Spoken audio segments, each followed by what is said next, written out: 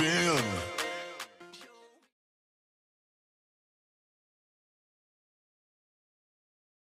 Welcome back, everybody, to WAMO 2025, the 40th anniversary. And this should be a fun time to be had as we got our round robin for the team event for Division 1 today. My name is Nick DeShore, joined by the one, the only, the mean, the green, Sean Green, that is. Sean, how you doing? I'm doing great. Trying to get rid of this green syndrome I have going on, but so far it's working out quite nicely. We got a great battle brewing here in this team event at WAMO, and I'm excited to be here alongside you in the virtual booth. It's a great time. I'm excited for it. Me too, my friend. Me too. This is going to be some good stuff. We're actually looking at Club Ritz taking on The Rock. Yeah, you're right. Dwayne The Rock Johnson is here. Can you smell what he's cooking? He's cooking up some good darts, it seems, in leg number one. Cody Drager try to bring down 190. You thought I actually slept last night, Sean? I can. You're a little bit more lively than you were last evening. But can you tell that I also slept? Because I am not as lively right now. I'll get there. It's okay. I just sapped your energy. As by the way, Jimbo going to be frozen. No way you can take this one. Let's talk a little bit about these teams. Sean Green representing The Rock, or representing Bullseye Inc. Excuse me, The Rock. That's Anthony Servogel, Cody Drager, Jeff Paul, and Rob Speth. And on Club Ritz, that's going to be Craig Vanden Heuvel, James Huskin, Jeff Reesberg, John Bunnell, and Mark Hezerfeld. So, and they're representing Schmitz Amusement. So, looking forward to seeing that. We are going to be covering Team Division 1, Round Robin Group 1. So, looking forward to seeing this one play out as The Rock gets leg number 1. Yeah, and this is just round number 2 of the round robin, if I'm not mistaken. And then they're going to play the actual tournament tonight, too, if I'm not mistaken. That's tomorrow. No? Okay. Woo. So it's just round robin this evening. Yes. I was a little bit concerned. Now less. But they're going to play all 7 legs. And we saw last night the race to 5s when it got to 2-2 and went to that 5th leg. It made for quite a longer evening. And then you have the same kind of format here, only now it's just longer. So interesting to see how this goes. It's also, team event is one of the hardest ones to play in, relatively speaking, right? Because you have breaks in between legs, and then the one leg where everybody's playing, well, everyone's playing, so you have to wait for 7 other throws. It's hard to get a rhythm going in an event like this. It also makes the win all the more meaningful when it does show up. Yeah, you're absolutely right. You're sitting there, you're watching your partners play every leg, and it gets very tiresome, especially if you're the person that has to take off 2 legs straight. That's never fun.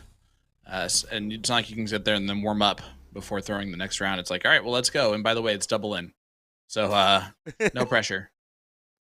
Yeah, I can imagine. It's hard enough sharing a scoreline with somebody on double in and feeling the pressure if you don't get in. Imagine sharing the scoreline with multiple people and everybody playing the leg. It's just so frustrating if you don't get in. But you just can't have that mentality. It's all about keeping your head cool and knowing that you're just one part of a bigger team, and just having fun with it. Well, and man, you want to talk about putting things in perspective. They're playing 7 legs, so they're playing 35 legs total this evening across their 5 rounds. You lose one of those, who cares, right? So if you're looking at the grand scheme of things, you can't really take it. You just got to take it leg by leg and not really look too far ahead or too far behind. So that's going to get you into some trouble anyway. Yeah, exactly. There's usually someone on the team that's the team captain that's their job to worry about that, and no one else should really spend much time thinking about it. Because, frankly, you don't want to add unnecessary pressure to yourself by saying, we really have to play up, we really have to play in right now. Instead, you should approach every match the same way. That way, you're not overshooting and overcompensating just because of given game states and situations.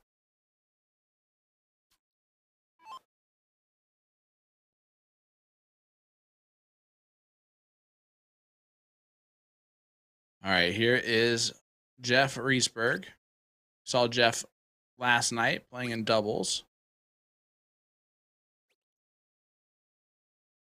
Him and I'm trying to think about who his partner was at the time. I'm just trying to keep my head straight, my man. Oh, that's gonna annoy me so much. Oh well. I'll remember it when I remember it. Well, I did. Here, I'll give you good news that you don't know, so that way, you have a glass half full. I was able to secure you, thanks to Joel Garcia, some WAMO L style flights. Nice. So remind me to give those to you next week, or else I'll forget, and they'll be mine forever. That is fair. Well, Joel, thank you so much for that, and Nick, thanks so much. I appreciate you. And there's still a couple left. Free L style flights for WAMO 40th anniversary. All you gotta do is just go over there and ask for it. Hey, how's it going, guys?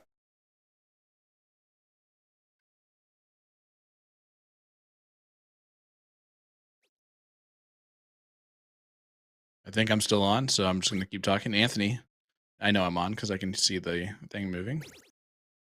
Looking gets 95 scored. 225 is where he's at.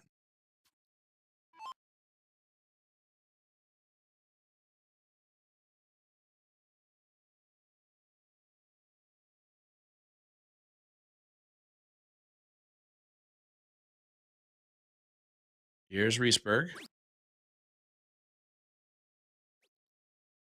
Playing double in, double out, split bowl freeze here at WAMO in this Division 1 team event. WAMO 2025. The freeze rule comes into play if your combined total of you and your partner is below the total of one of the opponent's scoreline. The opponents cannot go out. So when that gets down to those freeze rule options, I'll talk about it then. For those of you watching across the pond, this is just Grand Prix format. It is team event, and there are you're going to see different people play at different times, but for the rules of the actual game, as it's concerned, it's just Grand Prix format. Double in, double out.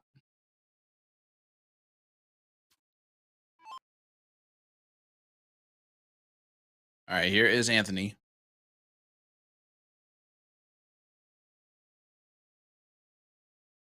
Looking to try and get down to a finish until there's a little bit of maybe a grip just getting started. Should go maybe 25 here. Yeah, I like that move. Great dart. And now Reesberg sitting on 200. I think you jump. It was Huskin, though, his partner. Cheers. All right, here's Reesberg.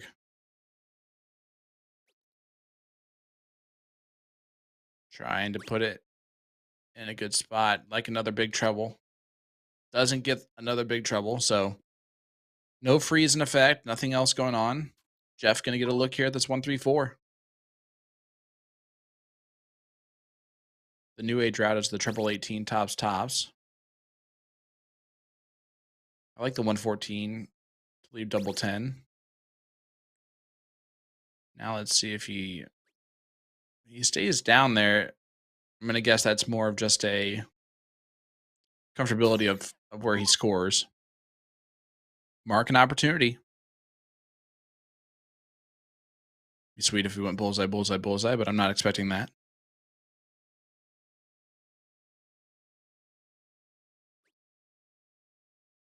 I also like the 19s route on the 150. See if he goes treble 14 for 32. With the freeze rule kind of in effect, you kind of just got to go as low as possible here. Which is why it might be treble 20. Yeah. Treble 18 to leave double 10, that's fine too. All right. Anthony gonna get a look here at the 160.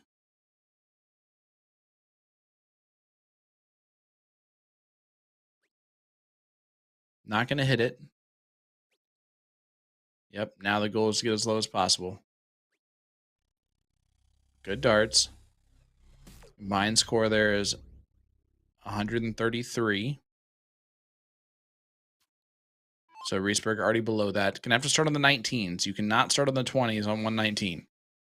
You hit a single 20, you're not in a good spot. All right, treble 20. Tops. And Club Ritz ties it up one apiece. Great darts there from Riesberg. Great darts indeed. Just like I said the whole time there, Sean. Oh, hey, Nick. Sorry about that. There was a couple people coming in real quick in the stream room. I was like, oh, okay. So now my location isn't as hidden as it once was, apparently. Fair. But it was for business, so it was a good talk. We were talking about there are a couple different tournaments have approached us out here, trying to see if we can get them in on the calendar for the end of this year, beginning of next year, which is really exciting. Sounds like it. This is our first look at Craig Vandenheuvel. You think about the difference in the names there. You got Craig Vandenheuvel and Jeff Paul is on the other team. Yeah, basically the same the same name style. You know, one has three names that's like very European, and the most American name you've ever heard. Pretty much the same name. Can't tell the difference between the two. I didn't know where I was going with that. Airballs to start. I know. I could tell. Riesberg back into it. Sean, I'm happy you're back here, my friend. It's too early for this nonsense. I'm telling you what. You know that's how I am anyways. That's fair. All right, here's Rob Speth. First look at him. Really talented dart player.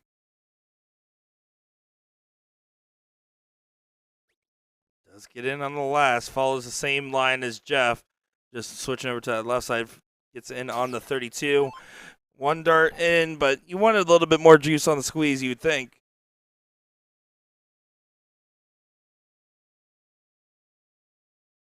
Yep. Have you ever played any four-man type teams before, Sean? I have. So Indiana State, we have our four-man team event that's on Sunday. Except it's not round robin format. It's straight up team tournament style. So it's race to 3, and you set it up to play. You're playing 0-1 no matter what, but you set it up to play.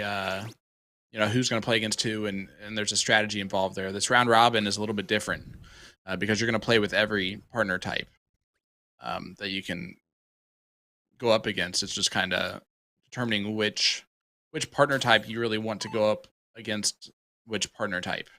So there is a little bit of strategy involved there. I've also NDA Team Dart played in their round robin team format. Now that's a lot of fun because it's over the course of 3 different days, and you can play against some very talented people, just like Jeff Riesberg, because that's a 180. I will also say, just coming off NDA this year, because I have played the team in NDA. I got roped into playing a last second filling on a Masters team and played DSOB 1 and 3, so I did not do well.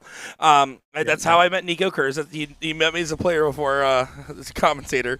But that being said, they actually did a very interesting thing this year with NDA Team Dart, where they actually had instead of multiple round robins, they did one round robin, and then afterwards they put a big bracket and then played half the bracket one day, half the bracket the next.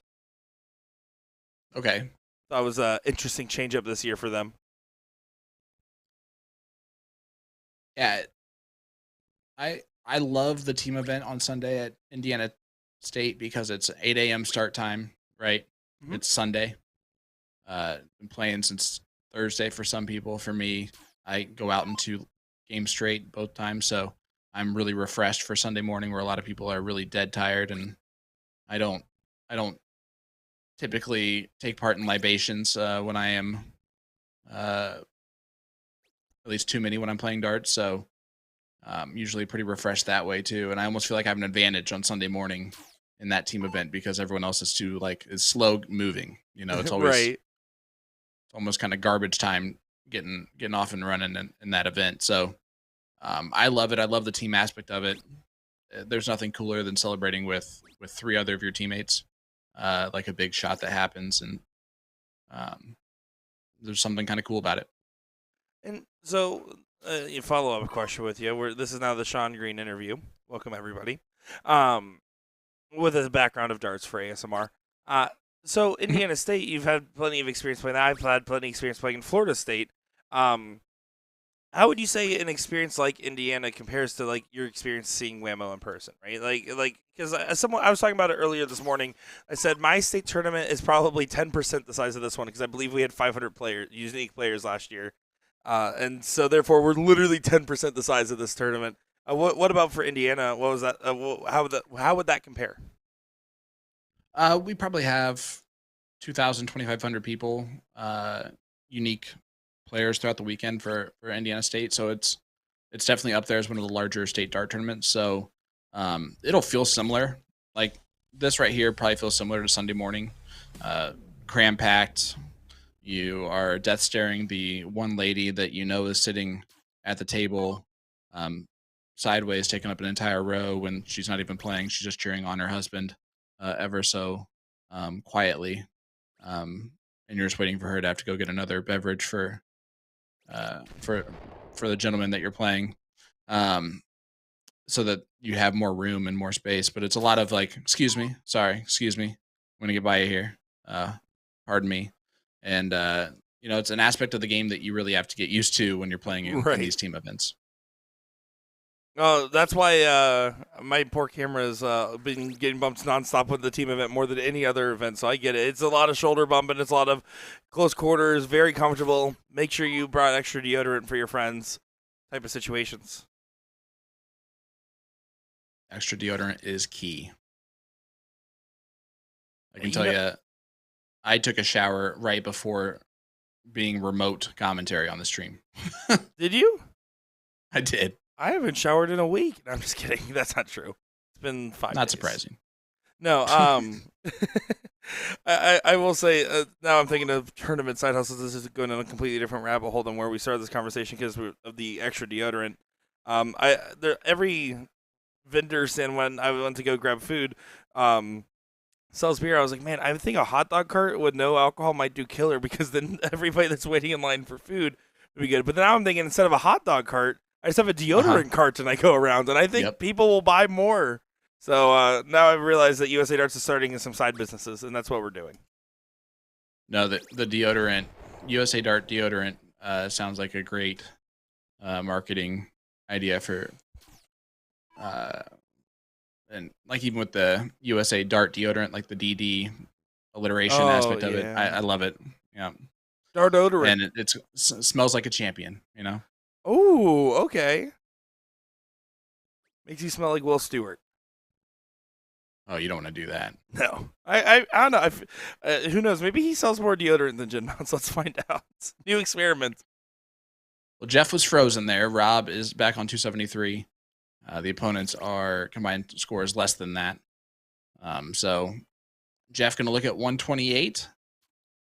Doesn't need to go the 18s route to start off with, but he's going to rock those shoulders back and see what he does.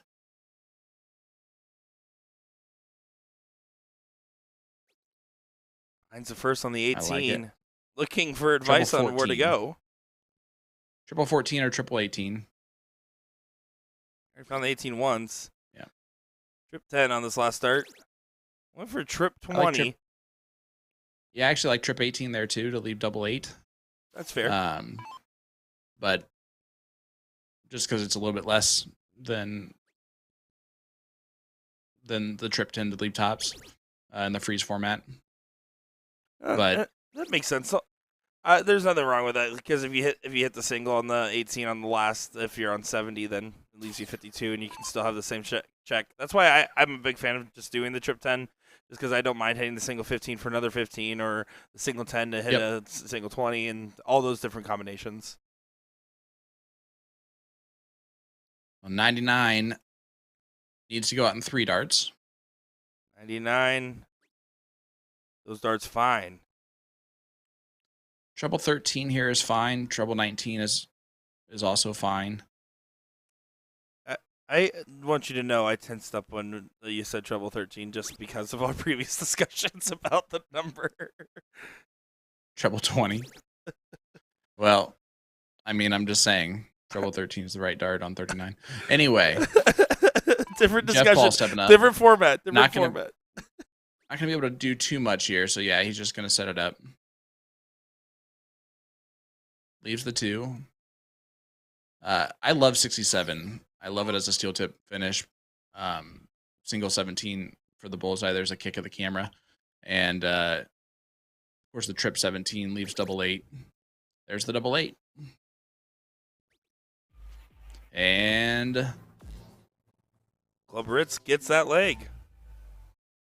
2-1 lead. Also asking, what's the difference between true double in, double out versus double in, double out? So it's actually kind of a carryover term a little bit. In a fat bowl format, a true double in, double out means that you can't use the bowl to get in or out. But because it's a split bowl, you could still technically go in on double bowl. So, but a true double in just means outer ring only, typically. Yeah, Austin, to answer your question in a real way, there shouldn't be anything that's different between those two things. It just happens to be the fat bowl versus the split bowl. Yeah. And that's just because all they do when they program this to go really inside baseball is that they set the same game format for everybody and then modify certain settings for the different divisions, right? So that's why, because there is plenty of divisions that is playing a fat bowl format that I don't know if they're double in on those. You know what? I'm going to stop talking. They're not doubling on those. Shut up. Well, you didn't say I could stop talking. You said you did. Huskin unable to get in, so Speth, an opportunity. The team of Cody Drager and Rob Speth, a dangerous duo. And it's coming at the right time for the Rock.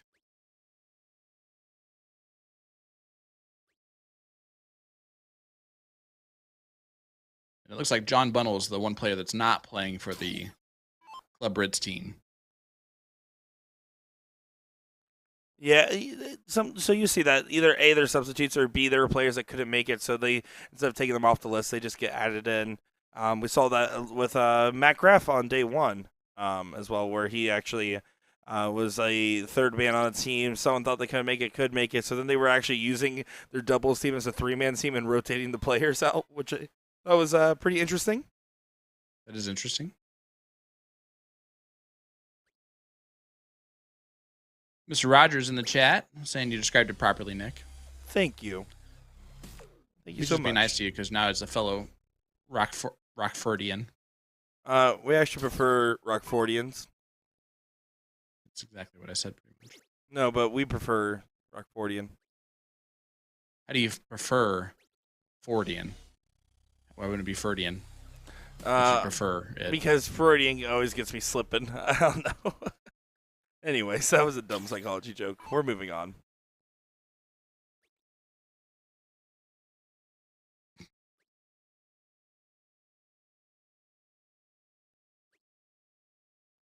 Huskin has the smooth throw, but a little bit off so far in this leg.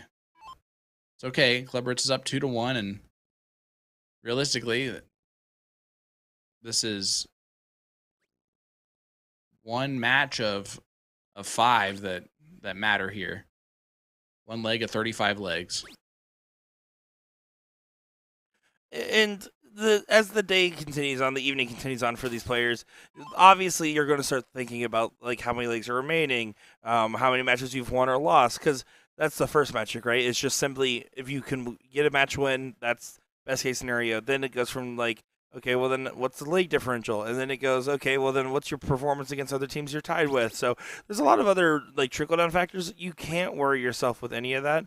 Um, and really, the best thing you can do is just never look except for where you're trying to find a match. Because if you find out, we're pretty much guaranteed to be in, you might play too soft. If you find that you need to win out to get in, you might play too hard and overexert. Yeah, I actually just played a draft blind draw a couple months ago that 6 players on a team, and it's round robin format off the draft, and that's exactly what you do. The first day you're sitting there just thinking about the legs differential and whether or not your team's in it or not, and how many legs they need to win. And there was our last match we lost, I think it was 6-1, and it's because we knew we only needed to win one leg, and so we won that one leg, and then just took our foot completely off the gas. That's what happens, You don't want to do that. Yeah, and as a player, it's almost impossible not to think about it. There's plenty of players that are like, what's the situation where we're going at, where you're talking with your opponents. And that's also why it doesn't matter if it's round robin or just any other format. I'd never tell somebody where they're at their back or anything until after it's over. Because I don't want to be the one that's like going up and saying, oh, yeah, you guys only need 2 legs to get into the next round, and say something silly like that. And A, either be wrong, or B, cause them to play different because of it, right? I mean, and that's honestly, that is the point that you just made there is a point that should be made as a team perspective too. You have to know your team that's a 180. You got to know the players on your team, right? You have to know if they want to know or not. Because there's some players that do not want to know any of that information whatsoever because they know it's going to affect the way that they play. And then there's some people that are super analytical that like to have that knowledge, that information. They like to know where they're at in a bracket, right? There's some people that never look at that thing. They look at who they play next and what board they're on, and that's all they care about. I had Will on with me to commentate the PFL match towards the end of this current season 11, and when we were on there, we were actually covering a match from his group, and their match, if they tied, would have actually caused him to have no chance to get in, regardless of how his last match went. So he was back there. He was getting stressed. He didn't care it didn't matter which one won. It just one of those guys had to win.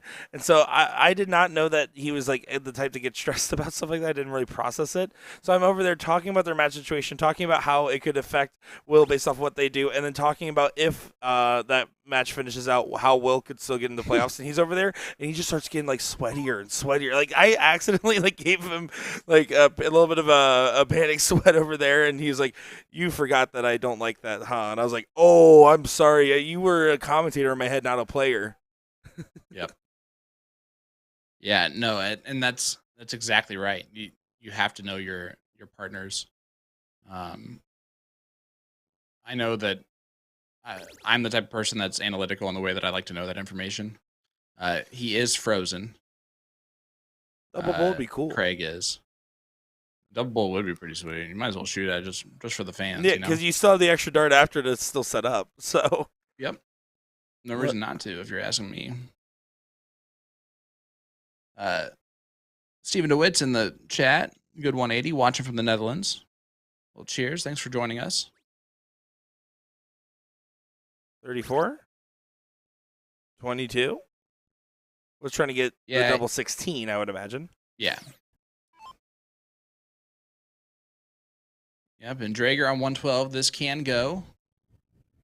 And Drager, good enough to really do that. Not anymore, though. Doesn't matter how good you are if that first star goes in the 1. Trouble 19. Never mind. That's a get low type of a dart at the end. He just wanted to leave that number on the board. That's what he was thinking. All right, so let me ask you, Nick, because you're there. You're at the venue. You're feeling kind of the environment, right? Sure. You've been there since Wednesday. It's now Saturday evening. Players have played 4 straight days of darts. Now they're playing this team event where it's slow moving. It's kind of a drag it out format. That gentleman is humongous on the other board. And sorry, just the you're way you doing. said that. The way Sorry. you said that was insane. It was about as surprising as it. He's built like he's like the Blarney Stone. That's his last name's Stone, and he better be known as the Blarney Stone. Anyway, back to the match and what I was talking about. How's it feel there? Is it starting to kind of get a little sluggish? Do you feel people kind of the energy? How's it feel? Oh, it's still very high energy, and here's the reason why. First off, it's Wisconsinites. Their livers are built different. Their mentalities are built different. It feels like. Amen. Amen. But also on top of that, to just the session breaks and the fact that there's a lot of players that opted to not do much except play team. That's a pretty common thing out here, where they're more worried about playing Saturday, Sunday with the team, maybe get in doubles on Friday. And Wednesday, Thursday is really for your diehard enthusiasts. So that's kind of the other aspect of that. The energy is high. Everyone's amped up. This is the event that most of them look forward to, more so than any other marquee event.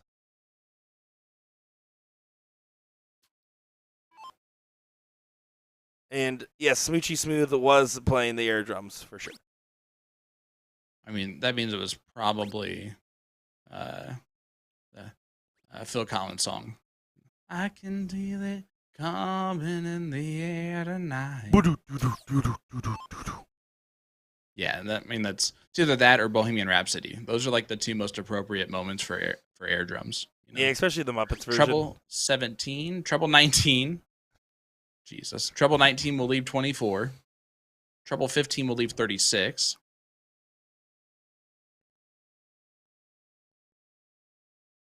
I know Rob's thinking those exact things right now.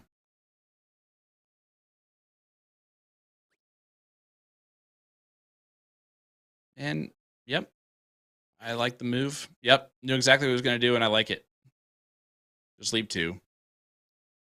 You got days now.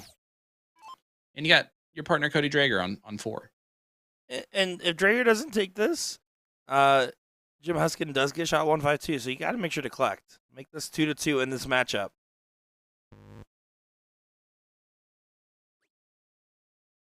Madhouse. That's a good miss. If you're going to miss like that, but Huskin an opportunity. This is a big opportunity at that.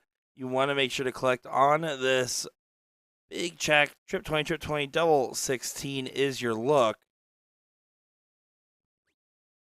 Not going to have it. You can see Jimbo's reaction immediately. I don't think I've ever seen a gentleman that's larger than Boris Kirchmer. Again, we're talking about the sideboard over here. I'll show you guys the next time Mr. Stone. That's actually who I was talking to when someone came back here. We're talking about his Toys for Tots tourney. They're talking up to? That was the jersey that you, me, and Will signed in EDC to send over to them. Oh, nice. Did you have him sit down so you guys could be eye level? Yeah, he did sit down. My neck would have hurt. 2-2 in this matchup. Again, there is 7 legs in total getting played.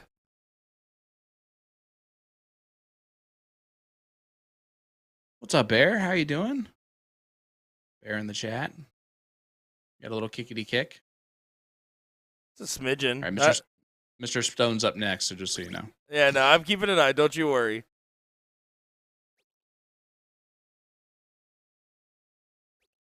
Good shot there with the 160 in. Perfection. There's Mr. Stone. This camera is the same height as the other camera, for the record. So there's what Stone looks like on that camera. And then this is Cody Drager on the other side. I mean, Cody Drager for scale. I feel like Mr. Stone could still be a offensive tackle in the NFL. We are in Green Bay, Wisconsin, so Training facilities right here and the field. There you go.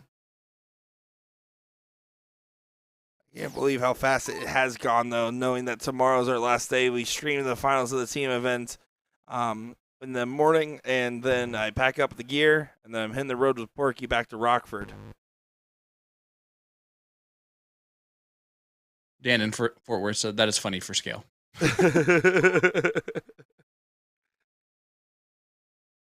Well, it's like, have you ever seen Like the old internet jokes where it's like, if you take a picture of something, you have to have a banana next to it to know how large the something is? And they used to always say banana for scale. For sure. That was And then the whole Richard story. Ashdown his go-to phrase was, "You gotta have a banana before you go live. What? You should always have a banana. Why? Yeah, a banana before you go. I don't know. His thing was you should have a banana. Is he worried of cramps? Maybe, but he's all about the bananas. Monkey never cramp. Monkey banana. It's one of my favorite interviews of all time. It is. It's incredible. And see, I might not watch actual baseball, but I love watching baseball content. No good. English, no good. Do I know what you're saying? Nope, no idea. Game good. Have fun. Yay. Monkey It's the greatest never ever. cramp. I mean, he has a point. I've never heard something so reasonable so quickly. I don't know. I feel like I've seen a gorilla like pull up with a hammy before. I don't think I've ever seen a gorilla get a hammy. R.I.P. Harambe. Back to the match. Jeff trying to set up the first look at the finish. Does do so even with the miss into the one.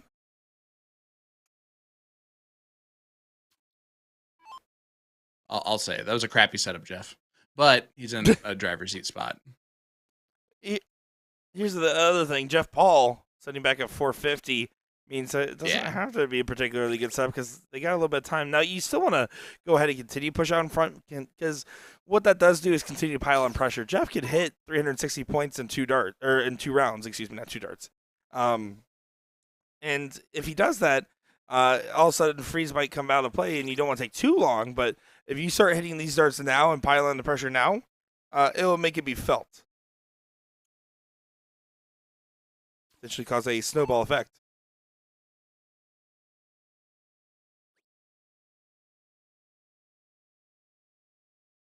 Well, here is JP.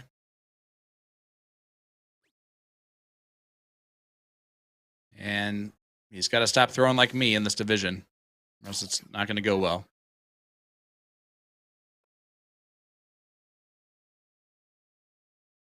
I do love Ray has got to have the greatest friends in the world. Just for the record.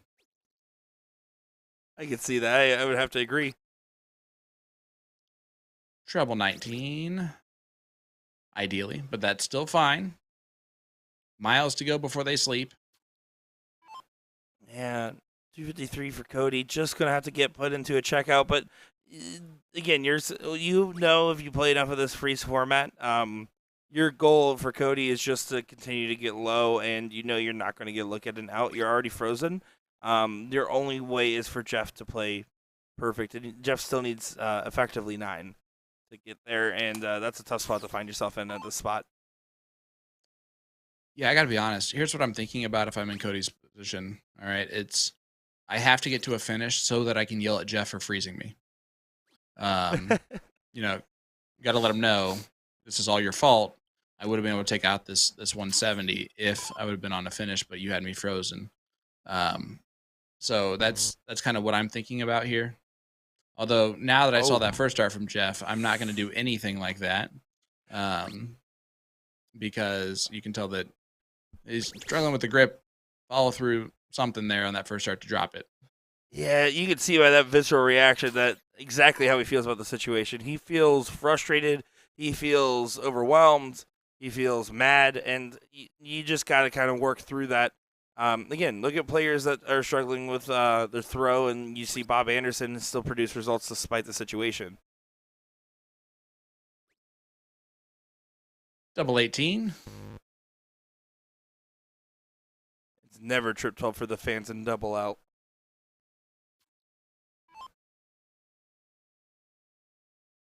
No, it's not. That's silly. I'm a silly little guy, I've been told. You got told you were little? No. Congratulations. Thanks. Appreciate that, Sean. All right, James stepping up on 104. Also an opportunity to take it out. I feel like this would be good for James. Staying right there. Not going to do that. He can stay there again. He can go the triple 14 route. He has not gotten his full darts here. I talked to him a little bit before this event got started, and he said, I appreciate the kind words, and I just been struggling a lot lately, and I was like, you just got to keep on getting through. We see him, his mechanics and throw looks fine. Now you have to have the confidence to follow those darts the way they should be followed. And I'm telling you what, the Dutch have it down. You know, watching darts, drinking beers, good music, game one. Let's do this. I'll be the judge of the good music there, Steven. What are we listening to? I think it's Stefan. Okay, all right, Stefan, fair enough. What Double what 18 goes for Jeff, and it's a 3-2 lead now for Club Ritz. Club Ritz crackers keep on cracking. And if I was going to make a joke about Ritz, I'm not going to anymore.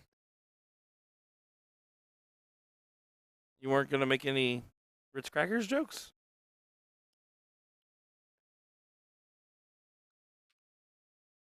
No. We'll say more of a Wheat Thins guy myself. I was going to quote the taco song, putting on the Ritz. Oh, I not the same taco song that my head went to. I was thinking of White People Taco Night. Have you ever heard that song? I have not. No, that sounds like it was made up by white people. Oh, it was. Certainly. Lame. Get the ground beef from the grocery store and the taco shell. Craig stepping up. Grocery store and the rotel from the grocery store. And Craig gets himself a 112 check-in. So yes, I did do the stream. The Salou Cap Best Hotel in Salou, Spain for the European Bullshooter Championships. I did that remotely. I was not there. Anthony's been sitting for a couple legs.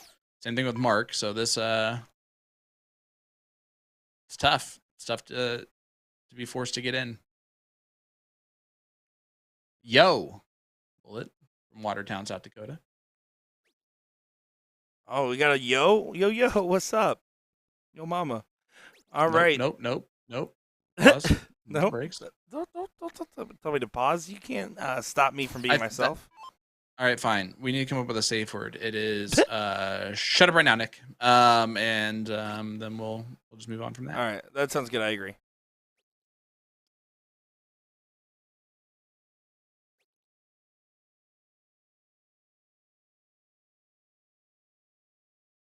Paige, we'll shout out Huckleberry Saloon. Huckleberry Saloon. Shout out to you guys. Shout out to all the bars near this tournament hall, by the way. I went over to have some lunch at the bar, and when I was there, they were like, all right, starting signups for Blind Draw number 3, and then they would literally were having multiple tournaments going on and just fill as you go. As I was there, eating some chicken wings and having some egg roll wrapped mozzarella sticks. So we're saying is everybody's at the bar breaking tipsies?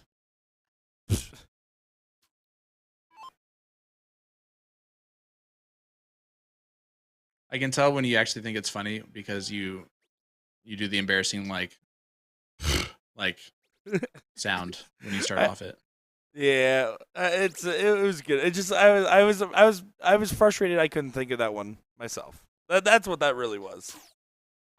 Stefan, I'm sure he mispronounced your name, and I apologize for that. Oh, Team Netherlands had a better pronunciations than the Team Poland. Team Poland, I do owe them a lot of apologies. Did you just put check on the end of everything? No, I went for it. I just went full speed. And let me tell you, it was ugly. It was ugly. Much like me and my what? I'm not talking about your mornings in the mirror. I'm talking about how did it go with the pronunciations. Joke's on you. My hotel doesn't have a mirror. doesn't surprise me, actually. Greg here at Not the fact 329. Yeah. Not because we're in Green Bay, Wisconsin, but because of My- your hotel being your hotel. That is true. All right. What, are you trying to get back to darts now? Are you trying to be Mr. Stone is just how large of a human being actually is he? Can you go just stand next to him? How tall is Stone?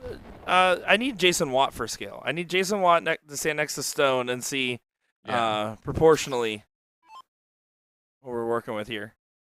Yeah, where's JW? He has a job to do. He's next to me, actually. He's right here. Go stand next to Mr. Stone. That's in front of the middle of him playing a match. Excuse me. I need you to stop playing real quick. We need to figure out how tall you are on camera, so we need to have you stand next to Jason Watt, who we already know is tall. Also, smell his beard. It's true. You did do that. You did come back here. That was the gentleman that came back here to interrupt me, but it was for a good reason, so I'll allow it. See, he just walked away, so he's not even paying attention. It was also very funny timing because like I sometimes get a little comfortable when I'm commentating, so I'm back here. I have my feet on another chair, leaned back with my hands on the controls, and I just look over, I'm like, oh, I gotta sit up.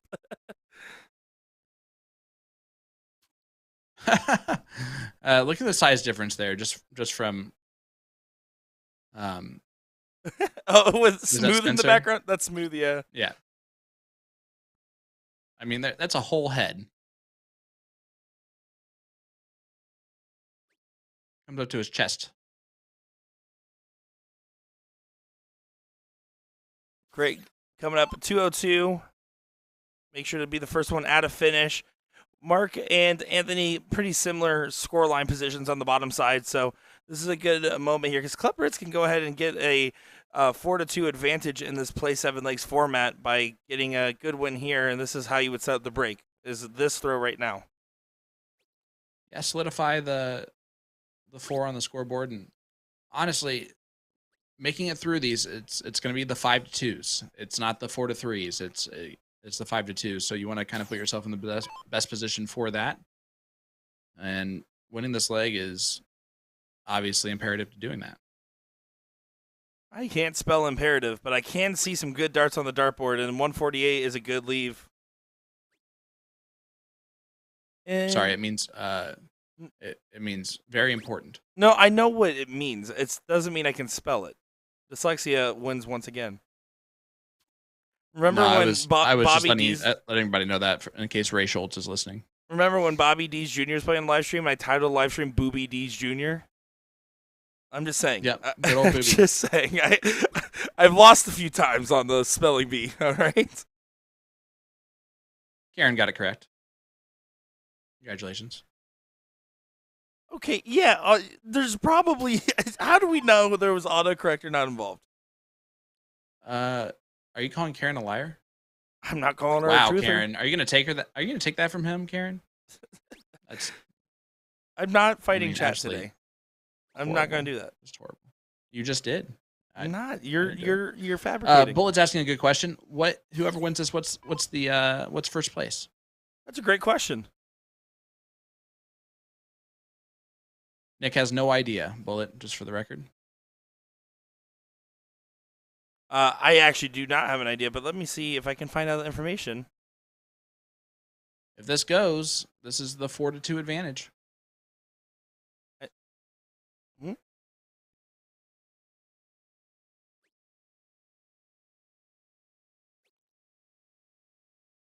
Another treble. We'll know more about darts. the prizes tomorrow. They'll have it on the brackets for the elimination stage. But I actually don't know off the top of my head, unfortunately. Sorry about that one, Bullet.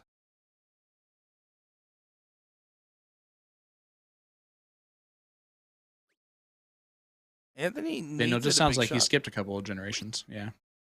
Anthony does need to hit a big shot. Well, just because he had a lax turn, but if he had a big shot and Mark didn't, all of a sudden you could freeze the 8 because that 8 you expect to go. You can still technically, yeah. I mean, nobody misses double 4. We've already talked about that. That being said, as long as Mark is 21 points above 243, it can technically still be frozen. So it cannot be frozen now. Rob, no matter 180 does not freeze the 8.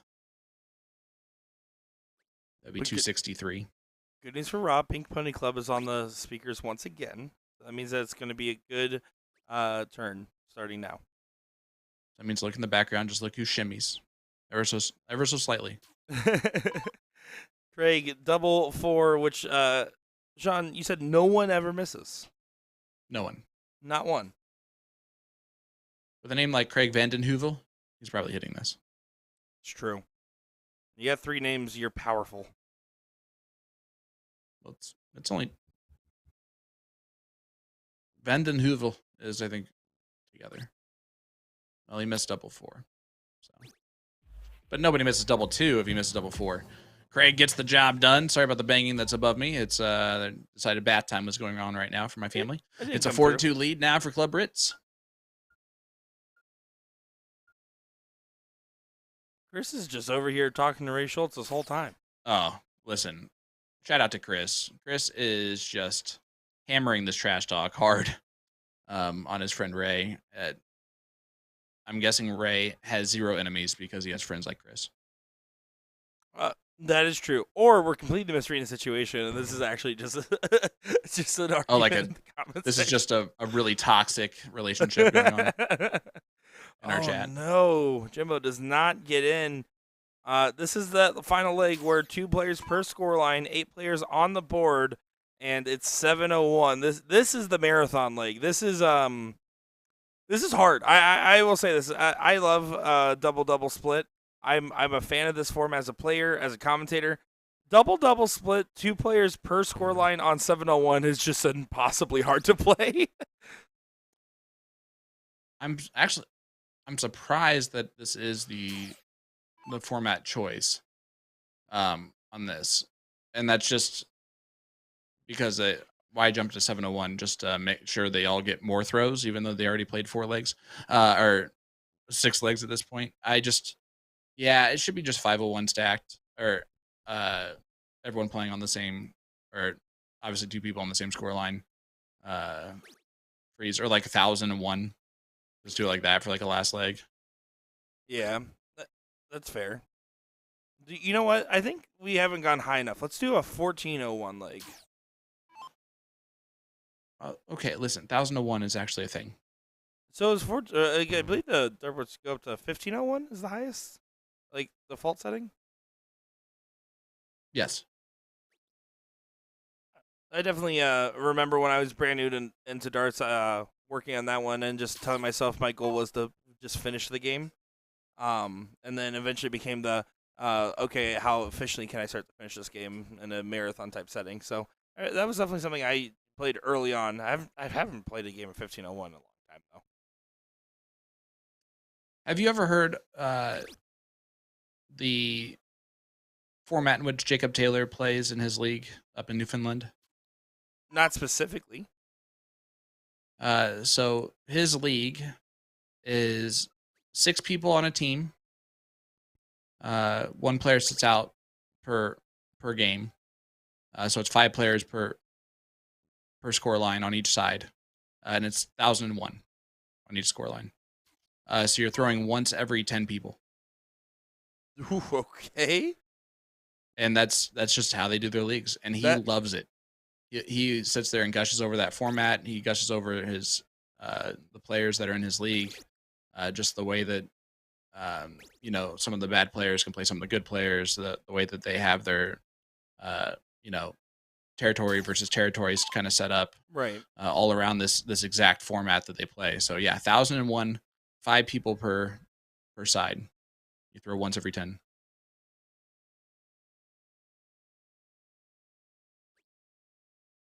That's a very interesting format there, and it shows though. Oh my gosh! Whoa! The newest Iron Man, or not Iron Man? Iron Man. No, Captain America. The newest Captain America was in our chat for a second. Whoa. No, that Anthony Mackie is closer to Iron Man because that one was a robot. Don't answer that message. If you get if you get a paragraph message saying your profile was fascinating and send me a friend request, let me tell you, don't do it. I sent them money. It already happened. They got me. It's actually why they keep infiltrating. It's because it's you. It's me. I'm the person that keeps the scammers' dreams alive. No, I've adopted the school of Steve Hilger. I just sit there and I'll talk to the scam call. Art. If I answer a scam call thinking it's a work call, I will sit there and I will talk to you for as long as possible and as long as I can keep that call going. Yeah, see, I try to dodge all the payments that I still have to make, so I don't answer a single phone number I don't know. All right. But hey, how about this? Congrats to Jeff Smith, champion Modus this week. Oh, good job, Jeff Smith. Silencing some critics about North American darts this weekend. Love to see that. He's been doing that for a long time. He's been silencing Years and years, haters man. and doubters for as long as I've been in the community and much longer before that.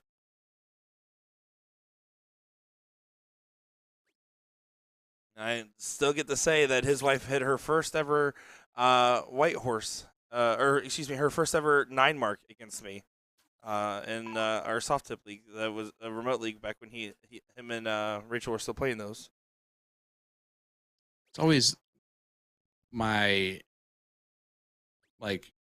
favorite awkward thing to have happen, right? Is when for the first time someone does something special in darts, hits a hat trick for the first time, and you're the opponent, and you have to be happy for them because then it's awesome that they did it for the first time.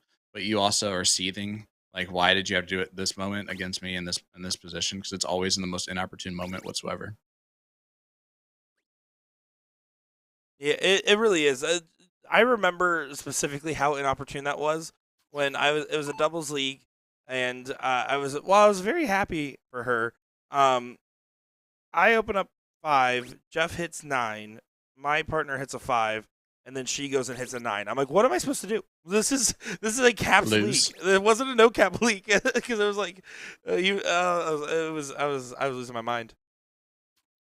They told you exactly what you were supposed to do that lose. That's they could not have made that clearer, I don't think, in that moment.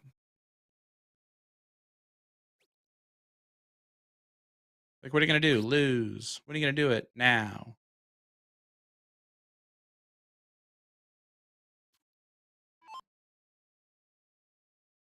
Well, Dan, that's great. Yeah, I'm not making fun of American darts, obviously.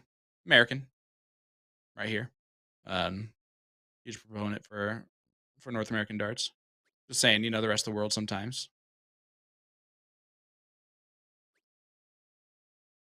Like the guy last night in the chat. Oh, last night in the chat. Hey, listen, you Americans might own your guns, but you can't throw pointy sticks. that was fantastic.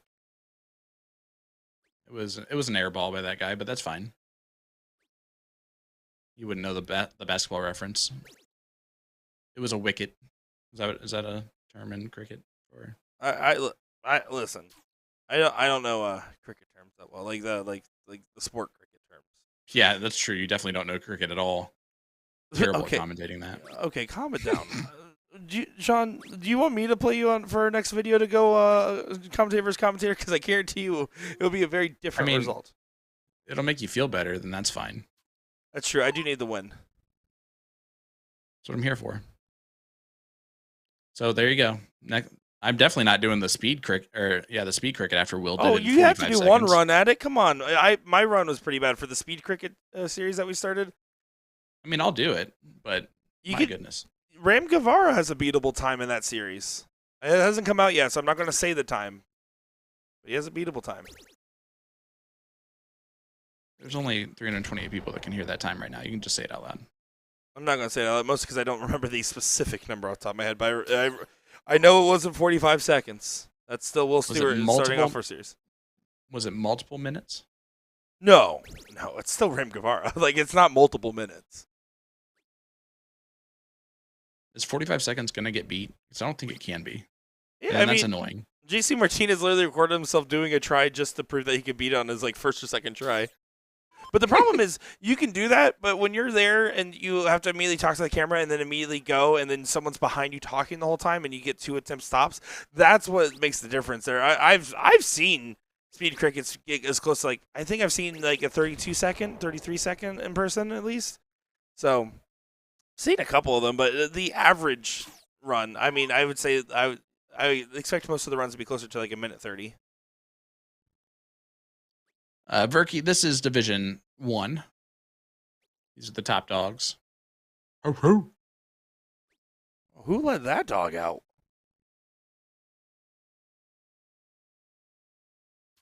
I'm going to say it was Jeff. Jeff stepping up, 266 left. This is one of those situations where steel tip players would know you can start on the 20, but then you got to switch down to 19 on dart 2. Now it doesn't matter if you switch down or not. Yeah, this is where it's going to get interesting, though. This B score line for the Rock, they need to get it into place. You want this, if you're going to lose, you want it to be by one leg, right? This is an important leg to win still for both of these teams.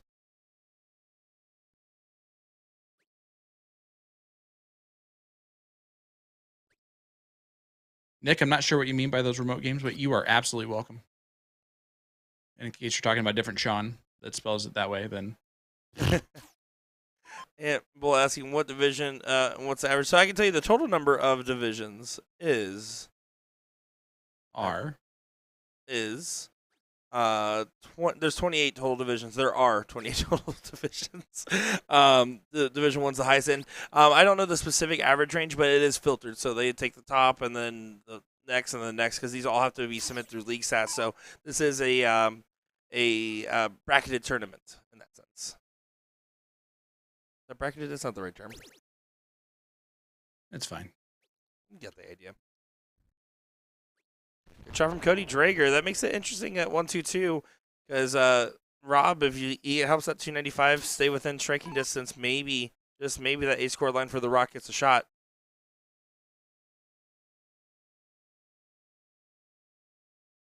So my father-in-law is known as Johnny 12, and he got his nickname for that actually in the team event at Indiana State.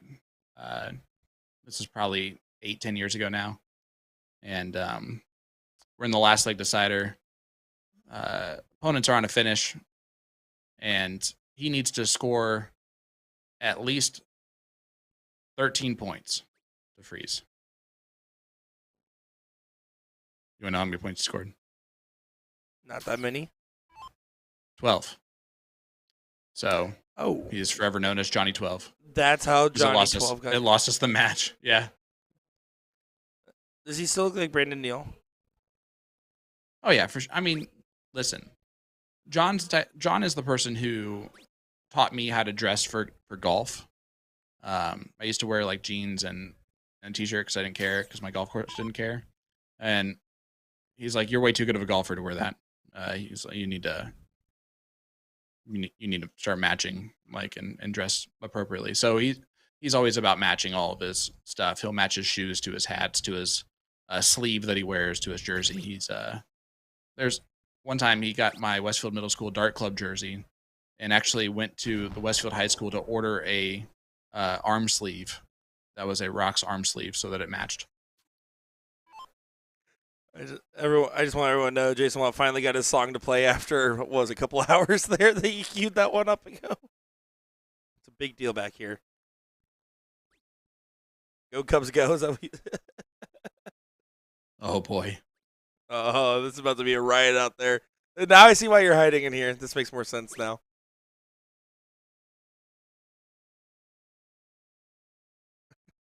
$151 right, for Jeff is the look. Definitely go. No matter what, though, he wants to get low.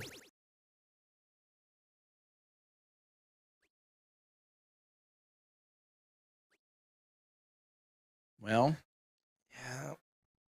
so they're sitting at 207, 217, 217 as a combined total. So that means that, yeah, 207. So that means Anthony needs to get below that. He needs to get below that plus whatever Mark throws, right? So Yep. That's the real problem, is that this should still be a tough situation because, don't get me wrong, or excuse me, whatever James throws, because there's 2 players per score. But your bigger concern right now is, does this go? Stay right there. Well, if you bust now, Think it's about it. impressive. Definitely can. It's impressive, though, if you bust from that point. Yep. And Cody is frozen. The 182 is above the combined score of 155 of James and Craig. So Drager just going to be focused on bringing it on down low, down low, down low. Double 20, leave 4. Single 20, leave 4. Double 10. Yeah. Saw the Yeah. switch over. With Rob not on a finish, it doesn't matter if you accidentally bust because you'll get another chance, but that's also totally understandable for him to do. The only way that would come into play then is if Rob hits a 180 and then Cody gets a shot, or in that case, Jimbo. All right, here's Craig Vandenheuvel. See if you can take out this 111. Well, says steel tip feels great. I got my own one more in my house. Well, there you go. Helps you one more.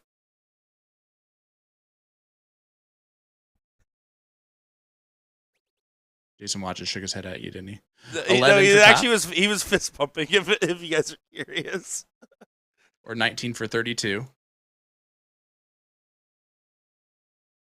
Single 1 for double bull for the fans. Never for the fans. Tops. Double 20. Tops for Vandenheuvel Why'd you say it like that? for a 5-2 victory.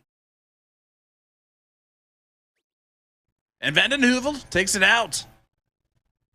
Big 111 checkout and 5-2 victory for Club Ritz. That's huge on the round robin scoreline. Speaking of huge, we're heading over to this other match where there's some giants playing. Well, proverbially and physically.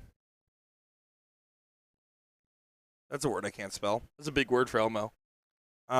Yeah, here we go. This is going to be just that very last leg of Team Brooks taking on Benson's Angry Within. Is that what that says? Did not bring my glasses today. Benson's Angry Woman. Excuse me. Yep, Benson's Angry Women. Not woman, women. That's the plural of the word. And they're taking on Team Brooks. Or we're talking about Benson's specific angry woman, okay? I don't make the rules.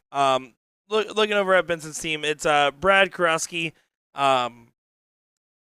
Chris Benson, Chris Blaschka, and Scott Chittum. Taking on the other side here, Team Brooks, which is going to be Bradley Brooks, Brandon Johnson, Brent Stetsky, and Kyle Bach.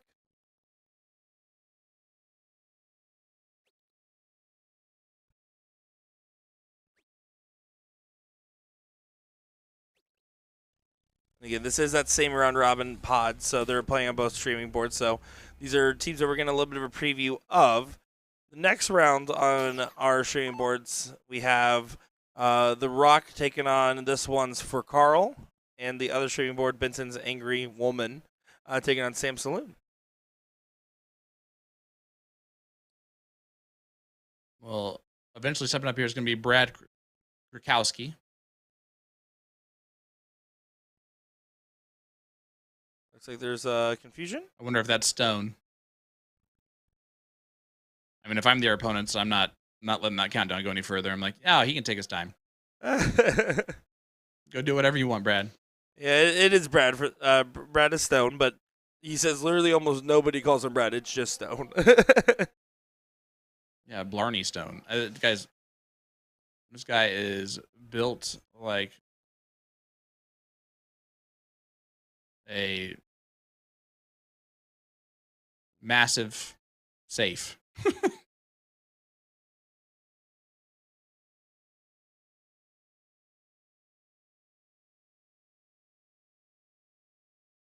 Oh, yeah, just going to take a quick moment here, it looks like. Again, we'll keep our eye on the other stream board for once those things get going as well. If you want to follow along with all the brackets, it's in the description of this video, folks. CompuSport.us. Go over there, search up WAMO 40th, and you'll be able to find out more information, including following along with every single bracket that's already happened and will happen for the rest of this event. You can also go ahead and look up your favorite players and hit follow, and you'll be able to follow along with more information. Go and take a quick. All right, Brad. I don't care how big you are. Come on, man. Just kidding. You want to thank once again El Sal for bringing out those free flights. They're at the Booyah booth and the El Sal booth. They have a little bit left, so if you want free flights, go over there, talk with Jeremy or Joel or anybody else over there, and they'll be able to help you out. I was told if you throw those flights, it makes you 10% drunker by default. All right, there's Brad.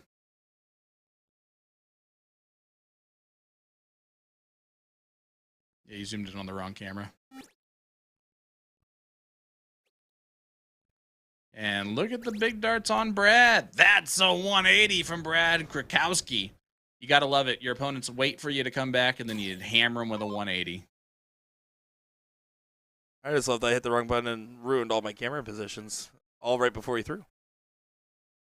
That's called that's talented producer skills. Talented's one of it. I mean, you know, it happens, man. Stop yelling at me, Sean. This is about how I would yell at you. So That's fair. you're probably right. Like stern but disappointed. Mostly disappointed. Could care less about being stern. Okay. That's fair. All right, here's Chris Blashka.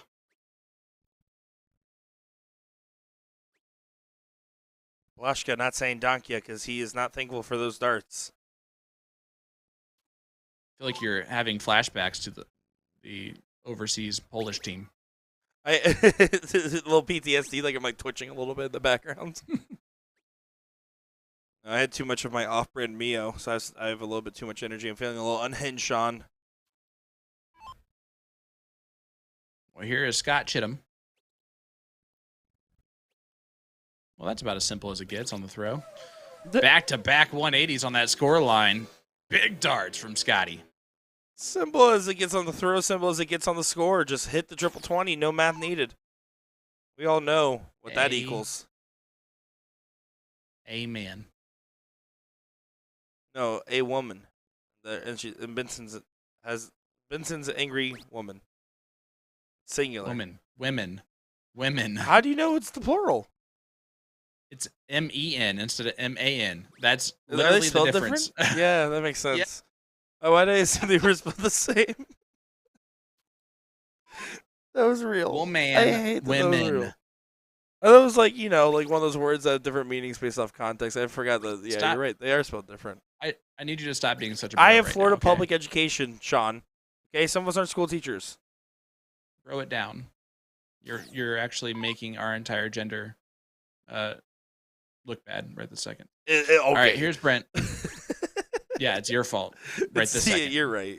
You're so real. Brent and Bradley, let's be honest, and the team Brooks in the general, just a tough position based off how the other scoreline's going. This is one-way traffic in this final leg. And you really don't want to make Brad mad. He's very 63 nice. left. I mean, I'm sure. But would you want to make him mad? No. Hey, Jason, can you do us a favor since this Tops. leg's about to finish? Can you just stand next to Stone real quick for us? We just need it for scale. Very important.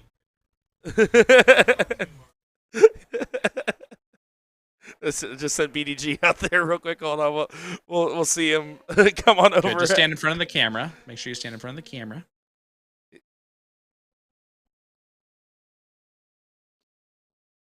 Good win there though for Benson's angry women. I can't believe I didn't know how to spell. I mean, I did. I can't believe that. All right, everyone else, get out of the way. Okay. I mean, He's laughing about it right now. Look at that. He's taller. Yeah, Stone is taller and a bigger human. Yeah. And BDG's guys, BDG's like 6'7". That's awesome. Oh, we love it. We love it here. Great stuff. I'm glad we were able to get that captured, and we're gonna go ahead and take a quick moment here. Yeah, no, that was perfect. It was good scaling. Now we have a good frame of reference. Because what's you're what 6'7", 6'5"? So yeah, and he had like probably an inch on you at least. So, all right, guys, we'll be right back with more action in just a moment's time. Nick Teixeira, Sean Green, and Jason Watt for Scale. Don't go far.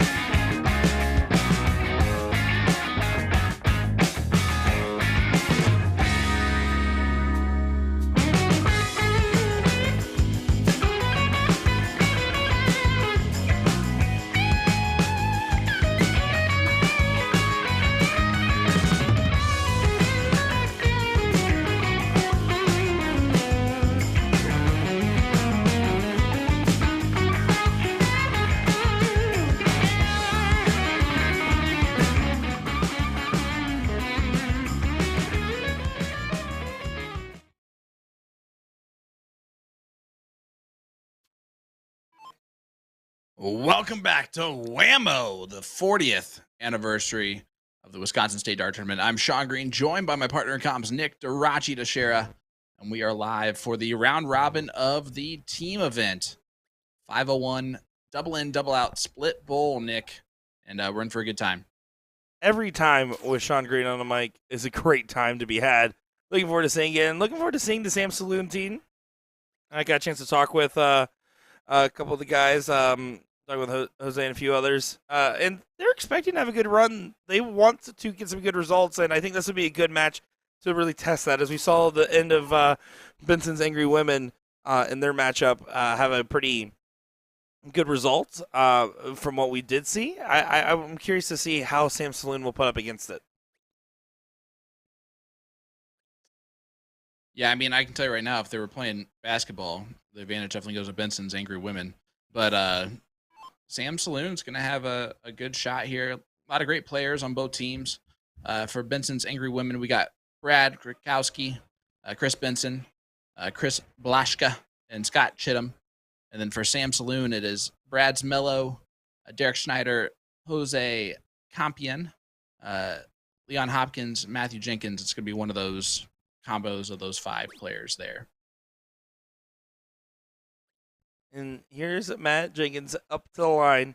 Matt, I've seen him a couple different times on our live stream. Very familiar friend of the show. Normally wearing a USA Darts hat, so minus 5 points for that.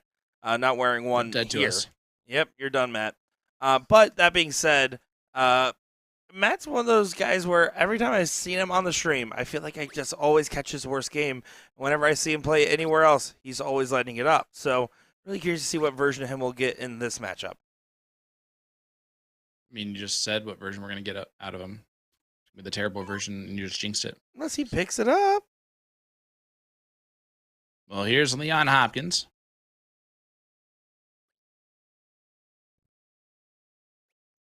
We saw Leon last night shoot very well. Sorry about my kids banging upstairs. No, you're okay. Hear that? I heard like a very small noise, and I did not know what it was. So there you go. Now we all know at home. Well, this is not a very small noise. This is Brad. All 6'9" of them.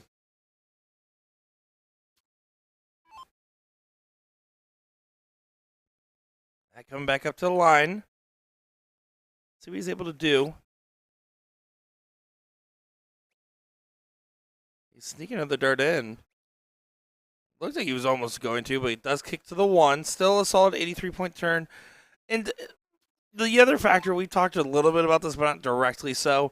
You have to also be thinking just a little bit about how you always expect to hit great results for your Division I player, but you have to kind of weight your expectations, right? A triple and two good singles does so much work in a format like this. If you go up there and hit a 100 every single time and it was cricket, you'd be averaging a 5, right? To keep that mentality, just focus on not hitting a perfect round every single time, but staying straight, getting good 80s, 100s, 120s, staying in that nice consistent range. If you get something flashy, that's great, but you can't expect it like you normally would in other formats. Yeah, exactly. It's a little bit less of who's going to miss and ruin the whole game for them. It's now a little bit, you have to hit a little bit more often in a more difficult way, right? Anyone can hit hat tricks left, right, and center at this level for sure. It's those 180s, 140s that cash the checks here. And it's the 25s that can cause you to have to be washing the dishes. And yet, Ian, it is 8 feet in soft tip here in the U.S. 7'9" and a quarter. As that's a 180 from Benson. He's eating it up. He was having some fun with that one. Well, boom goes the Wisconsinite. Oh, can we get another? No, but it's still a solid 140. Does a good job of getting to the 155 finish. Now this is where it gets interesting. Stone here needs to hit a decent scoring turn to make sure that the 148 has a good viable chance.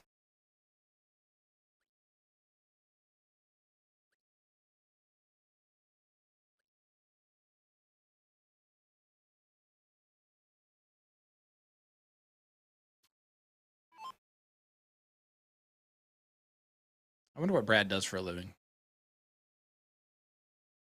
Like superhero in the evening for sure, but I'm wondering what he does during the day. I would have to imagine helping getting kids down the trees. So a firefighter? I don't know if I'd go that far. I don't make the rules, man.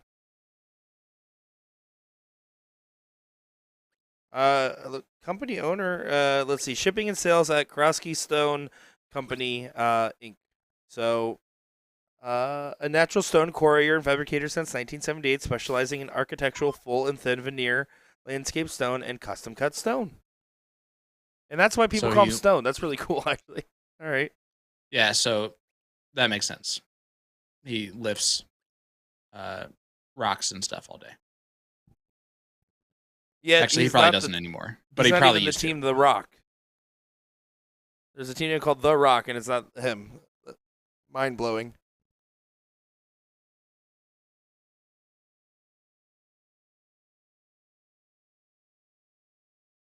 Again, a good shot can make all forgiven, but you need minimum 140 on a turn like this. Anything less is just not going to be enough.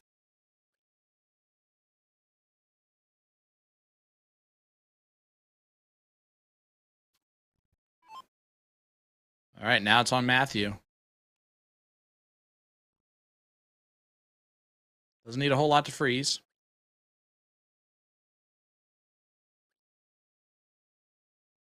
As that's accomplished. 188 is the combined score of Matthew and Leon. Brad's on 221, so Chris cannot go out with 82. Go it anyways for the fans. Doesn't do it. Just gets teed all the way up. Makes sense. It is, if you're a player that has never really watched soft tip, and especially a freeze format soft tip, you would assume breaking the freeze rule, as that does go ahead and grab the first leg for Sam Saloon on the board. You would assume that if you broke the freeze rule and took it out when you're not supposed to, that it would just bust. You wouldn't expect it to be a game loss. Is that fair to assume? No, I will assume that it's a game loss. Why? That's how I've always seen it. I've never seen it differently in any type of. Oh, I've never seen it differently, but I'm saying, like, if I were to have just, like, heard about the rule but then get told that if you break it, what happens, I would have assumed it's a bust. You're right. I've never seen that. But I feel like my first question wouldn't be an assumption, right? It'd be like, well, what happens if I hit it and I'm frozen? Like, I feel like that's question number one that should be asked. That would make sense. If I was in that position for the first time.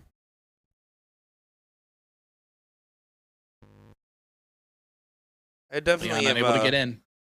I've never unintentionally broken the freeze rule. I can at least confidently say that. Now, I have intentionally broken it because that's a habit you learn with Kenny Doyle. If you're playing in a league and you're frozen and you're worried more about just getting the games in, sometimes you break the freeze rule just to keep it moving on. It's amazing.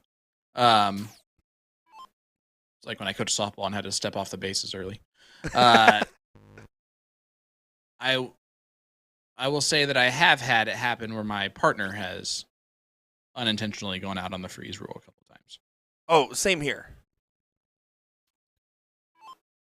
There's been only one other time where I've been more furious, and that was the time when my partner, wearing headphones, did not get the countdown timer in time and a game-winning shot, match-winning shot, sorry. And gave it to the other team, pretty much.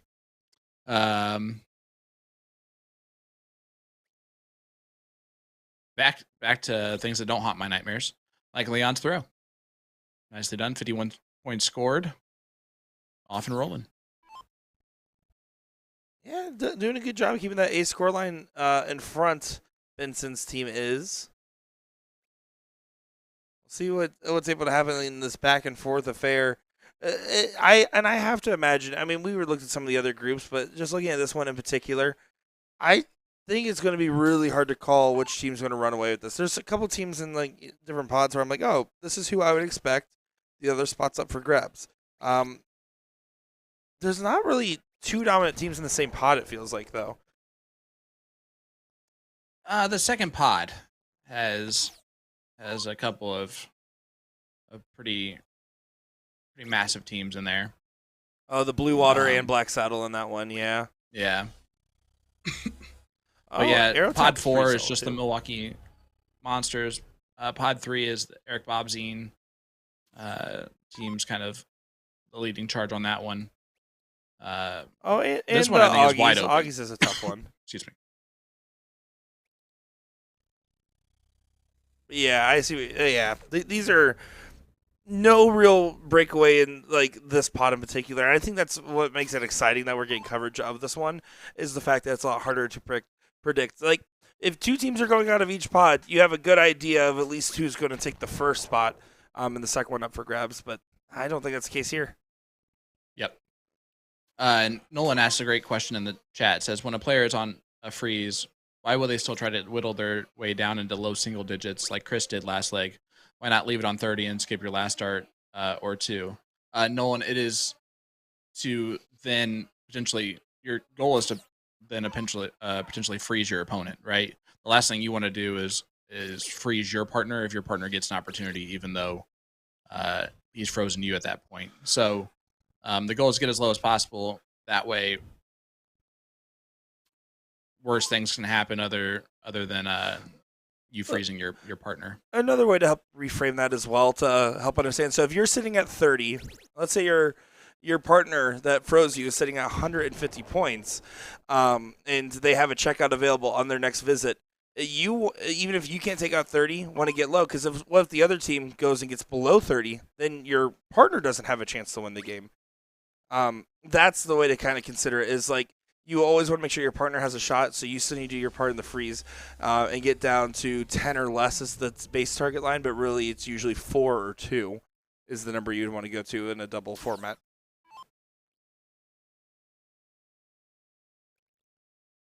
Yeah, what Nick said. I don't know if I helped or made it worse. I tried. You tried. I know I didn't say it the best, so whatever you could do was helpful. Here's Scott, 166 left. He's going to be the first to leave a finish, most likely. Now, for sure. Again, just beautifully simplistic on the throw. Leaves 24. That's perfectly acceptable. A little happy little accident there. Yeah, Benson's should be getting this leg on the board. The only way out of this right now is if Chris Benson hits a lax turn and some big darts are hit around him. And Leon's going to do at least part of that. You expect a little bit more after that first, but 81 there. Now, if Chris gets to 129, then, 149, it effectively does enough where the 24 can't be frozen. And that will be the case. Do better than that. That's another 180 from Benson, his second of the match. And he gets fired up every time. Yeah, I love it. Gotta pump him up. Oh, bump him up.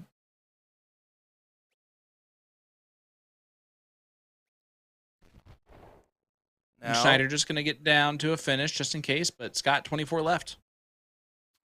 You just got to hit the double 12. That's the secret. You just got to hit the double 6. That's the secret. It goes. And it's a 1-1 score line. As we head to leg number 3. Remember, they play all 7 legs, round robin format. Here's our first look at Jose Campion. Chat, let me ask you this. We have Nolan, Dan, and a few others talking about the freeze rule in chat. Would you guys watch a video where we actually just take a couple of different examples of matches and explain like the freeze rule with like visual information and kind of highlighting and everything? I did a video about 15s and 16s a while back in the same style, but would you like an actual breakdown video that kind of explains some of the idiosyncrasies and strategies of freeze rule? Because we can make that happen. Let us know. Then we just send a link whenever someone asks us to explain the freeze rule for the 1,000th time. Which, to be fair, no, yeah, there you go. There you go. Okay, chat said yes. I actually don't mind explaining it all because it is not as intuitive. It's intuitive once you've played it, but it's not intuitive on a surface level, just hearing it. I could literally explain it right now in the fact that your opponent's combined score of Scott and Chris is 951 points. Your partner's score is 396, so you can go out from 341 because the combined score of your opponents is above your partner's score line. Now, at a certain point, that's going to get to a non-ridiculous number like that one was, but that's to simplify it as best you can from the starting point.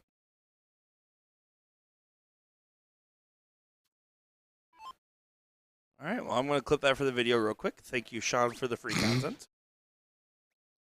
Oh, it wasn't free. Yeah, well, look out for that video, guys. I will be completely transparent. I'm going to be in Chicago next week and then heading home to pack up and move. So I don't know if it'll be coming out soon, but I will make sure it's in our pipeline of something that we can work out sooner rather than later because I've been actually kind of thinking about doing a video about that for a while now. And a video about build it before bullshooter. need a video about how 3 to 6 beers are needed to enhance your darts. That's a minimum hour-long video. I would do a video essay about Pacing drinking video. darts. Yeah, pacing video. Pacing video? Yeah, it's like you do an experiment. The actual pacing of the drinking. Yeah. I think I would love to do a video essay talking about pros, cons, good side, dark side of drinking and darts in general. That's a video I've always wanted to make, but it's kind of hard because I want to actually talk about the negatives as much as I want to talk about the positives. No, I appreciate that. I definitely had the inspiration after talking with Danny Baggish and him and I doing a little impromptu interview at the Florida Bull Shooter, talking about the dark days of his PDC journey, and what that actually felt like, from a player's perspective, especially someone that was travel across the pond and what the experience is like. And I was like, yeah, that's, what, I'm sure that there's a lot more than just that story about it. I'm not trying to make a big exposing darts, but it would be really cool to at least hear that side of the story for those that don't know. That's my TED Talk. I like it. I like that Derek's on 80 after 9 darts. Yeah, I would say it's pretty good. I'll play. It's a lap in the field.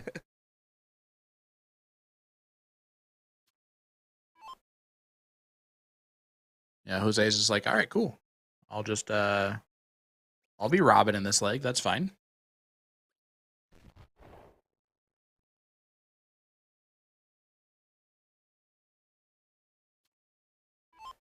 All right. Scott can't do anything at all. Decides to try to go as low as possible. Decided to have himself a Grand Slam breakfast from Denny's. Grand Slamwich.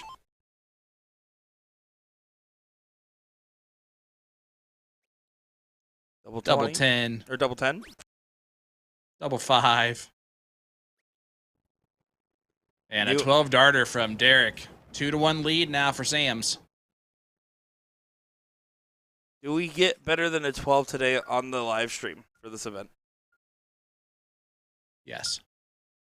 You think we get a 9, 10, or an 11? I don't think we get a 9. I definitely going to get at least 111. You think 111? I'll take. I think I will take the. I don't know if it's an over and under. I think 12 will be the best leg that we see for the rest of the round robin in Division 1. Okay. What do you want? You want to wager? Want to wager like some dart flights or something? Monopoly money? I think a gentleman's bet would do. Oh, boring. How about if I win, I get a dynamite tattoo, and if you win, you dye your hair for TOC? Wait, vice versa. You know what I meant. Actually, they're just both things I want.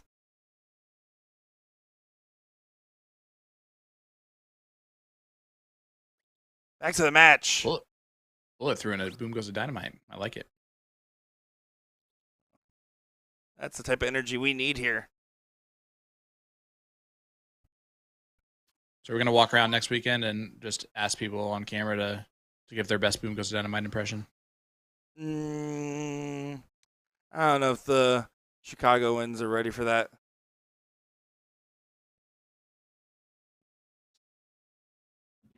But yes, we can. We can do whatever you like. We're going to be having some fun out there as we get closer to that with what we're planning for the content at Chicago. There's going to be the Fire just got finished, so we'll be announcing who's going to be officially in our team. If you've been watching USA Darts broadcast, you've already heard us kind of allude to who's going to be out there. But talking about the broadcast team, we're got a couple different things coming out as well, and some stuff that we're going to be filming out there that'll be a lot of fun. I hope I make the flyer. You might have. One of the cool things we'll be doing is showing the brand new Arachnid game, Golden Bowl. We're going to have the entire team play that. So it'll be really fun to see. It's all about hitting bowls. I hate it. I'm kidding. That sounds actually fine for me. It's better than from the other games. Well, it's a Sean Green friendly game because it's the single segment is also a part, so that the single segment becomes a single bowl becomes a double bowl, and the double bowl becomes a triple bowl, and it's a high score game. All right. And I'm just going to take your word for it. It can go you on lost forever. Me at hello. If you go, once you get to the last round of the game, if you hit a hat trick, you can get an extra round, and that perpetually goes on. So as long as you don't miss the bowl, you could technically play this game forever. That's infinite value.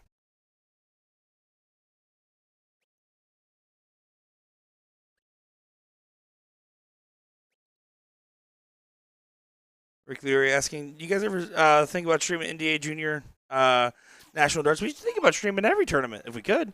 But that being said, it's always up to the organizers to work with us on that. We always love featuring youth darts in any opportunity and capacity we can.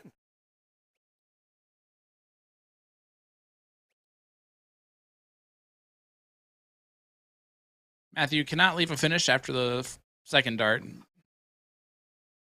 But this is where it becomes frustrating because it might have been another treble 20 if you didn't have to sit there and think about that. Part of the game that won't show up on a stat line or a score sheet or anything like that, but it's a little subtle difference that can affect, especially with Jose not even in. Yeah, this is a little bit of a brutal position in this leg, but right now Samson does have that 2-1 advantage. So if they were to take the L in this leg, it would still be chalk. But you want to continue to press. You want to get every leg matters. We will say this until the crows come to the cows and they go home. Nope, the cows go home. I don't know why I said anything about crows there. I don't know either. I can't save you at all, my friend. That was just weird. Here is Brad.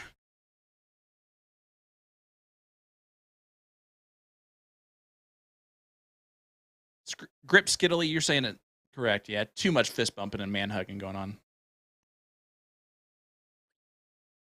I mean, although with a name like Grip skiddly, I figured it'd be a nicer, fist bumps, more, yes, more too much. But hugging, who doesn't mind a good old hug? I mean, even Olaf likes warm hugs. So yeah, they're all warm and smelly here. Are you saying every single person that's there smells? Wow, Nick. I ain't saying everyone technically does have a smell. Yeah, good try. Good try. Well, Matthew's first to the finish, but that don't matter at all. Jose is glacier frozen. Yeah, Jose knows way on this one. And there's no way to get out of this. Why are you the way that you are? Only child syndrome. Hey, Alex Bellman in there. Everyone has noses there for everybody smells. Yep. And that guy's smart because he walks in the rain instead of runs. He is smart. Yep. I also walk in the rain instead of run. Did you see it from Mythbusters? Yep, I did. Look at the 1-5-2 after not getting it for 9 darts. Perfection from Jose. There's still a chance. Unfortunately, the freeze was about to be right back on. I mean, it's not on right this second, though.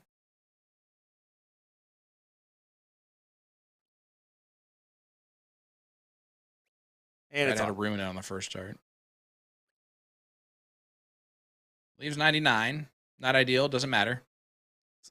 Matthew on 110 cannot take it out. And see, if this wasn't a tournament, this would be the moment where I would try to take out the frozen shot and look at my partner. But never in a tournament. It would be really funny. You know what? Throw a double bowl just for fun. Come on. Do it. Live on the edge. Hey, that's a happy little accident. 28 but he can't take it out or anyway. 30. Chose 30.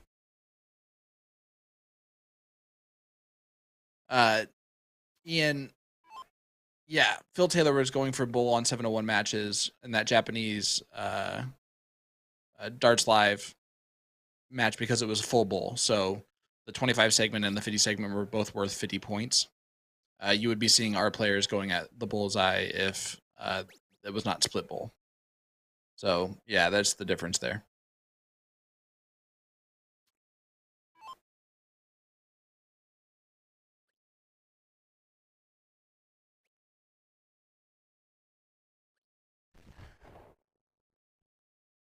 Imagine you get like an 11 darter here from Jose, but you don't count the first 9.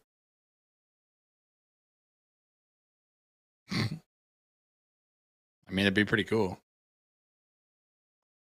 Stone should be able to go ahead and get at least look at double if he finds a trip along the way. He does. 610 wire. Double 16 does go nice and easy. Gets the win there. The big darts on Brad. Do-si-do, my friend. You think he like if he like wins the event, he does like a Stone Cold celebration or something? Like I would have to imagine.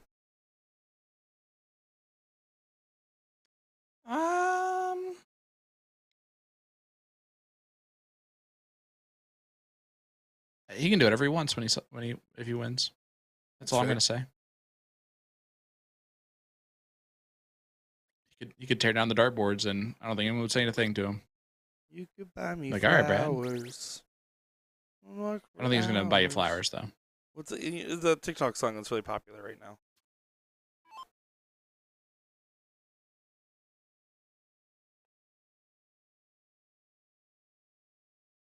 If you guys want to see an example of Europeans playing cricket, Danny Baggish, Matt Edgar from Edgar TV did a video a while back where they played a cricket match against each other and then talked about the strategy. I thought it was a really cool video at the time. And now. I still think that now. But also at the time.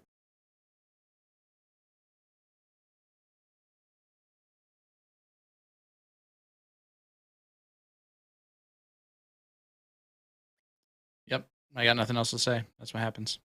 Darts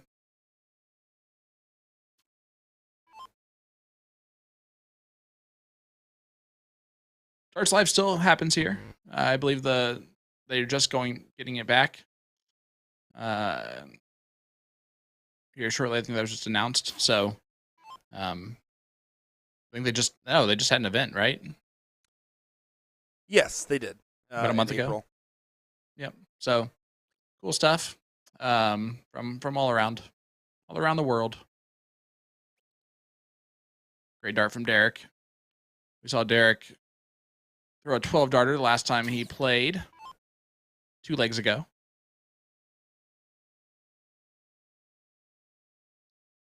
Do you find the alternate start interesting?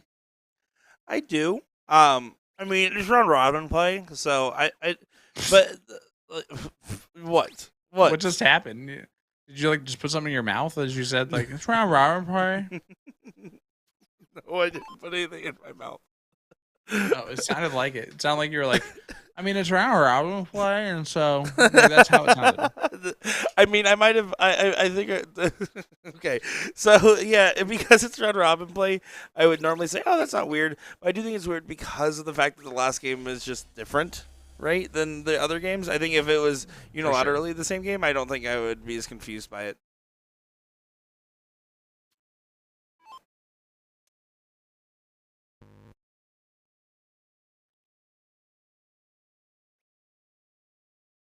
Chris are saying, I'm new to darts. Well, hi, welcome. Can you all explain to me why soft tip is played more than steel tip? There's a lot of different reasons of why that fundamentally became the case in the U.S., but it's still, again, it's regional based. I was talking about this yesterday. I would say it's probably 60% soft, 40% steel, but there's a lot of areas where you're looking at 90 or 100% steel tip. And there's areas where it's 90, 100% soft tip. So I'd say overall across the U.S., it's closer to 50-50 than I think a lot of people realize. Sean's shaking his head in the background, but I still believe exactly what I'm saying. So I'm still going to say it. I mean, you can always just make up things right on the spot if you want to. That's fine. It is true. I speak the truth. You speak your truth. Well, no, I think definitively. The difference is a lot of soft tip leagues and organizations are organized on a larger scale. I think that's all because of how much it's already digitized, and I think there's a lot of small local league pocket contingents and county and state organizations that don't have the same level of exposure, and I think that number is surprisingly higher. And there's a lot of bars that have never gone through a vendor for electronic dartboards, but have had one or two boards hung up over there. I think there's a lot of casual play, so I really do think that number's a lot closer than I think many people realize. I'm gonna say it's about 70-30 soft tip versus steel. But the pockets that are steel tip are very heavy steel tip. Um, East Coast more than anything else.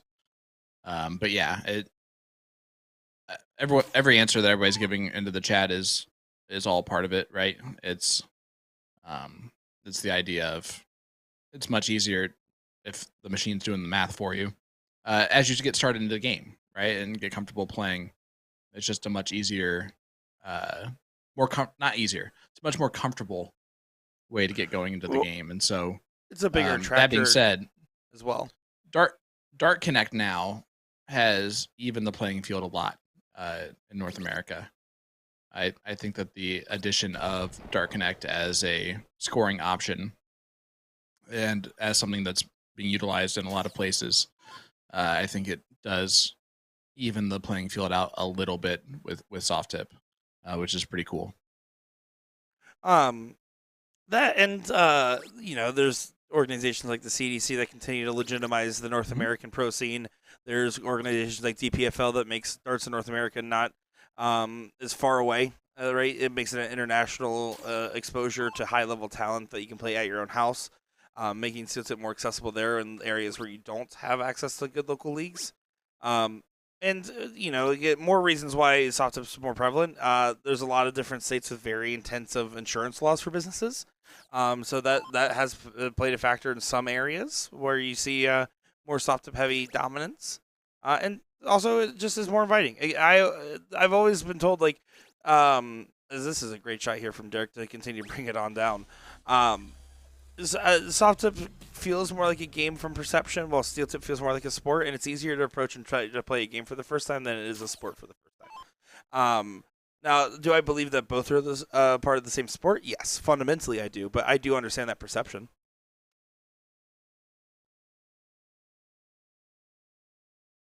I like that answer. Thank you. Sometimes it makes sense.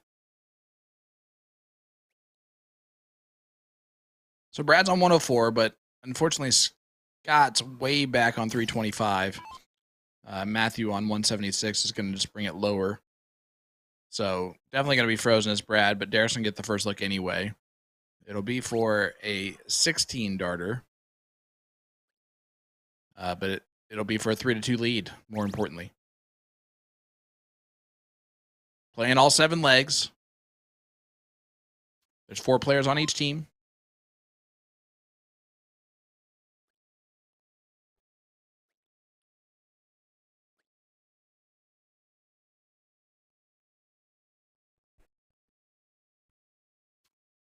I would be concerned out there, guys. Jason Watt just opened the door, pointed very quickly, I was scrambling, what did he leave behind? And then he points at my darts and he grabs them. So I don't know. He's about to go hustle somebody. Well, Derek did a no-no. No, and an oh-no. So Brad's going to try and hit a ton here. Just leave 4. Nothing else he can do in this situation. You can see his eyes glance to the screen down there. I say down there because of the height. But way down there. yeah, there's nothing else he can do. His hands are tied.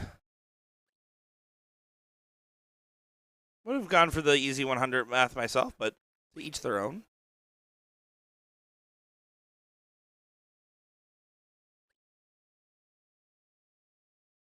Ian asking, how often should I change out the soft tips? If they start bouncing out a lot, usually. But even then, it's really up to preference. Some like it where the darts lay really straight on the board and they don't want any sag. Some prefer when the tips get worn down because they fall out and they have more room in the bed. So, up to you. Double 8. Well, that's a great dart from Jenkins. That'll work. That'll play. 2 to 3. 3-2 lead now for Sam Saloon. One leg away from getting Benson's the women match are win. about to be angry. Yeah. And just to clarify, because I know Sean was confused earlier, multiple women.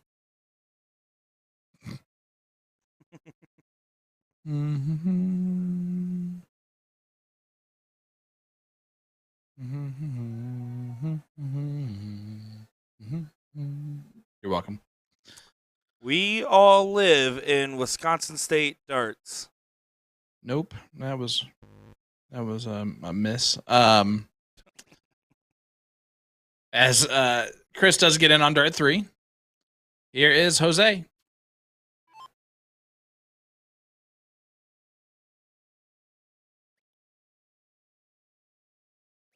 And wasting no time, he said those 9 Aaron darts earlier, we don't talk about those little guys. Here's another perfect in. Nice little 1-5-2.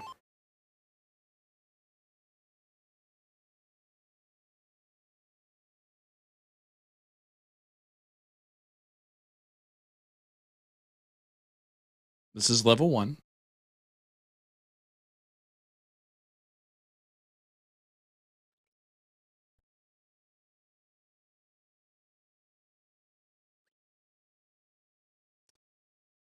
Harry pointing out some big payouts from the PPD program. There is high-paying, top-dollar steel tip events here that do pay close to those price ranges, if not in those price ranges. DPFL, I believe, has multiple events that you can make. I believe around $4,000 to $5,000 for first place, if I'm not mistaken, for their DPFL championships. And there's a couple other high-paying events on the CDC tour as well. So there is other opportunities, but I would say there is more opportunities in soft tip to make that money at multiple levels and not just the elite of the elite. And the reason I know a lot, this has kind of been a big conversation in the chat, so I guess we'll keep letting it ride. Is the other thing is that you have to factor that steel tip does not typically do a coin drop. You usually pay one league fee, maybe a weekly fee, depending on your league setup, and that's it. Versus paying your league fee, then paying the coin drop, and then your vendor can take a percentage of that coin drop and then contribute it to a tournament or the league organizer or coordinator. So that's the other reason why you see that, because there's multiple ways for it to be financially motivated. Stimulated is the word. I think motivated is better, actually. All right, there we go.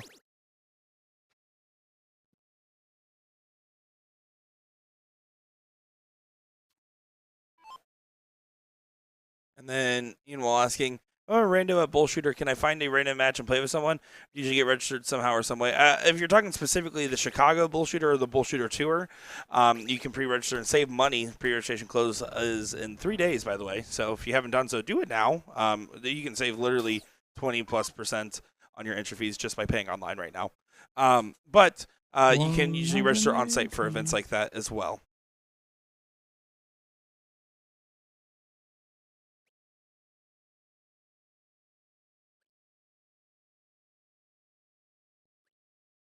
Leon got himself a 180 last time up. The team of Chris and Chris are in the 300s. Jose trying to run a little bit. That's exactly what he's going to do. I gave him a miss, and that's in the triple 19. That's probably the funniest thing I've ever seen in my life. Yeah, that's actually pretty crazy that happens. I've never seen that one before.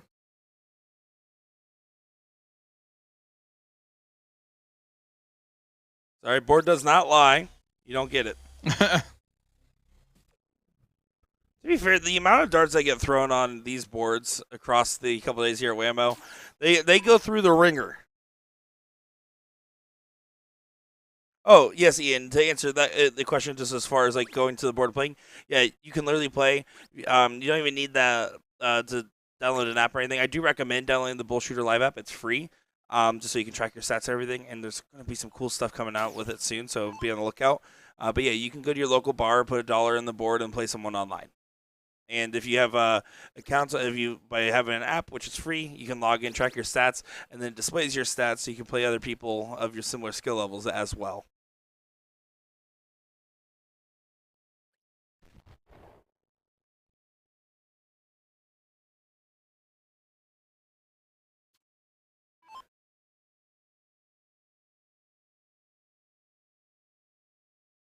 Yeah, I mean, it's really cool to. I'm on there right now, and I have a 284 and a 26.16. Oh, my Bullshit Live info is probably pretty scuffed right now. Let's see. See what mine is. I've been struggling lately, team. I'm a 363 on there, and my O1 is a 28.61. 727 games played, 318 games won. Wow, I have like a sub 40% win rate. That's terrible. That is terrible. We got a little kickity kick. Just a little funky bunch feeling the vibrations. It felt like it kind of put itself in the right position.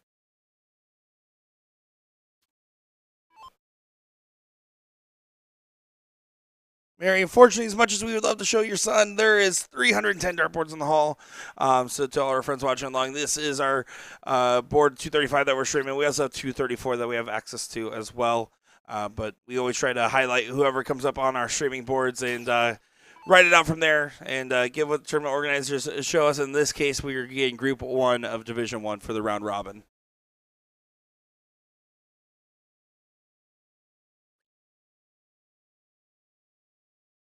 Well, good luck to your son. Justin saying hi, Sean and Nick. Well, hello. What up, Justin?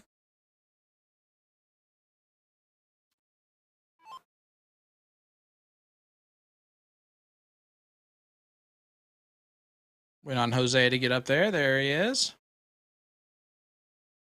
104 left for him. Definitely can go. 15. Double 16. No.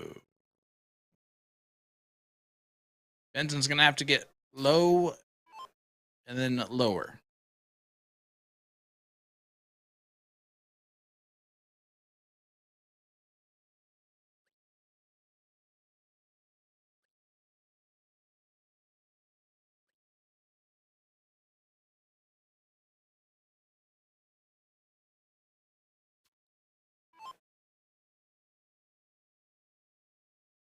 Oh, Mary, Big Joe O? Know who you're talking about. He actually is on one of the streaming boards. I don't know if he is on this very moment, but he's in this round robin, I'm pretty sure. Then maybe we will see your son. We're going to try our best. That's a wish we can maybe make true.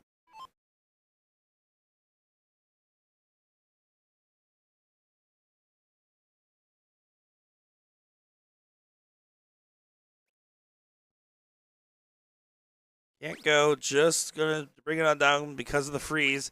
Samson looking likely to get at least this match win in.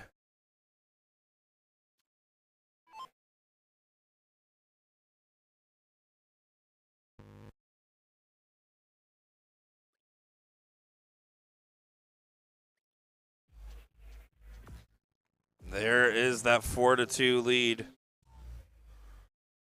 Yeah, cements the victory. And I don't know if you noticed, Will sent us a video. I did. I did not watch it yet because I'm here working. It's of these two bros that go to the same place that we went to in New Orleans, Mother's. The Mother's place? Yeah, it's so good. That was legitimately one of my favorite places we ate the whole time. My favorite place was I can't remember the name for the life of me. The place Will and I went when we went on our little date the last on the travel day where we booked evening flights and kind of walked around. But man, oh man, Mother's. I'm not even a ham sandwich guy. That was the best ham sandwich I've ever had. Then some. Amen. All right, here we go. Last leg that they're going to play here in this third round of the round robin. 2 more rounds to go this evening. And it is double in, double out, split bowl, but it's 701 instead of 501. And there's 2 players that play on each score line. We talked about this a little bit already, Sean, but I think it's so fascinating that they switched to 701 for last. Like, it gives everyone a little bit more time to show rather than not. But I just think I probably would have preferred it to stay at 501. I would think.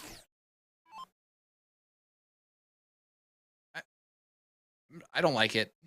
That one leg accounts for like 15% of the games entirely that you're playing in this round robin, and it's just a different format than the other 85%. And it's just kind of weird that way.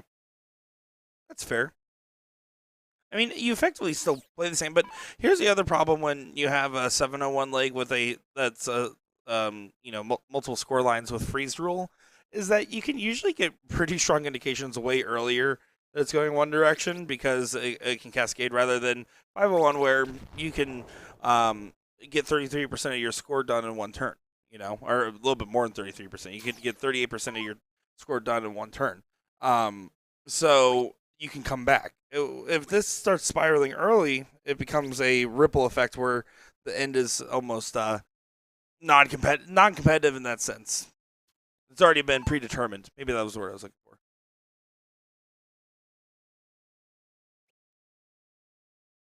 Yeah, I agree with you completely. Again, Indiana State, it's a race to 3, and that fifth leg is the same format, but it's 501 instead of the 701. But it is 2 players on each score line on the freeze. It honestly is a really fun format. Throw once every 8 turns.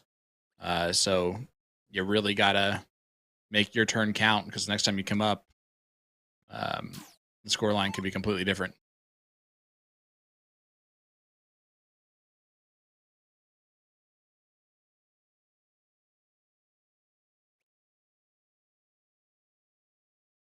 Matt, can you follow with another trip? Oh, last there goes a little bit towards Clevey territory. I love it. You like that? It's actually like snuck into my just traditional vernacular even when you're not around. My favorite is I think commentators I've stolen the most stuff from, or at least intentionally or otherwise. I think I got a lot of Gordon Dixonisms. I love a lot of his sayings, and I typically use them myself. And then I got some from Sean, and then Will. I definitely have gotten a lot from Will lately, especially when I'm like on the controls. Yeah, Will's kind of a bad decision on your part, but the other, well, mine's kind of a bad decision too. But Gordon is definitely, I steal some stuff from Gordon for sure. Nobody misses double four is definitely a Gordon Dixonism. I love this person needs to fade this using the fade in that way. I was always a big fan of saying "ladies" is something I've always heard him and DJ do. There's a few others I'm sure when I say it wasn't ever intentional. I wasn't like I'm going to take that. It was one of those like, oh, and now I'm saying this. Yep, that's a 180 is definitely stolen from Anthony Eugenia. Looks like there's some confusion here. Maybe a misregister. Yeah, but I'll say they should know who's up because their names are on the board. It looks like maybe some darts are not registering right on this board. We'll let our guys know over here, and we have great reps here over from Arachnid. We got Chad, Christian, and Augustine all helping run these boards, so shout out to them. Those are 3 of my favorite people from Bull Shooter. Really? Chad made the cut? Just kidding. I almost said 2 and Chad, but no way. I really did. But I was like, I mean, I really only hung out with them a couple of times, so I probably shouldn't say that yet.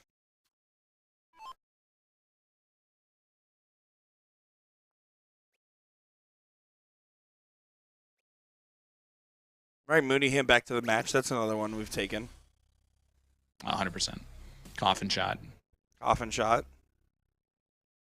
I don't know if there's many Nickisms because I will say I commentate very uniquely, and so there's a lot of stuff doesn't like if Sean made a horse noise, I wouldn't know what to do with the rest of my afternoon. Okay, like that's just the case.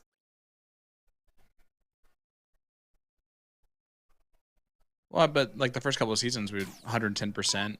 Oh my god, yeah, I forgot about that one. Yeah.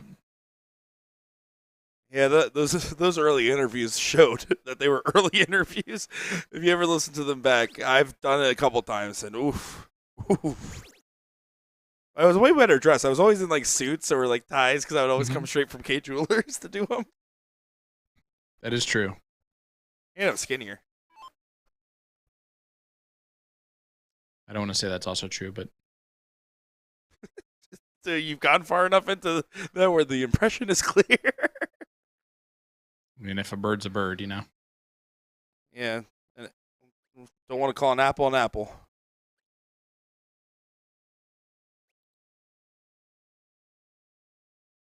Good cover shot there from Brad, but they're miles back of the Sam Saloon team that's looking to get a 5-2 victory, which again is huge. 5-2 will get you through the round robin. You have a couple of those. I love that YouTube chat's just been like hanging out and having their own conversation for a bit. Hope you guys are having fun over there. It's actually a little bit different for us. Usually we have straight up a whole bunch of Facebook, more Facebook comments, but tonight's been definitely YouTube heavy. I don't think we've had a Facebook comment. Yeah, the last Facebook comment we had was about 10 minutes ago from Crowbar, but yeah, it's all. And to be fair, that's also a shift with USA Darts. It was always Facebook was our most viewed platform. It's definitely been YouTube for a while now. I mean, last year that changed. Honestly, ever since the UK food video, that's when that changed. Yep. Leon does leave the 170 for the A score line. This is what we were talking about, that 701 last leg. It's just look how much runway there is in between the A score lines now, and the B score lines already have a 100-point separation as well, meaning this game feels predetermined even though it isn't. Still can come back. There's still going to be impressive moments, but it just feels like it actually makes it harder than easier. Yep. At B11, they're talking about all those old school stadium guys: Ram, Diesel, Pat Cook, all those gents. Shout out to everybody in chat except Funk Bone. Nah, Funk Bone's a Hoosier. I saw you played in Indiana State this year, so he said you guys don't give a shout out, so we have to talk to ourselves. So I was, I mean, I'm happy that you guys are talking to yourselves. That's always a good thing to do. We do that all the time. We don't know it. The other person just happens to say something similar to what we just said. Yeah. All right, Matthew's going to try and go fishing. It's on. Oh? For the big fish.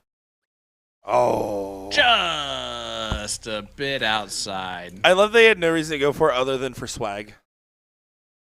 I mean, stuff we all get, you know?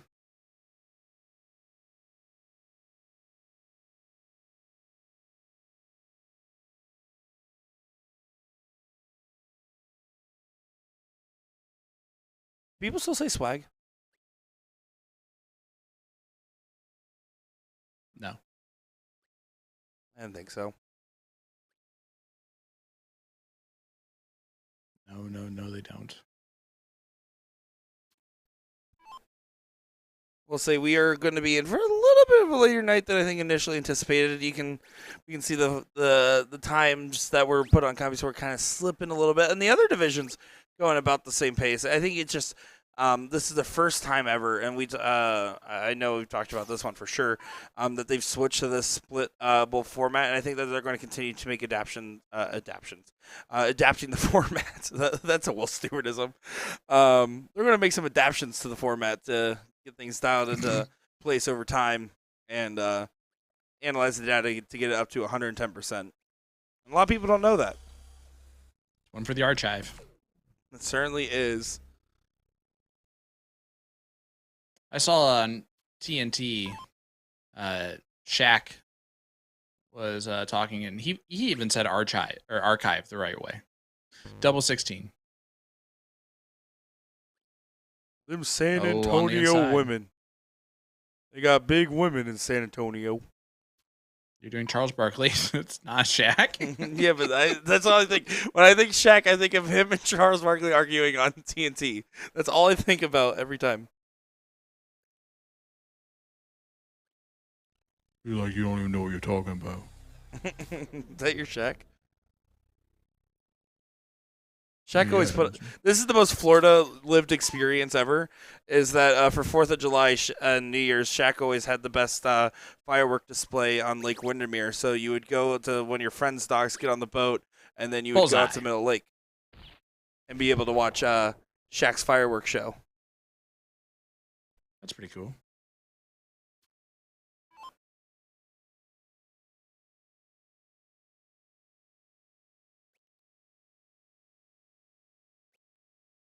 Galveston's got that dirty water. What? Have you seen his rant about Galveston, Texas? That's a 177 from Chris, and here's Matt Jenkins. 8 left for the match. Well, to end the match. Just a bit outside. Not a good marker.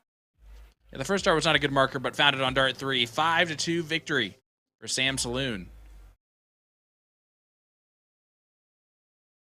And we'll go ahead and look at the tail end of this matchup here. This is the very last leg.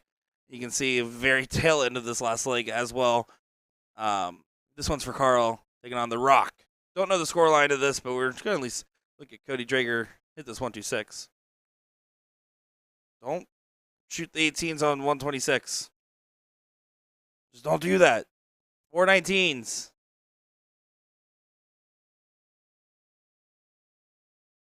Yeah, not ideal. And now if you're Joe, I like the bullseye route here on the 132.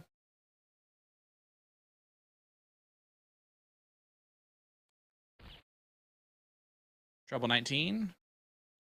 Big Joe O. The bowl. Not going to be happy with that. Hey, Mama O, there you go. Bring the ruckus. Dr. Doom on his shirt. I remember the first time I got to commentate Big Joe would have been Plover in 2022? 2023. No, 2022. Yeah. I've been doing that tournament for the last 3 years. Wow. Crazy how much time's passed. It wasn't 2023? 2023 was remote. 2024 was... No, yeah, because I was in person twice. So it would have been 2022.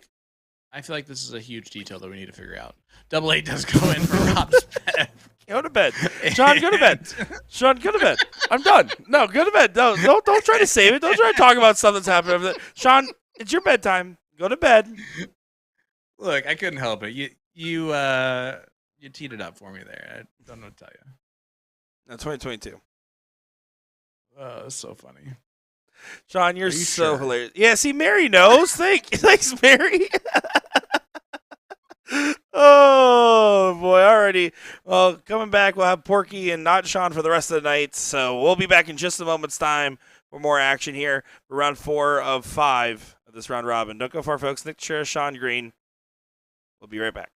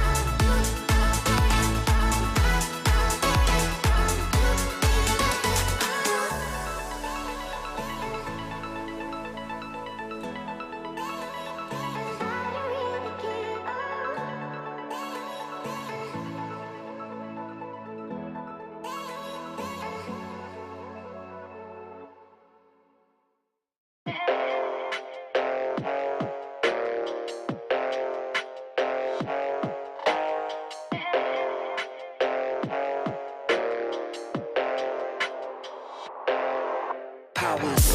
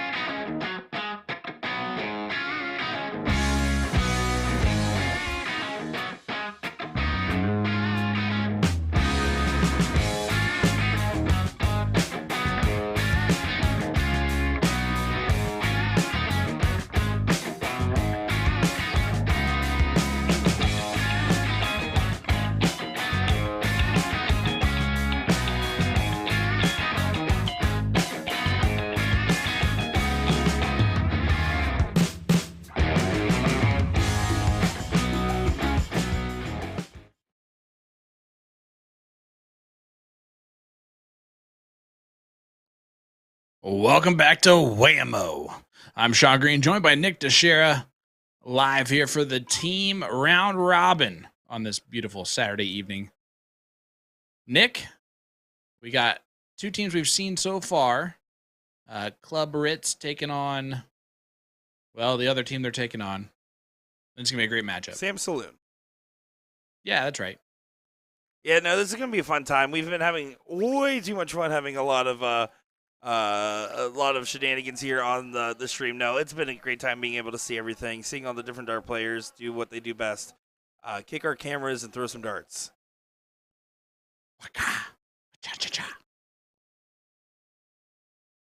I don't know what those sounds were. It's supposed to be kicking sounds, and it was awful. Now, Sam Saloon should be the front runner, and if they win this match, should all but guarantee that they'll move on to the round robin. Because I haven't got a chance to fully talk with everybody. I was talking with Matt Jenkins out there, and he said they had a 7-0, a 4-3, and a 5-2. So that's already 3 wins, and one of them being a 7-0. You'd imagine if they win here, huge. There's no way that they can get knocked down.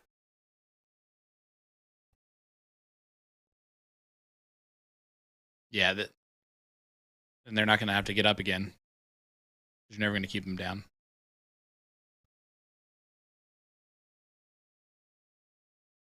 Never going to give you up. Never going to let you down. Nope. Never going to go around and desert you. Nope. Didn't need to rickroll it. Never going to give. Never going to give. Great darts from Matt. You can see Craig give it a little bit of props with that one. Just needs to find at least 100 to keep within pacing. Early on, it's about setting up that pace. So when you're playing this play all 7 legs, it's just get your team in a good spot. You're going against the darts. Try to make sure you're just keeping up there. If you can get set up for an opportunity to break, that's awesome. But don't worry about that as much. Just try to keep the pressure off your shoulders as much as possible, because towards the end of the match, you feel it more and more every single time.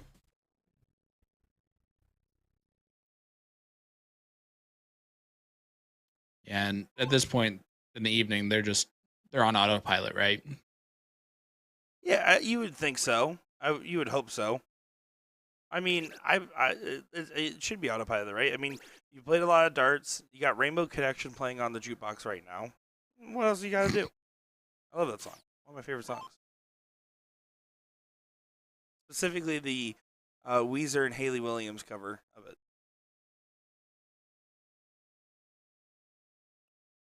Fun facts with Nick Teixeira.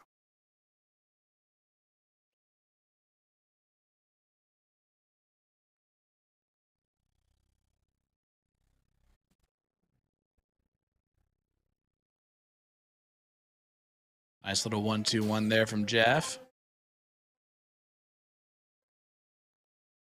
I would say each one of these players, right, has had those moments of brilliance on our stream this evening.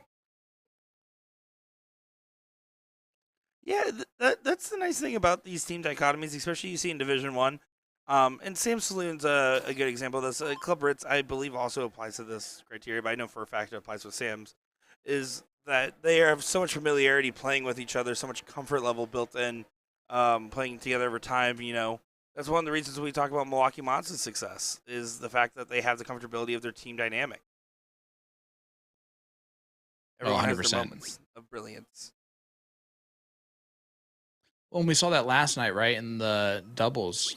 Byron and WizKid, right? Every time that Wizzy Woo started off a little bit Wizzy slower. Is that what you just said? Yeah. Byron always picked it up. Yeah, that's what made their combination so good. And let's be honest, you know, we had Byron bringing the looks and WizKid bringing the brains of that operation. I mean, obviously. I don't know which one of them is offended by what I said, but it probably is both. Garrett just walked back here, heard me say that, is now laughing. Jeff on the immaculate 6 potential. It's gone. He's the necro genius, Garrett. Wizzy woo. The Wizzy Woo.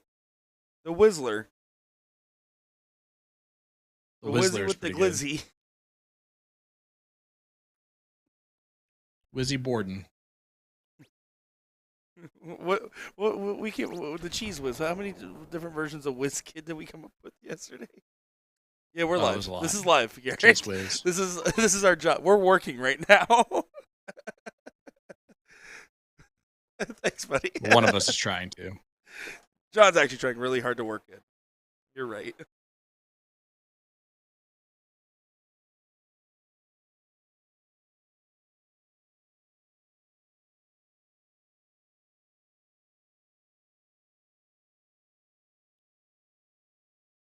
And Craig Vandenheuvel.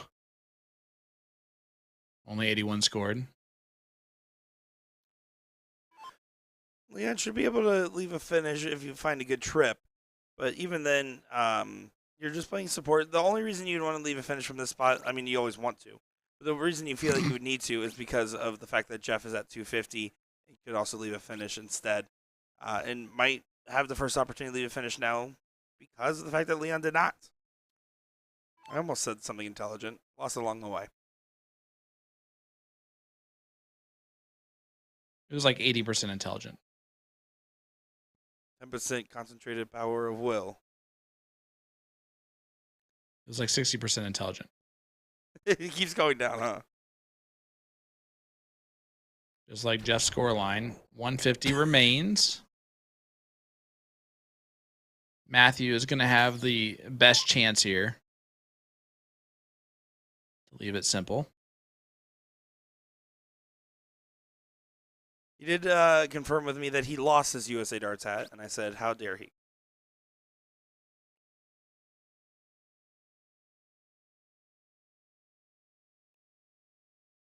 I mean, that's just not a hat you lose, you know? That's what I'm saying. Like, there's a lot of things in life that's okay to lose. You know? Your marbles.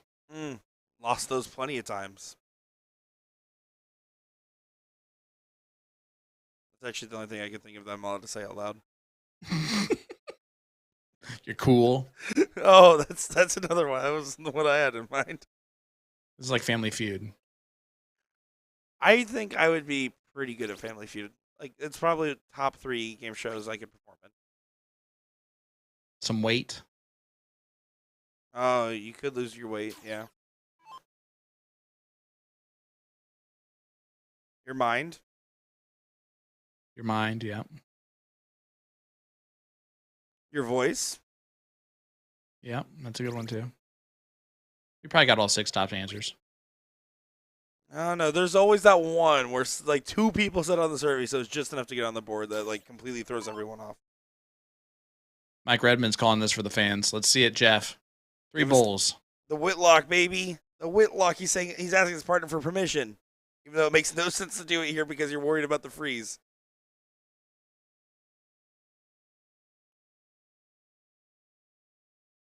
See, but wouldn't it be much cooler if you missed doing the bowl instead of the first start? But that's Instead great. of doing darts. the smart shot and hitting a 135 to get all the way down. Still no freeze though. It doesn't Still no freeze. 1 treble needed. Yeah, it doesn't freeze here. You're right. Thank you, baby flying squirrel. That was the one I kept thinking of and couldn't say. Oh, it's on. Stay straight. Double 5. Oh, doesn't go. Just a bit outside. Lose control. There you go.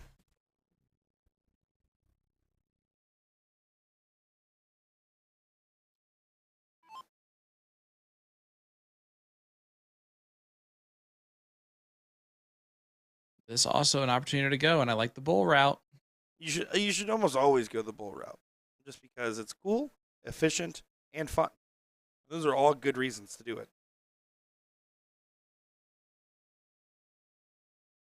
And Vandenheuvel will know that. I love how much emphasis you say on pronouncing his name.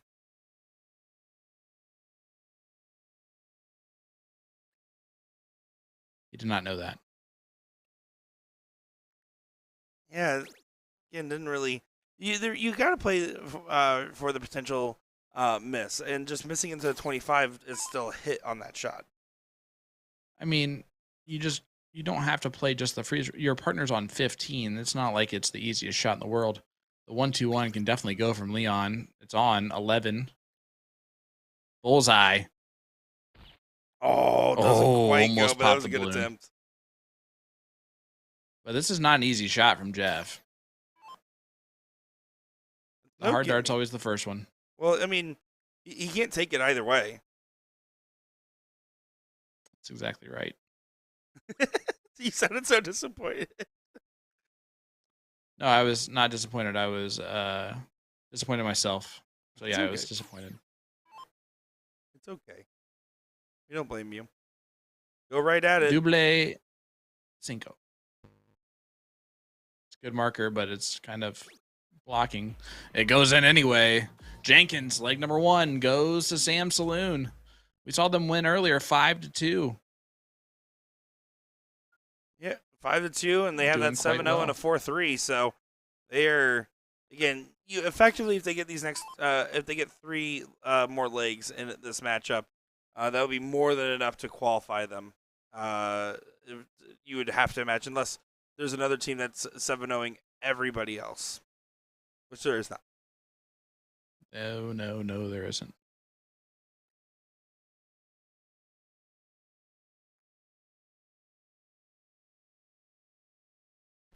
What's up, the Phoenix of Liberty?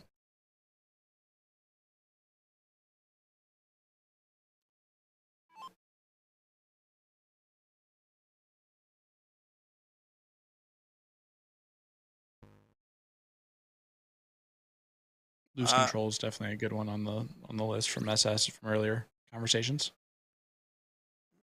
Josh Elmer You were gonna say did something better. make an appearance this weekend, by the way. Looks like second place in their. What is it? Wait, is this right? Looks like I looked them up. They showed up when I looked them up. So, yeah, it looks like top 32 in cricket doubles. And then a couple 2 and outs, it looks like, in some other events. And it says second place in Team Division 9, so they might have just finished out their group phase in Division 9. Well, Rutro.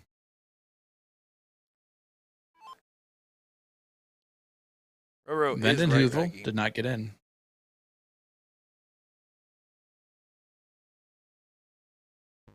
Schneider's been great. Until this. Being eponymous by me. Does it right back.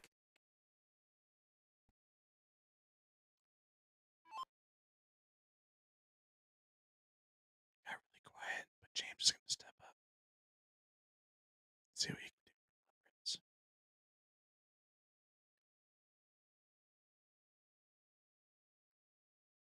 James, 58 scored. Not really running.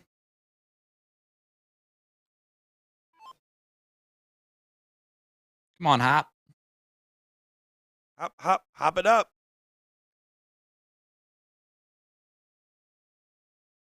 Warhawks, yes, we are. Warhawks, what do you want? What do you want from we us? are still just streaming 2 boards. That has not changed. But no. I will say we do have other events where we do stream more boards, right? I believe this year at TOC we're going from 4 boards to 6 boards, if I'm not mistaken.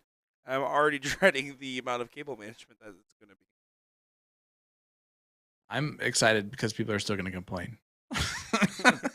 We try so hard. Now I have talked so many times, especially now being officially with Bullshooter, saying it would be really cool if we could just like at tournaments log into the game screens like Dark Connect style. If that could ever be a feature, the programmers always just their hairs turn instantly gray and then turn away and walk away from me whenever I brought it up. But it would be really cool because then you could effectively see everything in the Dirt Hall. And Warhawks, no, totally didn't take it as like an offensive thing. It was just a very funny question. Like fundamentally, this the way it read was really funny. No offense taken. Like, you guys still just doing the bare minimum, or are you guys picking up the slack It just this like time? it almost feels like oh, they're still setting up cameras. Like it just is funny. Now we got 15 boards to choose from. That'd be cool. How about them apples? That'd be ridiculous. So here we go. Here's the call out. If you are in the venue, just walk behind. You can see the view here. Just walk behind and just wave. And the most noticeable wave, Nick will give you a prize. I will. Yep. A set of flights from L Style. Everyone has that prize. It would have to. I mean, I'll Signed by Nick DeShare. Okay, devalued flights is not a good prize. Just sign the box. You're right. That's fair. Do I have anything I could use as a prize? I have Actually, I do have a prize. I have a prize on. We've already talked about this. It cannot be your body. Okay. Well, then I don't have a prize. I had a prize. That's sense. Shockingly, no waves so far. No one wants that prize. It's not my body.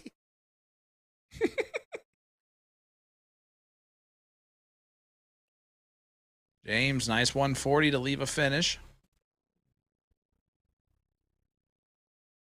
He said, heard the circus is there, so I want to see an ostrich run by the screen. It almost sounds like it's like a joke at Wisconsinites, but actually there is a circus next door, and there was elephants outside earlier. That was pretty cool. And some llamas. And some buffalo.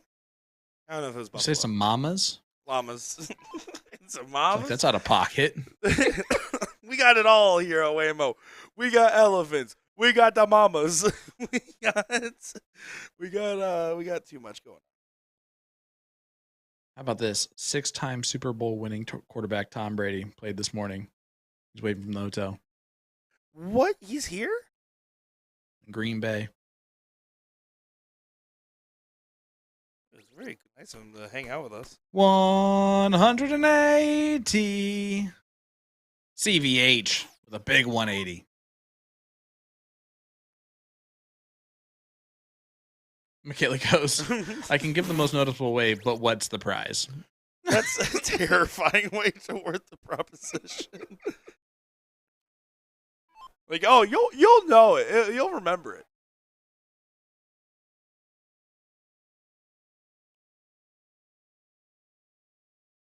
It's probably pretty decent if it's coming from Nick. Just FYI. Yeah, I forgot I had something in my bag that I don't even know if I'm definitely probably not allowed to give that as a prize, but I'll give it as a prize. There you go. That's how cool that is. Oh, God, Phoenix. Here we go. Nothing. Just double. Double in, double out. It's the difference between split bowl and fat bowl. But in reality, nothing right now. What you think of as a true double out is the format that you're playing. Yeah, it don't mean Here's nothing Craig. unless it means something. Brad, you said it, not us. These legs happen. And honestly, Derek's played extremely well on stream today. So it's a bit shocking that he's back at 408. Vandenheuvel? Ooh, that was almost a bust. But he takes out the Shanghai. Gives a little sauce on Big it, too. darts.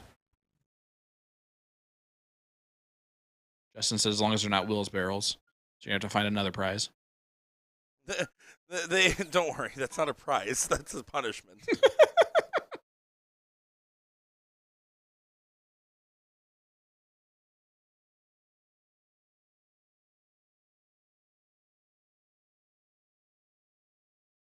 I love how confident Michaela was, by the way. She's like, I can give the most noticeable wave.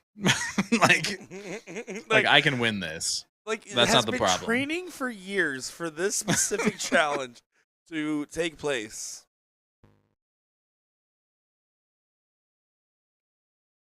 Like, we're talking tsunami version of the wave here. Give it away, give it away, give it a wave now.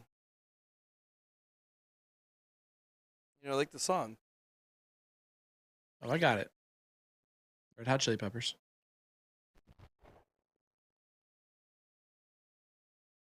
low ton there for Derek. A good recovery to reset your confidence going into this leg, which is something very crucial to do when you just have a little bit of a struggle with someone. You got to forget quickly. Memory of a goldfish. Move on. Thank you, Mr. Lasso. Mark only 41, but he gets in. Jose has struggled to get in, and it's kind of surprising.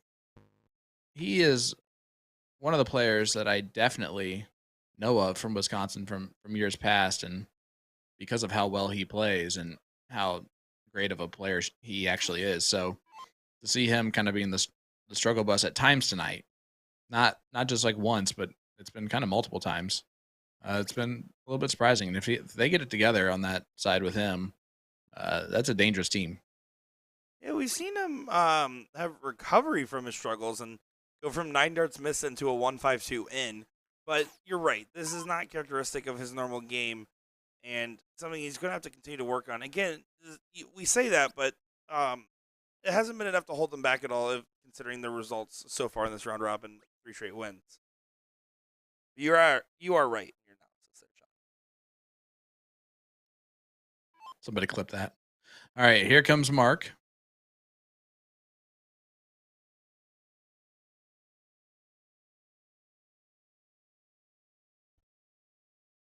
Here's Mark. Yes, John. Why? Why did you have to fill the? Why'd you have to fill the space? Because I started thinking about here's Johnny. No, I got it. We understand where your thought process is. That's not what you need to be explaining. Which part do you want me to explain then? Why you acted on the thought process. Because I have ADHD, my brain went to a spot, and then I just decided to speak it. And now we're here. Okay? I want to see you not try to get no sleep in Wisconsin. It makes sense still. It can't happen. It's impossible.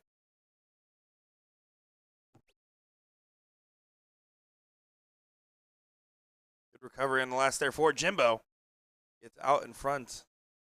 284. But Derek can go ahead and get out in front of him.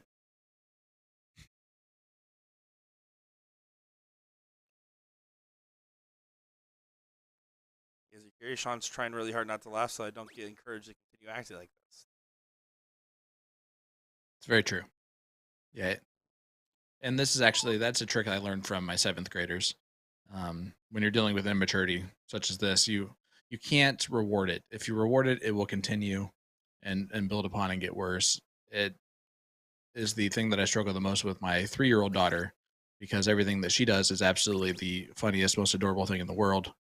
Like when she woke me up this morning wearing an Elsa wig that was completely crooked and was like, "Hi, Dad, do you like my wig?" was the first thing that she said. And I just started bursting out laughing. So did you? Definitely don't want to reward that type of behavior. Did you like it? It was hilarious. Yeah, it was one of the best ways I've been woken up in a very long time is waking up to my daughter with that ridiculous wig. So like it's half blonde, like her normal brown hair sticking out, and then half this like ridiculous long ponytail wig of Elsa that she thinks looks amazing, by the way, like in the moment that she's wearing it. So she's like modeling it as she enters the room to wake me up. Yeah. She woke me up to model it for me. That's how confident she was.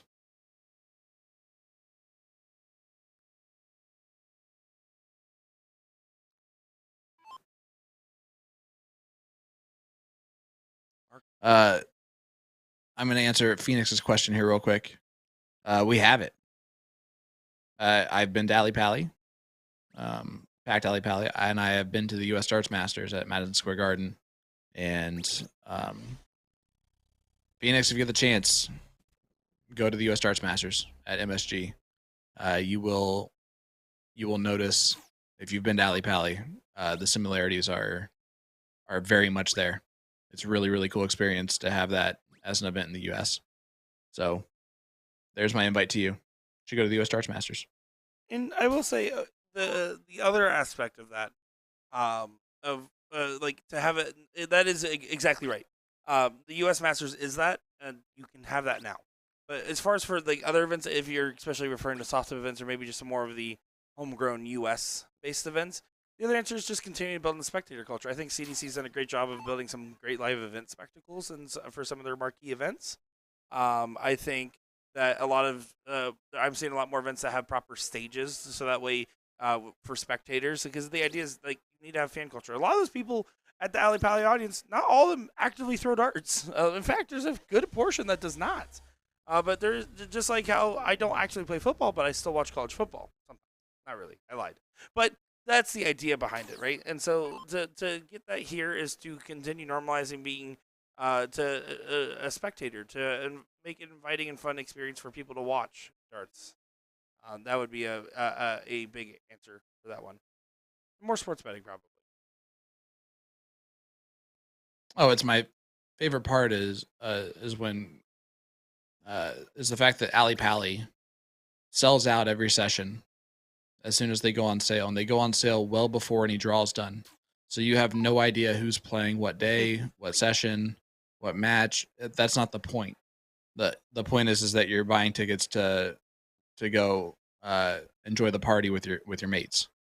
And there's literally interviews that are done with patrons out there, and they're like, "So, who are you excited here to see?" And they're like, "I don't even know who's playing." Yep. Like, what? Like, coming from different countries, have no idea who's playing. They're just there to have a good time and enjoy themselves. And I'm telling you, that is the atmosphere that MSG will also bring you. Oh, missed the big number. And missed the juggle on the dart. Double whammy on the miss there for Jimbo. Yeah, he fumbled the kick, too. That's never a good sign. Also, not a good sign, by the way, is the fact that Michaela got very quiet since determining that she could have the grandest wave. So I wonder if she's like just off planning somewhere. Yeah. And this is not going to be good. I'm very curious what's about to happen. You could lose all the equipment. It could all be gone. If I had to wager, it's going to be like a cart. I want like a cartwheel wave. Like there was confidence. Like there's clearly a hidden skill, a latent ability Of some kind, yeah, for sure.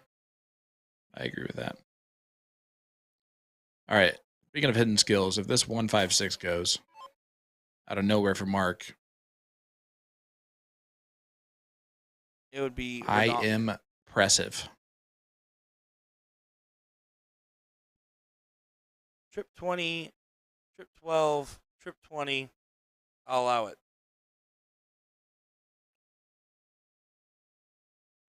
Oh, still pretty successful visit to the board. Makes it really hard for Jose to really freeze here while still going for the finish. He would have to get all the way down to 12, so I guess it's not really that hard. He has to hit a triple. Never mind, I don't know what I'm saying. It doesn't matter, he hit it. Oh my gosh, I felt like I saw like myself in that moment because I've been trapped in those like circle where you're just arguing with yourself while it happens type of situations. It's never fun. So I just thank you for it being you. Here's Jeff stepping up to get us started in the leg number 4. Peek behind the curtains is when you're commentating the one match type, and there's only 2 types of formats I've seen since Wednesday, which is either Fat Bowl 301 or it is Split Bowl Double, right? That is the only things I've seen. So it's like 2 hard to completely have different games. 2 completely different, but like but morning evening, right? They're separated in my brain. Yeah. But it's so hard to continue trying to say unique phrasings, and then I'm like, all right, here's a new approach. Here's something I could say, and then half the time I'm saying, I'm like, oh, that's why I haven't said that yet. It's stupid, and then I get back to reality. You miss 100% of the shots you don't take. Wayne Gretzky, Michael Scott. Mario saying, I saw a wave. Well, if we didn't see it, it can't be can't win the best wave contest. Can't be the winning wave. Has to be a wave that gets our attention. In a good way. Don't like go over there and like interrupt the match or like knock down my camera. Yeah, not negative attention, positive attention.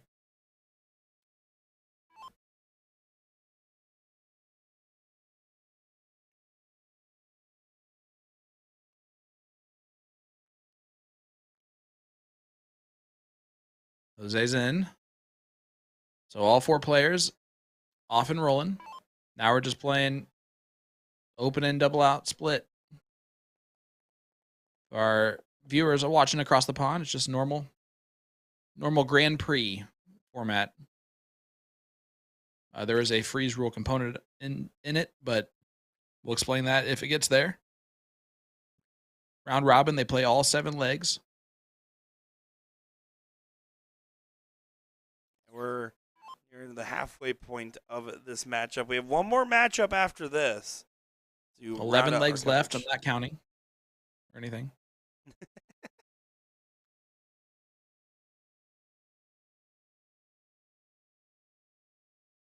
I will say this is going to be a good stepping stone, though, overall, for WAMO and being able to see these players continue to develop by having this tougher format. Even if they have to make some minor tweaks and whatnot, having a split bowl format in general is just really exciting to see on the high end. I'm sorry, did you say WAMO? Or did you say WAMO? Ooh, WAMO.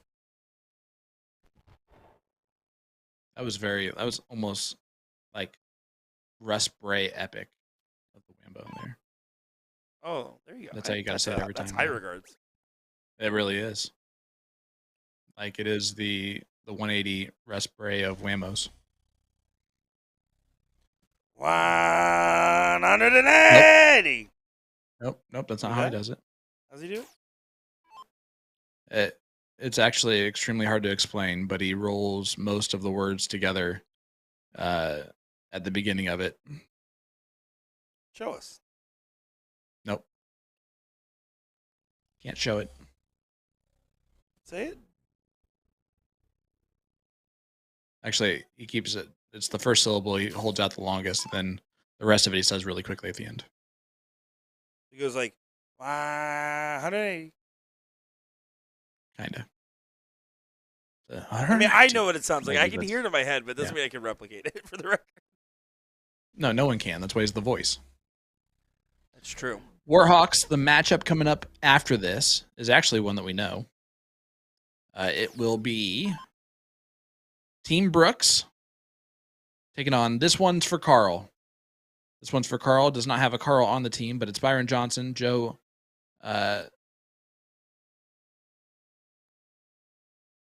Justin Meyer, Ray Schultz, and if needed, Ryan Larscheid. And for Team Brooks, it's Bradley Brooks, Brandon Johnson, Brent Setsky, and Kyle Bach. And I don't need to hear your words anymore, sir. Did you just say Joe? Pause and then start to read the next name. Hey, Barry. Well, I know Mama's listening, and I didn't want to mess that up. The phonetic spelling of Joe's last name? I mean, I can figure it out. No. Please. Kupniak. Actually, it's pronounced.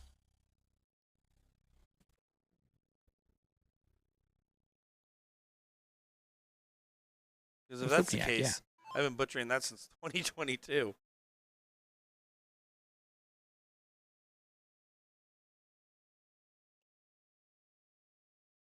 Might be Okupnik. She said sounded out. No, it's a Kupniak. Yep, I was right.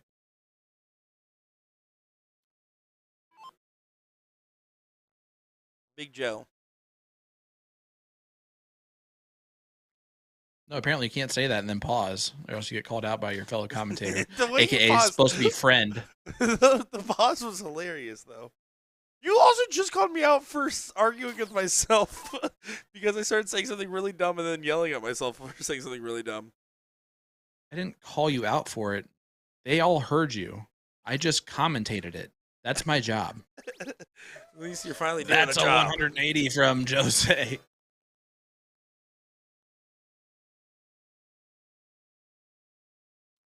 Jeff at 77. Can't do Hi, anything. Nathan. He's frozen. Well, he can do something. He is frozen, but he can do something. What can you do? Can you do a I don't know. You're kickflip? saying he can't do anything. That's kind of rude to Can you say do a about kickflip? someone. I mean, I don't know. You said anything. Can you Just do a letting you kickflip? know. That's rude to say about someone. Jen Mounts can't do a kickflip. No, but her 50% power strike is she is massive. powerful. Like that's gonna win most battles. Here's Matthew. I'm surprised she didn't actually knock you out. She would have knocked you out if she would have missed your shoulder. Yes, guys, I have gotten punched Treble by Jen 17, Mounts, and it did or welt my just stay arm. there. That's fine too. And it was supposed to be 50%. Ladies and gentlemen, it was at least 90%, and I don't know how she didn't notice that. It was awesome. Well, unfortunately, Jeff had frozen Mark, so he couldn't take out the 200 and something that he had. That's very rude of him. I know. And if I'm Mark, I let Jeff know that I don't appreciate him freezing me. Double 7. It's a bit awkward. Now it's even more awkward. Let's tee it up. 33 can't go, so just going to bring it all the way down to 4. You do need to go all the way down to 4 because, well, Jose's at 4, and there's a good chance that this would come into play going into the minimal score. You can technically take it down to 6, but yeah. Okay. I'm just saying. Well, you evened it up. Smart. He odded it up. And then he busted it up, which is not smart at all, because now Mark can't even take out the 143. Jeff still froze him. Yeah, this is where if I'm Jeff, I'm thinking, man, I really hope Jenks takes this one so that way I don't feel bad about that. Yeah. He's going 7-8 or 7-4, 7-4, 7-4. That was a shaky 7. That was a shakier 4. And I can't tell you how often, Nick, I watched that split happen and the first start go dead center of the split number and then dead center of the double they're aiming at. And vice versa. It's shaky right on the border of the split number and then nowhere close to the double they're shooting at. Yep. Well, thanks a lot, Jeff. Mark can't take this out. Mark And so he didn't even try. There's a sigh. Yeah, that's right. He was going to try really hard. No, he would have hit it. He would have hit it if he would have had a shot. I'm just saying. That's what he's going to say. Samsung. Here is Jose. Yeah, that puts him 3-1 up. Great spot to find yourself in because, again, if they win this, I can't imagine, even without knowing the math of the rest of the group, that they wouldn't be heavily favored to move on, if not guaranteed. We had a little kickity kick. Yeah, just a little vibration. Here we go. Good vibration.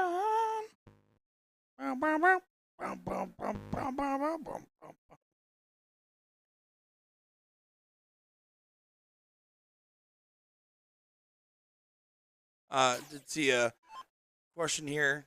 2 different questions actually. I want to tackle real quick. One was just Nathan saying hi and then saying go for 101s. And then said best ton in darts. It's also the lowest of the low tons. Because technically 100 would just be a ton. And thanks, Nick. Harry saying I'm really happy that you went back to that. And then Harry says, "Shut up, Sean." Okay. And Harry says, "Who shoots in a hoodie?" It's actually surprisingly common up north. Yeah, I think Sean Cafflish is one that you always see in a hoodie typically, and a lot of other We're players. in Wisconsin. So it's cold sometimes. And it's probably cold in the venue. I mean, I'm so curious where the restrooms are. I don't think I'd be able to find them. Yeah, it's kind of tucked away.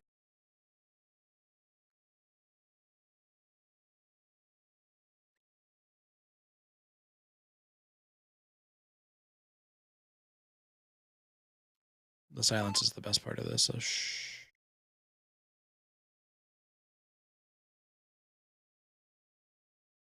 Kind of a cool sign, actually. Hold on, I gotta wait a second. It's almost like you're labeling him as a restroom. It's rude. Oh, there it is. You got it, John? You know where it is now? I see it. I seen it. All right, here's Jeff. My name is Jeff.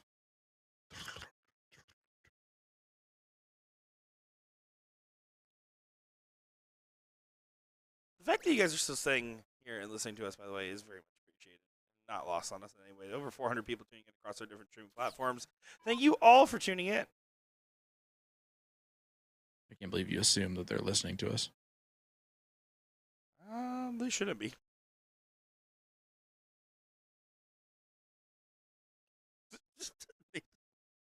That's a good bathroom there. Was in it today.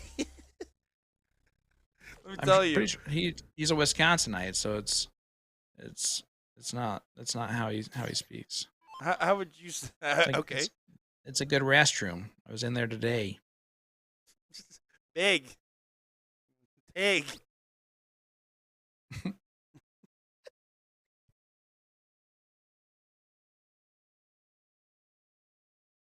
It all worked out? Sorry, so far Oh. the restroom has had the best wave. It's winning the prize right now. Michaela. Yeah. Michaela really hyped us up on the whole wave contest, dude. That's crazy.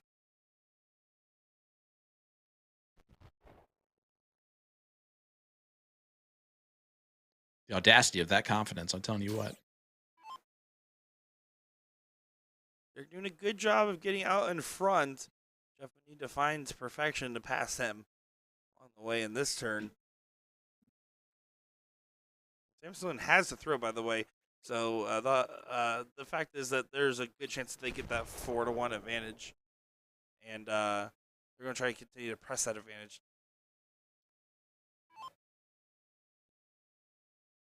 Are you sure they're not going to try and slow down? It can happen. Like if you know that you won your last 3 and you're up 3-1, it can definitely happen. We saw that to Milwaukee Monsters and won their group earlier. They were down, I believe it was like 3-0 or 3-1. But then it came all the way back. I don't know which team it was, but I remember I heard some other guy saying, "Yeah, we had Milwaukee Monsters, and then they came all the way back on us." So someone was complaining about that one to me. Oh, thank you. Oh, I appreciate that. Hi, Anna.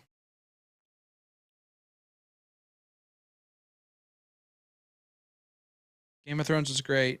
The last season, last couple episodes, a little bit, whatever. But the rest of it's fantastic.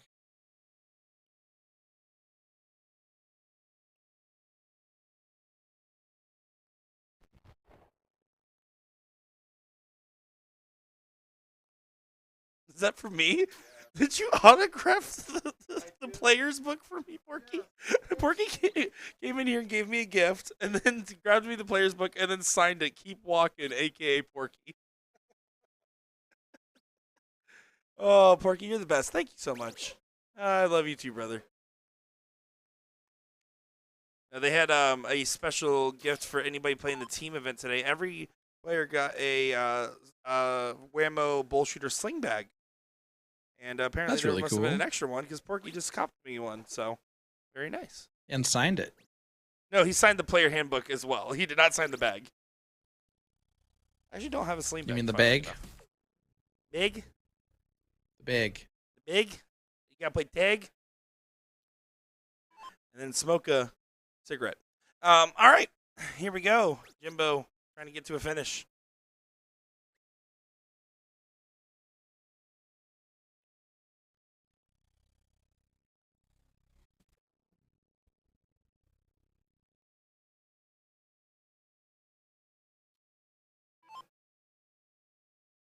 Is no one going to claim this prize? I mean, I have yet to see a wave. It's quite shocking, actually.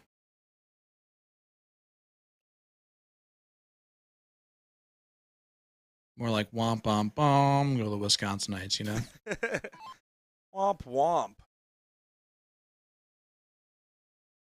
Derek does get all the way down 20. Playing really well this leg. You mentioned it earlier when he was playing really well and then had a strugglesome moment. clearly has recovered. It's been leading the pack very well here.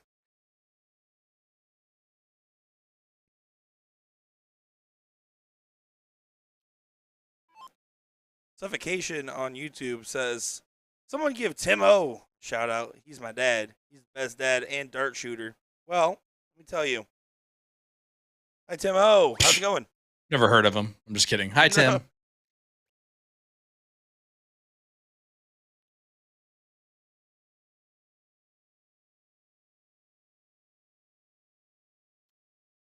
160 needs to get brought all the way down. Hope the 20 misses and hopes the 188 gets brought all the way down and hopes the 51 misses and then gets taken out. That's the route here for Club Ritz. It's not a favorable one by any means.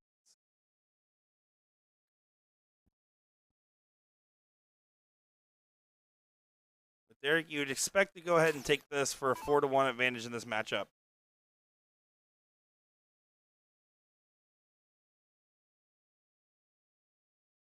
And nothing wrong with little 13 darter. Little 14 darter. Whew. There could have been something wrong with the 16 darter, though. Does get it to fall in, and it's a 4-1 lead now for Sam Saloon. This is the most lopsided we've seen a match so far. Now, we've seen a final scoreline of 5-2, and I believe it was Sam Saloon that we saw do that. But we haven't seen a team this far ahead this early in the match. Yeah, this is definitely one-way traffic at this point of the affair. But it's tough, right? I mean, I think Club Ritz hasn't been far off the margins, but when Samsung's going, they have been pretty undeniable. Yeah, it's been a very good team. Solid all the way around. All four of them capable of really carrying a leg. And that's been kind of the important part of this team, is that it has been multiple different guys winning legs at different times. Yeah, again, that well-balanced effort. We talked about this even when it comes all the way down to doubles teams, right? Having a team of, if it's an 8-0 cap, I would rather have 2 4s on a team, because I think that, or I would rather play against like a 7 and a 1, or not 7 and 1. Let's give a real example. How about, Nick, learn your math? A 5 and a 3 playing together. I'm done. All right. I'll see you guys later. A 7 and a 1? Who's the 7? Who's the 1?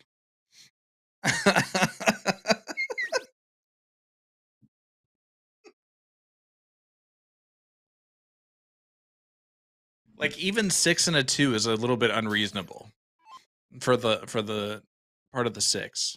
Sean, I'm That's trying like my 2 guys best. I can't total. say it makes sense, but I certainly am trying real hard. That has to be worth A something. 7 and a 1. A 7 and a 1. Listen, I would rather play against a 4 and a 4 than a 7 and a 1. Okay? No, wait. No, the other way around. Yes, I get it. I love how everyone's like, I'm the one. I'm the one. Still need to find the 7, guys. Oh, Sean Green. You crack me up, man. I don't know what to say. I'm trying so hard to be smart, and it's hurting. It's weird because in the end, it doesn't really matter. Here is Mark, who's getting a lot of slack, really, for the sweatshirt. I personally can't wear a hoodie when I play. I do wear long sleeves underneath my jerseys, but that's just because that's just my wardrobe. All the time. In fact, if you see me not with an undershirt on, it's weird. So I'm just used to playing in that. But there's some great players that play in hoodies. There's some mediocre players that play in hoodies. Sugar Shane Johnson. So it's just really kind of up to whoever. Yeah, again, it's a regional thing. There's just like how there's certain areas where I feel like everyone has like one of those compression sleeves on their arms. There's areas where you have like players more comfortable playing in hoodies. Some players playing in long sleeves versus short sleeves I've seen as well. There's always different types of players that have different preferences. I personally can't do it. But even like Will played really good. Is actually a person plays really well in the jacket. Yeah, it's true. It's really weird and kind of annoying. Because he seems like he's the type of person that would also be really weird about that type of thing, and he's just not. Yeah, no, he has too many other things to be weird about than worry about the jacket. You said it, not me. Will, we miss you. Please don't tell us you're listening, and that would be very scary right now. Do it. Do it now. He's not listening. No. He's probably trying to get a little bit of sleep. He said he's been sleeping great. Oh, Ostriker. It's Timo. Well, hello, Timo. Short for Ostriker.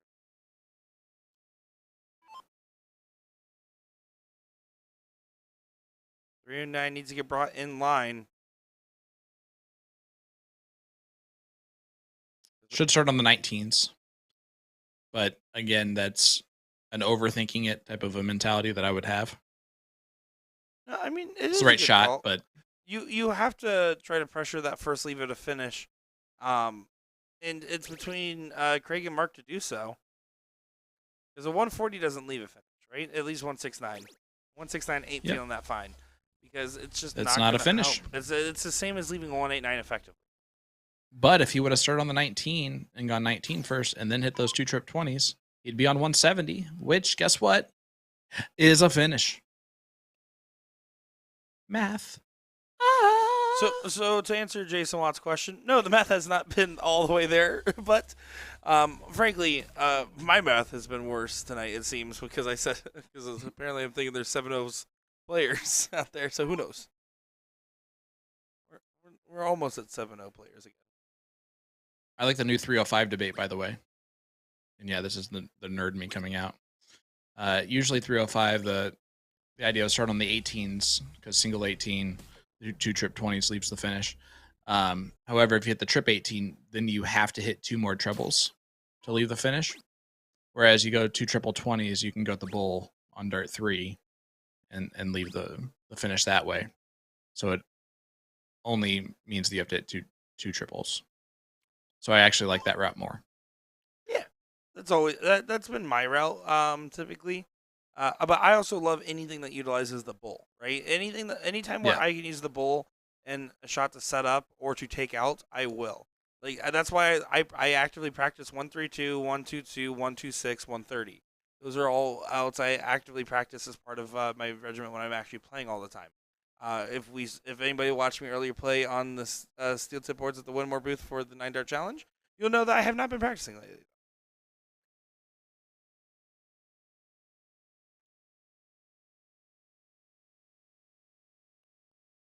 Lidler or Humphreys. And if it's those 4 versus those 4, not close. Yeah, unfortunately. Right, Lidler, Humphreys, MBG. Not even close. I love all 4 of those other guys. When I say not close, I mean it's going to be close, right? But I would say the actual best of 19, that score line is not going to be close. But the actual legs themselves would be pretty close overall.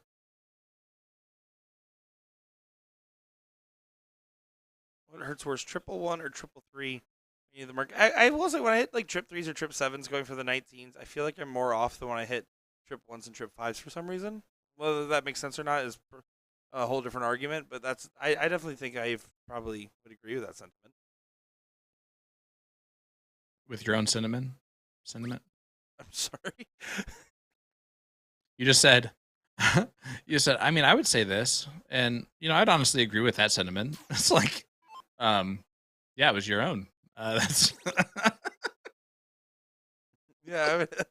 No, because he also said trip 3 for me. Honestly, that's how that question ends. Is that he gives his opinion, so I agree with his opinion.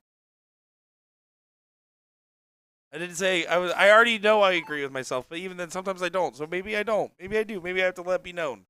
Maybe it's Maybelline.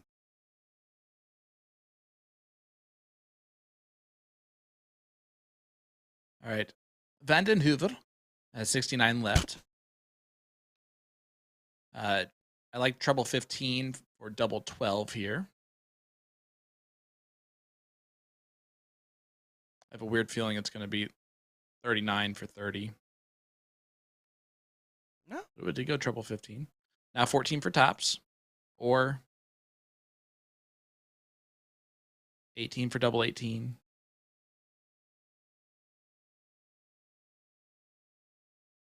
Oh, Jason, that's absolutely true. The amount of sleep deficit I am on is absolutely incredible. Tops.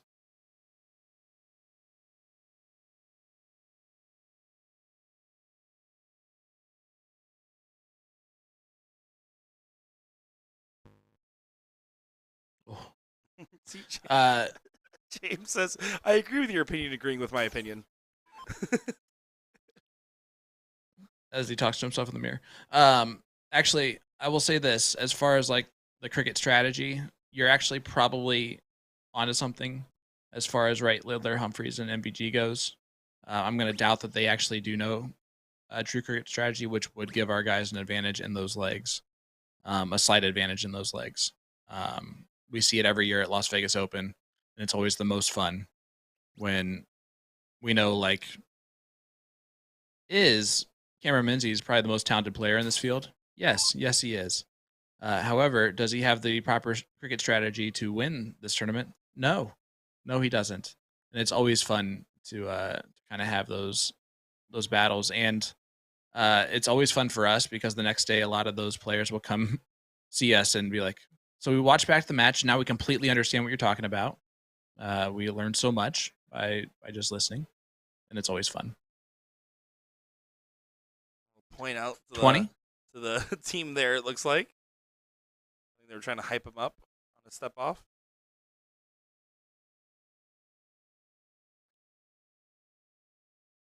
Double 20. Doesn't go. Oh, 80 gets a chance. it does. You had to go inside on that last start, Mark.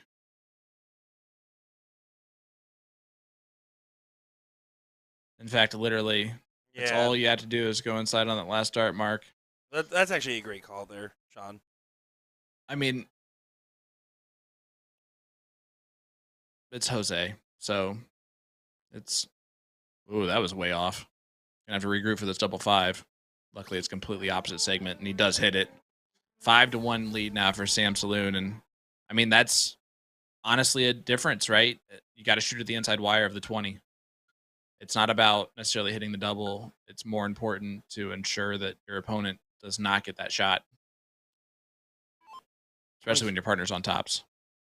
Here we are, the final leg of this round 4 matchup. Then we move on to one more round of action. Looking forward to seeing how this 6 more legs. Nope, 8 more legs. A 7 and a 1. Or a 4 and a 4. Son of a beach balloon, you know? Or a 6 and a 2. Or 5 and a 3.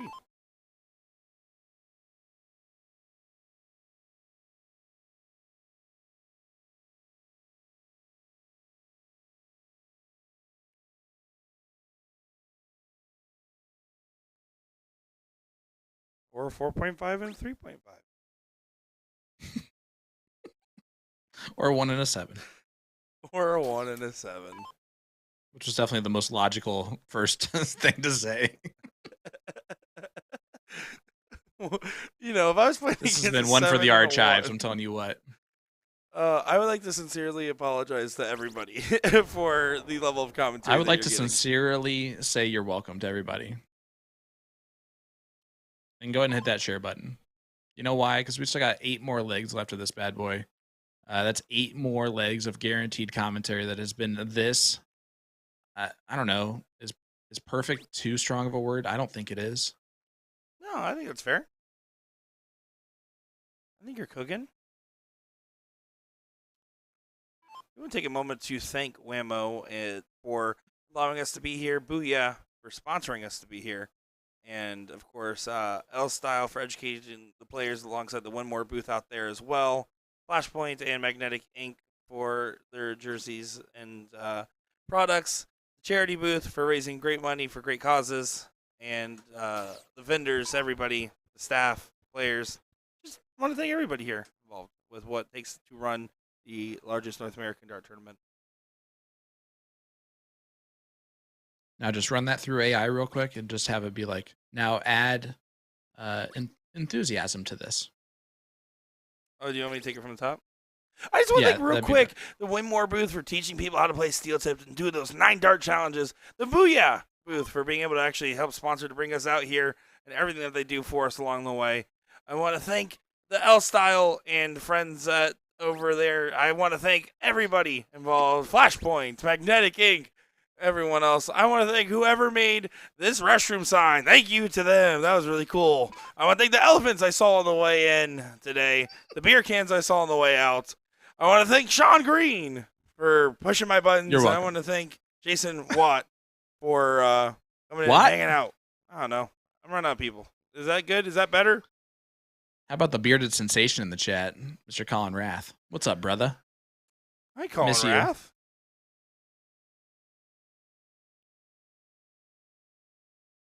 Colin Rath, good friend of the show. Maybe even closer friends when he told us that Sean doesn't know how to use zip ties. Speaking of which, it says 180 call that I steal, by the way, though. 180. That's really Collins. That's fair. With a little bit more of a Philly accent on it. Just a little bit. So he goes like 180 and a cheesesteak from Philadelphia. Did you just blaspheme a cheesesteak from Philadelphia? Philly cheesesteak, if you will. That's like saying something bad about cheddar in Wisconsin. You just don't do things like that, bro. Put cheese whiz on it for the legitimacy. Mary, you will see Joe shoot next. Yeah, that is true. Playing. He is in the next match. Yep. Good call there, Sean. And thanks for hanging out with us, Mary. Marsha's saying, I have yet to see Throwline Drinkery. Well, they gave us group That's 1 fair. to stream. We have not seen them yet either. Just real quick, I guess we can shout out the team names of the other divisions that we have not seen. Redliner, Black Saddle, Booyah, Blue Water, More Beers Than Bulls, and Arrow Tap 1 is group 2. Group 3 is Point Stars, SGS, Throwline, Rockstar, Timbers Bar 2, Augie's Bullshooters, and Dart Kings. And group 4 is going to be the Woods Brad, Walkabout No Whack, State Street Pub, Precision Builders, Not So Hagrid, and Milwaukee Monsters. That's your Division 1. And then for Divisions 2 through 28, go to CompuSport. No, just read them all off. All right, going up to Division 2. Don't do group that. 1 is Finney's No. Stop. Okay, that's the first name.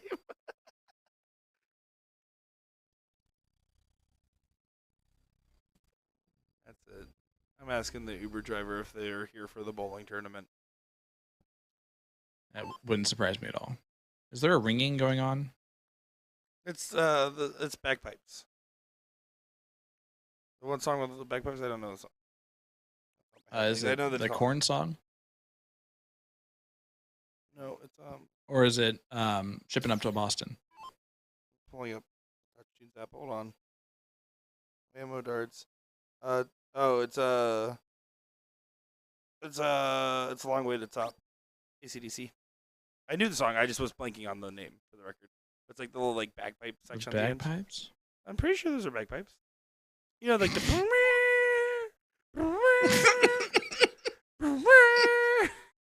at the end of the song, right? So it goes on like it has like the and then it goes like at the end. Sean's dead. I've killed Sean. You want me to do it again?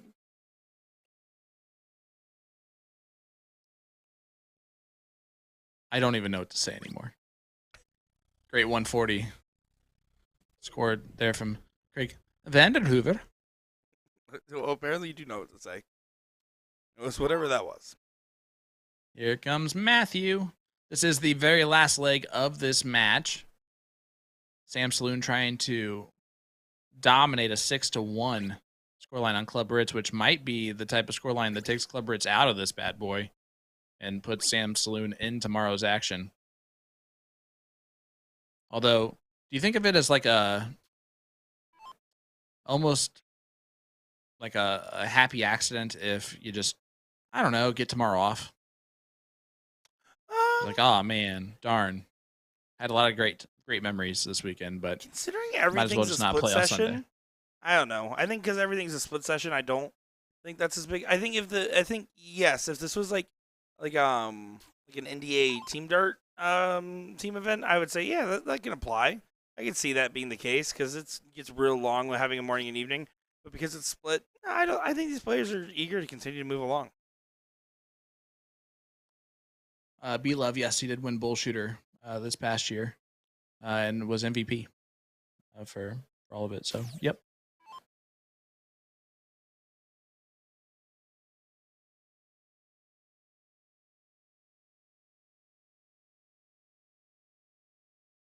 And yeah, you're probably right. I feel like if I'm losing at this point, that's how I'm like,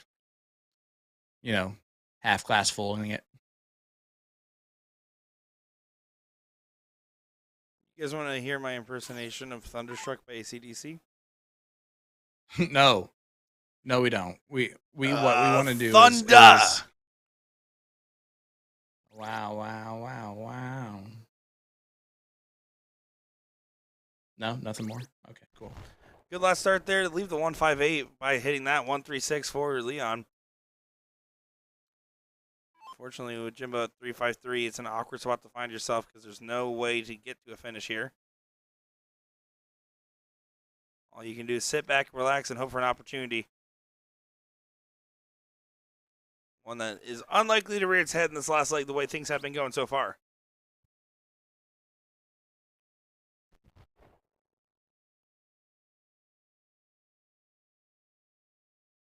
Yeah, Derek, a chance to really kind of cement control here. If he gets below Jimbo's scoreline of 253. But instead, he's going to throw a snatchy dart on the first one.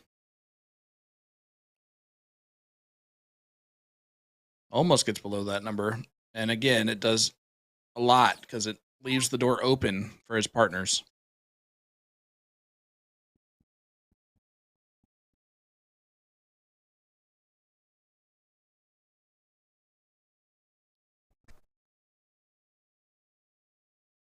At 180 does leave a finish.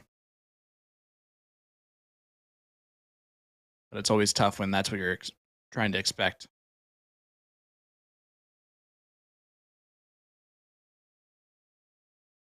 Right, Nick? Oh, hi, Sean. Sorry. What are you doing? Contemplating my life decisions currently. What about you? Vaughn, you tell Mateo to keep being cool, man. We appreciate that. I appreciate all the kind words. There's so many people I've got a chance to talk to out here in my brief intermissions, where nobody cares, Nick. Matthew's on 158 here. Just kidding.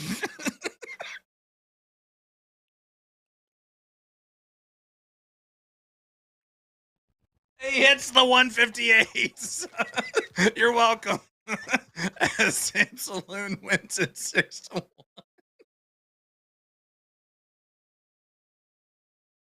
We'll be right back.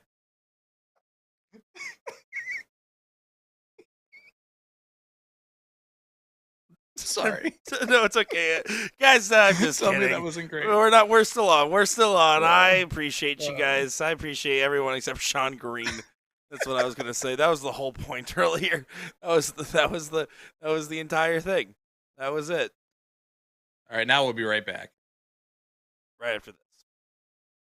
Let me tell you about A to Z Darts. We're a specialty dart store with over 10,000 different products. We create in-depth videos and blogs to help improve your game and showcase our products. We give helpful advice on how to practice darts, the fundamentals of form and mechanics, and how to make better decisions when purchasing your darting equipment. Whether you're brand new or a seasoned player, we try to provide fun and informative content. I'm Jen, the creative director for A to Z Darts. I've been playing for over 10 years, and I've traveled the world competing in and promoting the sport. This is Will. He runs our live streaming company, USA Darts, and and travels the globe as well to broadcast major darting events and interview PDC players alike. You'll find over 2,000 different sets of darts on our website. Guessing right now you're pretty interested in our resources? Learn about form, throwing mechanics, practice routines, scoring and grouping, checkout methods, cricket strategy, and much more. Visit a-zdarts.com to take advantage of our blog or follow us on social media at azdartstoday.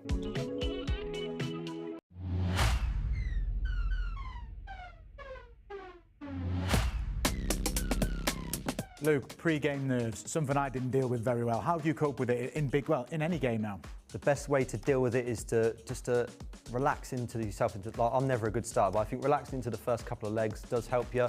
Once you get into the game, I feel like after a couple of minutes, them nerves do go away. And I think that's why I'm a good player in such long formats, because once I'm settled in, that's when I can really hit the heights. Any advice to players, up-and-coming players who are experiencing these nerves the first time? As in, what would you do in the back room before you play a game?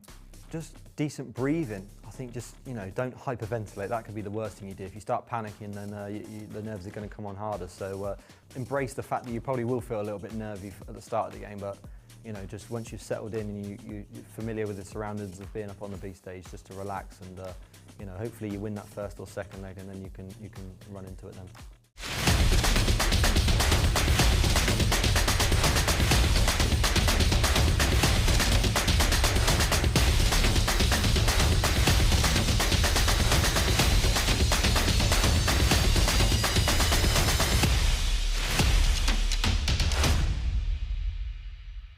How to use a Corona Light on a soft tip electronic dartboard using a Target Corona conversion kit. This kit comes with 4 identical pieces here. Very, very simple. The very bottom has 4 prongs that actually insert into the outer ring of the board. The other backside has a magnetic piece there that goes and connects against the magnetic feet of the Corona Light. So full disclosure for this kit, it's not compatible with all electronic dartboards out there. We've tested every one in the store. It does not work with the Target Nexus or other boards similar to that shell, and it doesn't work with the Grand Practice 13-inch board. However, it's compatible with the Grand versions 1, 2, 3, 3S and the Grand Dash, as well as the Darts Live 100S and 200S. And that is it. You guys ready? Turn this bad boy on. Voila, that is it. Very, very easy to do, super affordable with the Target Corona conversion kit. Mike Maloney Hulk Smash brand new signature darts as a part of the US player launch. I'll be doing an in-depth review of his debut soft tip barrels following his recent signing with Winmore. Now, Maloney went for a design that captures his style and personality quite well. That Hulk Smash theme is just bursting through with this electric green color. Then we went with more of a natural silver in the rear to kind of help with that deep purple color to pop. Got a rock a backwards hat in true Maloney fashion, and you can tell right away I clearly don't know how to wear a hat because I'm a loser.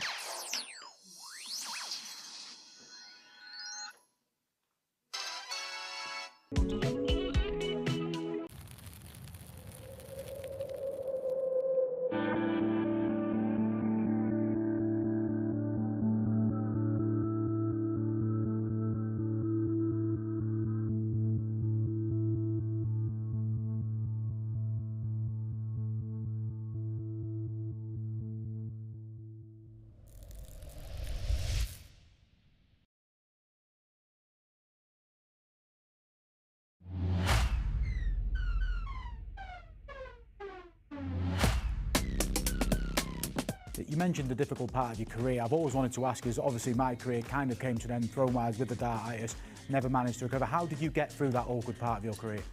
I think I just sort of dragged myself through it in a way, to be honest. I think it's never easy. You don't just snap out of it quickly. It kind of takes a process that you have to allow. It's going to take at least a year. But I stayed strong. I fought through it. I played through it as well. If I'd have just stopped playing and then come back, I don't think I'd have been the same player. I think for me, the most important thing was I carried on, didn't stop, and played through it. And advice to players, 'cause any players who are currently out there now, any new players, they're going to have difficult moments. What would be the key components for them going forward to recover from these kind of dips and these problems throughout? I think just going back, like I said, the strong mentality, you have to believe that not always going to be dark days. You know, as a professional, sometimes you do have them dark days, especially when you're under the limelight all the time, you're under pressure. Like where I'm stood now, I think everyone expects me to play absolutely unbelievable every time, everyone expects me to win everything, and that does put pressure on your shoulders, but I feel like I've coped pretty well with it this year. I've won a lot of tournaments, so you know, for me, I think that mentality does take some time to get used to, but you can only learn with experience as well. I feel like experience does tell in the end.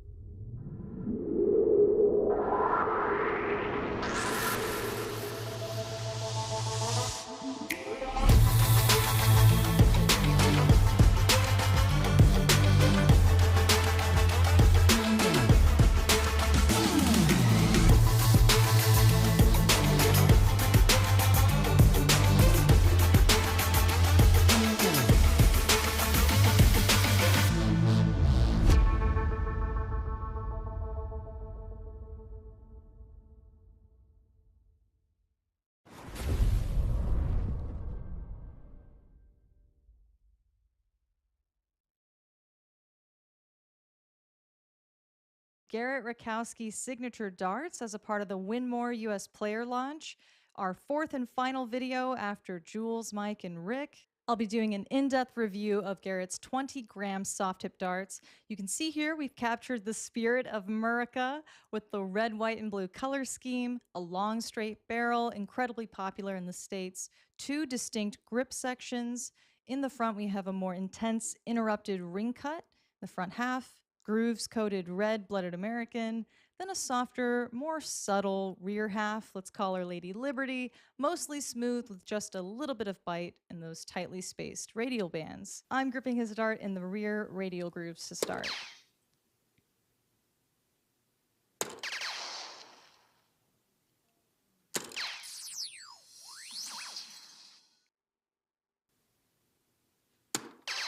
Yeah, get in there.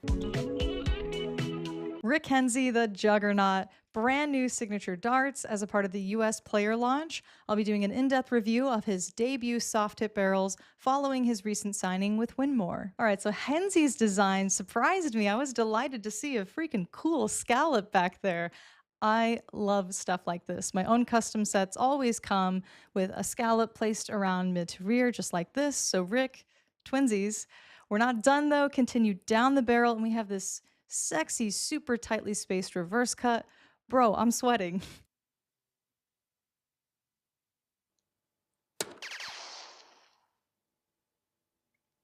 With 121 remaining, I just stay on 20. For me, there's really no option other than to hold right into those middle grooves of the scallop, so it's just right there. That's the focal point. And with 61 remaining, I'm going trip 15 for double 8, but we missed the 15, so 610 area it is. Yay, I don't suck. What is the purpose of the Vertex stand? This product is made by Winmore, and they have solved 3 different problems. Number 1, when you don't want to permanently mount a dartboard. Number 2, when you can't drill into your walls. And number 3, when you want to travel with a dartboard. Not everyone wants a dartboard permanently mounted into a wall. Perhaps you just want to bust out the dartboard occasionally to entertain friends or family. The Vertex stand is perfect because you don't drill into the wall, you simply lean it against a flat surface. This is easily the most convenient product I've ever seen that you can set up or tear down super fast for portability. In minutes, you can have everything packed and ready to go with you for your next darts tournament or a friend's house or even camping. You can lean this bad boy up against a tree. On top of all of that, I love the idea of being able to easily travel with a dartboard. This thing is awesome. I was given it just to review, but believe me when I say it is not going back to A to Z Darts. They can try to pry it out of my hands.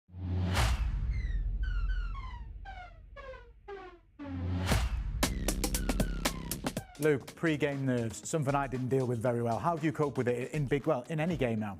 The best way to deal with it is to relax into yourself. Like, I'm never a good starter, but I think relaxing into the first couple of legs does help you. Once you get into the game, I feel like after a couple of minutes, then nerves do go away. And I think that's why I'm a good player in such long formats, because once I'm settled in, that's when I can really hit the heights. Any advice to players, up-and-coming players who are experiencing these nerves the first time? As in, what would you do in the back room before you play a game? Just decent breathing. I think just, don't hyperventilate. That could be the worst thing you do. If you start panicking, then the nerves are going to come on harder. So embrace the fact that you probably will feel a little bit nervy at the start of the game, but just once you've settled in and you're familiar with the surroundings of being up on the B stage, just to relax and hopefully you win that first or second leg, and then you can run into it then.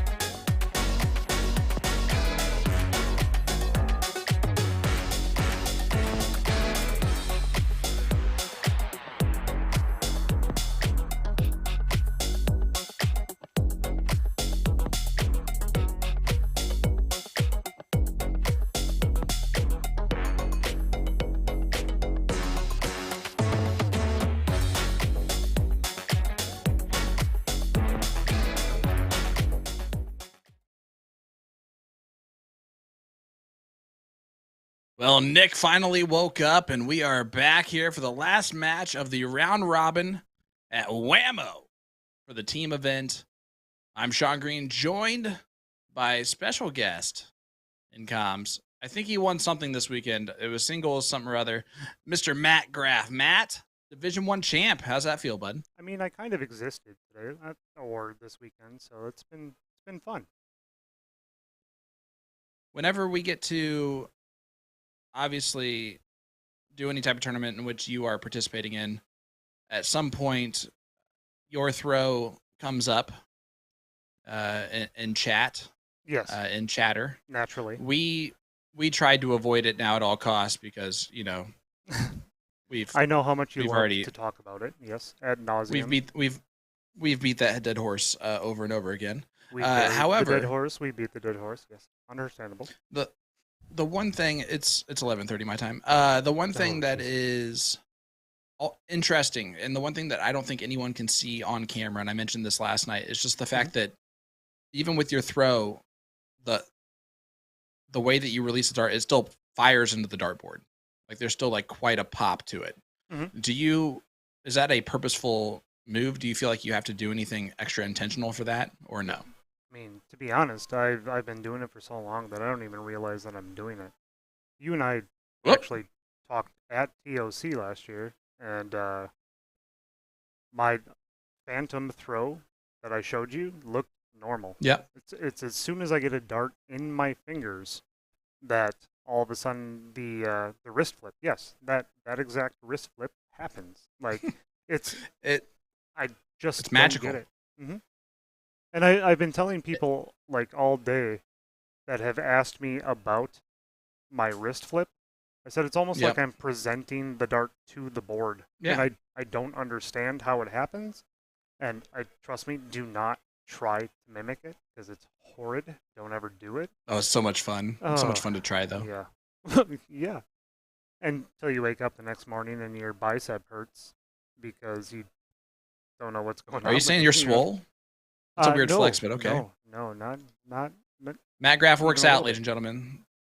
One time it happened. I did work out once. 0 out of 10. Do not recommend. To be fair. All right, here's Big Joe O, a Kupniak, Kupniak, and I mean pretty good players here in Wisconsin. Now, you guys have you finished your bracket? We did not. Actually, my team is still throwing, but we had a team of 5 this year, so I am off on this last match, so I had a little bit of free time to be able to pop on over. But I do know a little bit about Brett, who is our Brent that is shooting right now. He actually shot the. You even know his first name? Yes, he shot the Elite League that I ran, and very up and coming. Super nice guy. Spend a lot of time talking to him through Messenger and things like that. Very interested in getting better at the game, so which is always good to see. I feel like Nick's trying to mess with us. He just keeps moving. He's moving things around. All right, so yeah, and Brent's, I mean, a good shot, obviously, to be in Division I here in this team event, as all these teams are. Sure.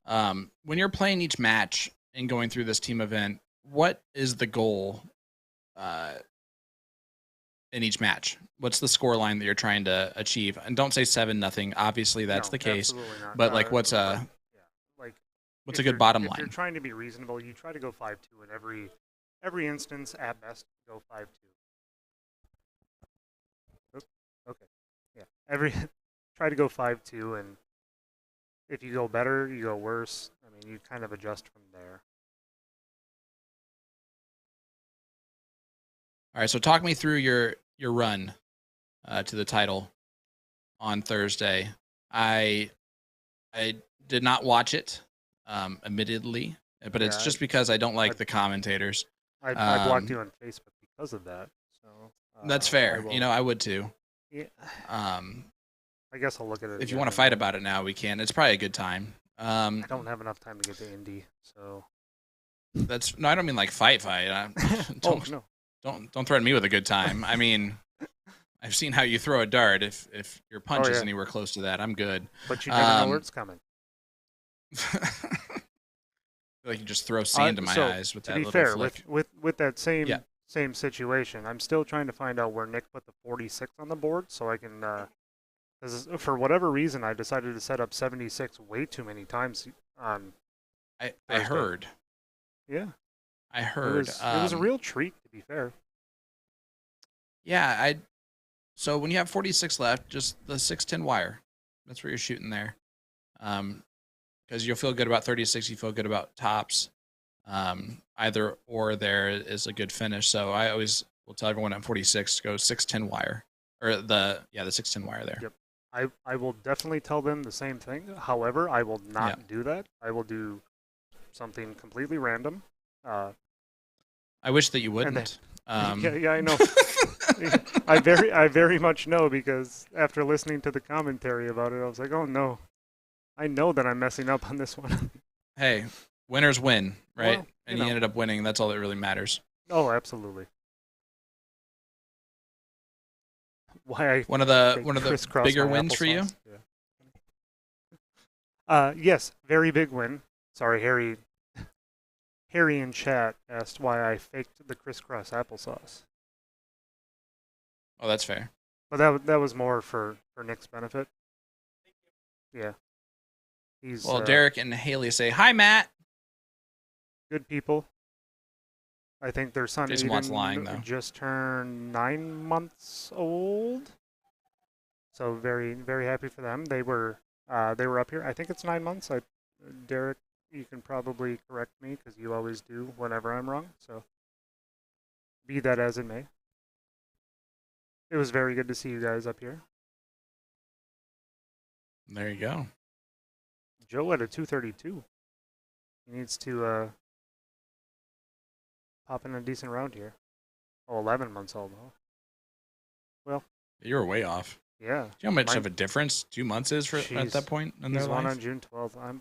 I will be I'll be in Vegas for celebrating his birthday. I will I'll make sure to do something Wow. special for him, I guess, you know. So Haley, guess what? Matt's not available for that birthday party, Yeah, so I'm gonna send an invite. You know, Yeah. don't even waste it. Right. Is your wife gonna be in town though? She will not. She will be in Vegas with me. Well, then there you go. I'm sorry, Haley. You have to find other famous friends for that occasion. Ryan sitting on a 20. He still has a look at it here. Or Ray.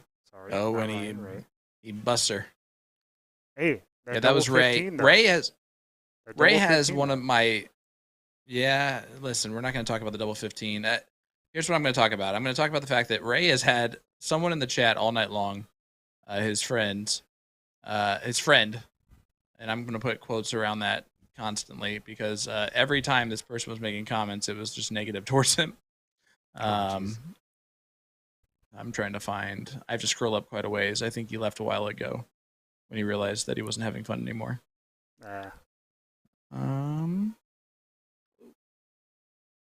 Ooh, right there. It's a tough one to leave double 1. And that's Never coming fun. from me, who leaves double 15 every time. So You and Luke Lidler. One of you is a world champion though, so I mean, that's fair. but then the other one of you is a Wisconsin He really state likes champion. the double 10, though. Well, right. Do you not like double 10 at all? Because then No, it is it's- really weird. It's way too high. Hurts my bicep when I throw the double 10. You know, that's fair.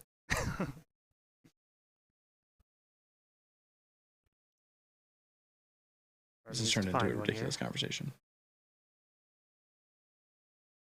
And I'm just trying to find this comment and going insane No, you're because good. I'm not finding it. Racing at a double 10 here. Let's see. Takes a big deep breath there on that one too. Attaboy. Big There dart. it is. Very good double 10 on that one. Nice Ray's mark on hater's the not in first there one. anymore.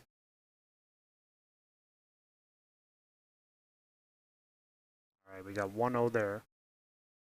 Ray and Ryan. Lars. Lars is a fantastic guy. Is that the gentleman in the orange?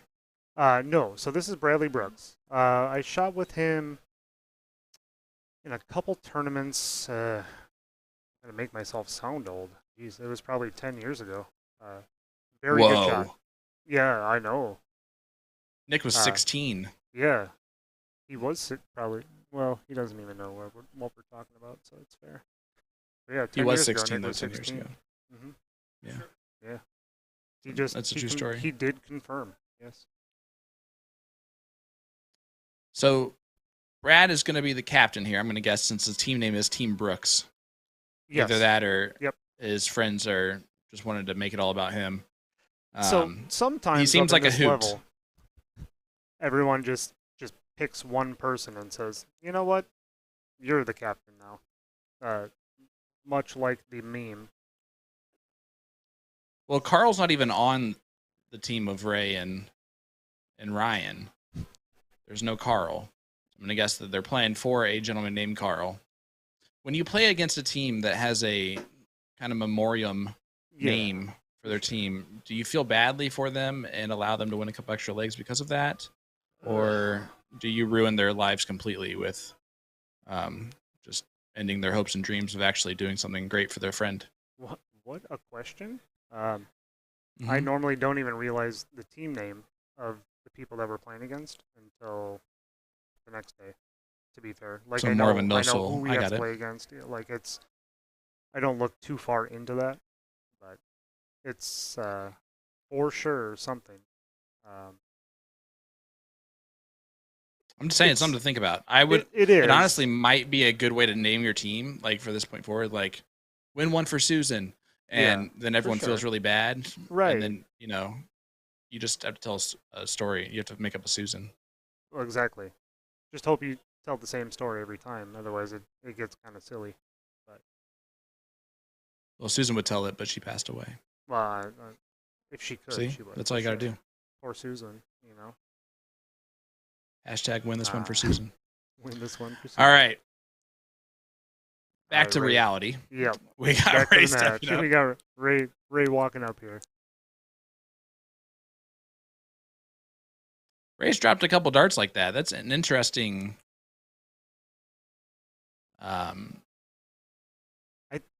I wonder if it's move. He's trying to stay in rhythm, and it's just kind of a fumble situation. Obviously, Are you a guy who drops your darts often or no? Not often. But That's a yes, by the way, Matt. What's that? I said that's a yes, by the way. Oh, do I? No. No, I don't know. So I fidget with my darts all the time. So if I drop them, that's probably warranted. I will sit there behind the line and flip my darts and rattle them around for no reason at all. But it does make sense. You left their phone on, not silent. Come on now. My 10-year-old is texting me. Oh, 10-year-old. Which 10-year-old's name? Cadence. We call her Cadence. Katie. Yeah. Katie. For short. I bet Katie is not listening to us. Why is Katie awake? Katie, you go to sleep. So she was it's in only the hall 10:46. earlier. She was in the hall earlier. She was in the hole? But, no, Wow, in why are you the putting her in a dart hole hole? here. The dart hole? There's a dart hole? I'm just messing with you, Matt. I know what you're Is saying. it because I'm I love from you, buddy. Wisconsin? Yeah. That you, It's you- a you- little you don't like Wisconsin how I accent you got there. Yeah. No, You say hole instead of hall. That's milk. fine. Does it bother you when I say milk? It does not bother me at all when you say Perfect. anything, Matt. No, so she was here a little bit earlier, and she went home during our second match, and she's just texting me to see how I did. Well, I need to your inform her dad's that doing a great apparently job we're still commentary. playing. Allegedly.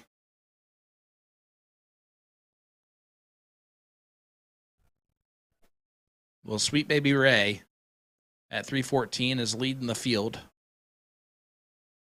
Next closest is his partner Ryan. Yeah.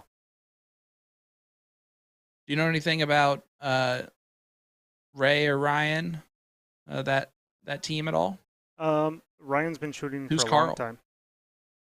So it says Rick's in the chat and says his birthmark on the top of his head, on just above the left eye there. That is what he calls Carl. Yes, and there's your lore. I'm glad I could be there for you on that one.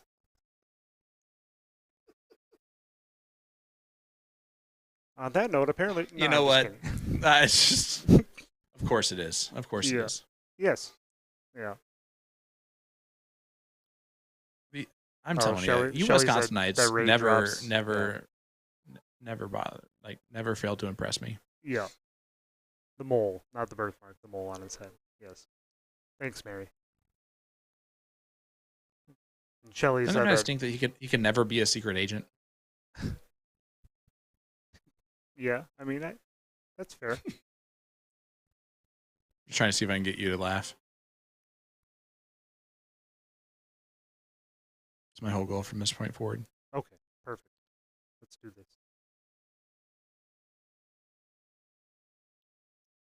All right, Brett at a 373. Needs to find a big trick here. His name's still Brent.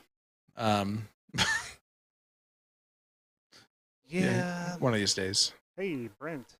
There's a big trick.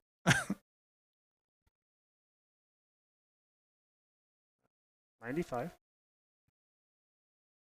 Does take the lead over from Ray. Here comes Carl and Ryan. Carl and Ryan. So does Carl show up first or does Ryan show up first? I guess it's kind of like a chicken or the egg kind of thing, right? I mean, I think every dart's just for Carl, so I'm going to guess that it's Ryan himself shooting for Carl.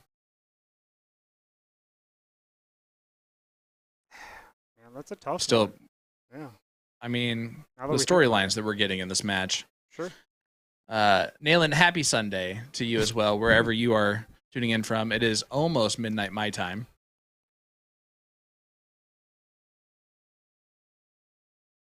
Emily's saying, oh, the screenshots. That's not a good sign.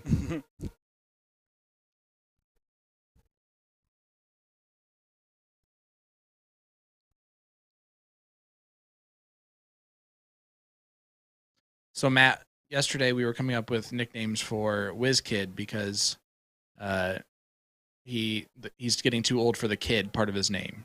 Sure. And we went with names Wizzy Woo, I think is a good one. Wizzy Borden. Ooh, that one's interesting. He acts as the competition. That's fair. What else do we have? Wizzy McGuire. I thought that one was interesting. Wizzy McGuire. Cheese Whiz. That's a low hanging fruit. Whiz Consonite. Yeah. Whiz Man, because he didn't like Whiz Kid. Whiz Adult. Well, how do you go from whiz kid to whiz adult before being a whiz teenager? To be fair, I mean, it should be Whiz a couple- Teen. Yeah. Yep, he's Whiz Teen I for a feel couple like years. you need to have a little time in there that he can grow. You know. Yeah, that way when like people are like, "Man, you're kind of cocky," you can be like, I'm the just Whiz going Teen. through my whiz. Like teen it's some in the phase, name. You know. Yeah, for it's sure. my teens. No, Whiz is a Mary great says dude. Daddy Whiz. Very. That's very interesting. Nice guy.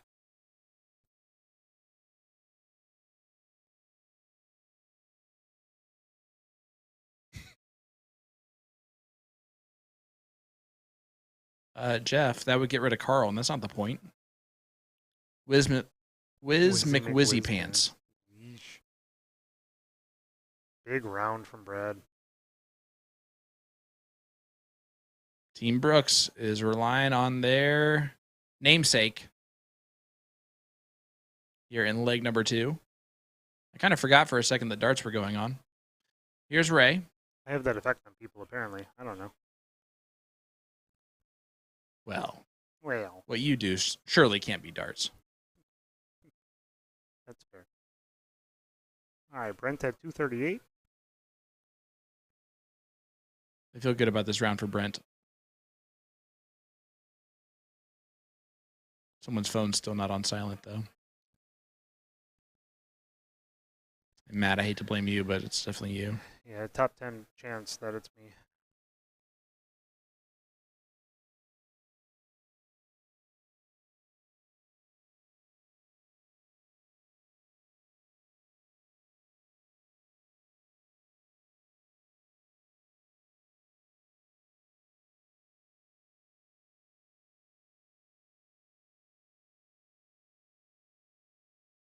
Ooh, just outside All right. that 555.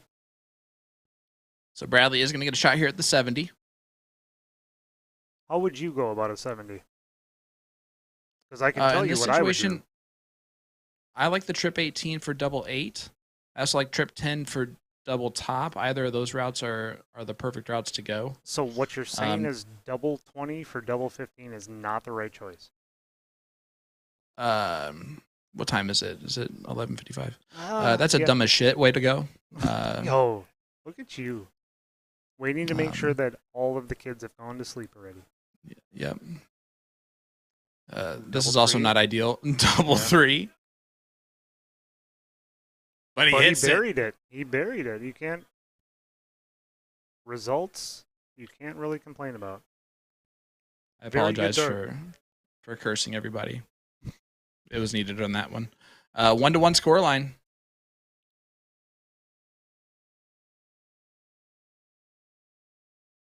Smooth walking up to the board. You really would go double top for double 15? Absolutely not. Tell me that you're joking. Zero Okay. chance.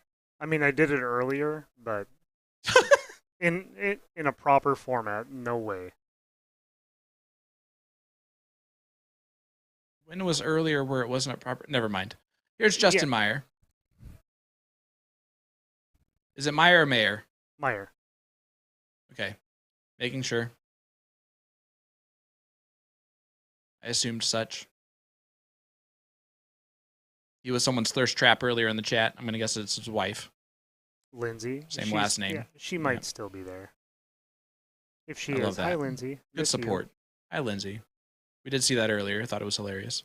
Unless that's, hopefully that's, never mind. Here's, here's Bradley stepping up. Yeah. Anyway, moving on. You can go for the bullseye at the end on the true double out. Sean has apparently left the chat as he's laughing behind us here. Focus. Focus. You got this.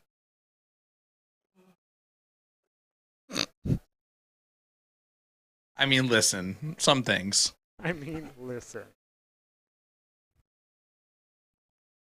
Nicole's saying nice job. Nicole, that is so sweet of you right now. I don't think that's true at all.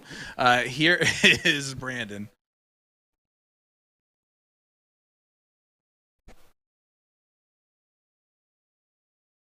Matt's doing great. It's really my fault. Nah. It is late by you. I mean, it's an hour later, but you know, whatever. I was up till 2 doing commentary for yous guys last Well, night. perfect Green Bay, Wisconsin accent there for you guys. I was going Philly, but that's all right. Well, You guys I also mean, don't say water, right? Depends. I guess sometimes a lot of random things just pop out.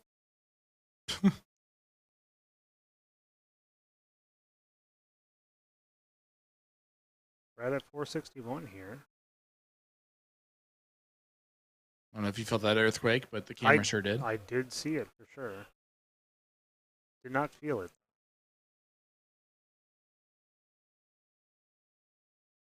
So was that Justin's wife? Lindsay is, yes. Yeah. Was that her in the background? Or no? I have to know that answer. No, I don't believe she is. I'm sorry, I'm reading.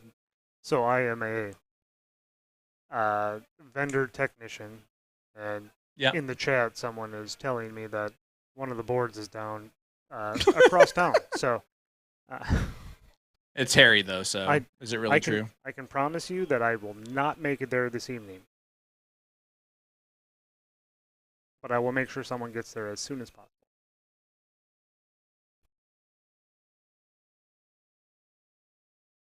Or the old IT version, just unplug it, plug it back in, see if that fixes her. Usually does. Yeah, 9 times out of 10. Oh, Brandon. Brandon's not in, and Ryan's on 309 already after 6 starts. Sean, when you play, what's your favorite in number? You're a 16 guy, or are you more of a I 20? typically will go tops. You and pop it's tops? Yeah. Yeah, and it's just because I I will never hit a 9-darter, but I always want the shot at the 9-darter if, Oh, if that's fair. possible. Yeah, I guess. Now that being said, if I miss the first 2 at tops, I'll go 16s. Sure. You are 15s in though, correct? Because I did see All the that time. yesterday. Yeah, all the Yeah. time. Like no reason for it at all. It's just the most comfortable dart that I throw is the double 15. So And do you go set it do you for go the in, set 15s it to for the out. 19s or 15s to 20s? 15s to 20s. So Okay.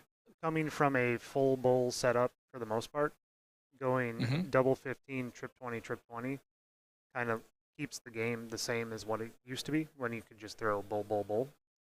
That's fair. So now you're That's sitting fair. at the 351 to start if you hit, but that being said, it's not the easiest route to go because you have that level change, which is so difficult for a lot of people.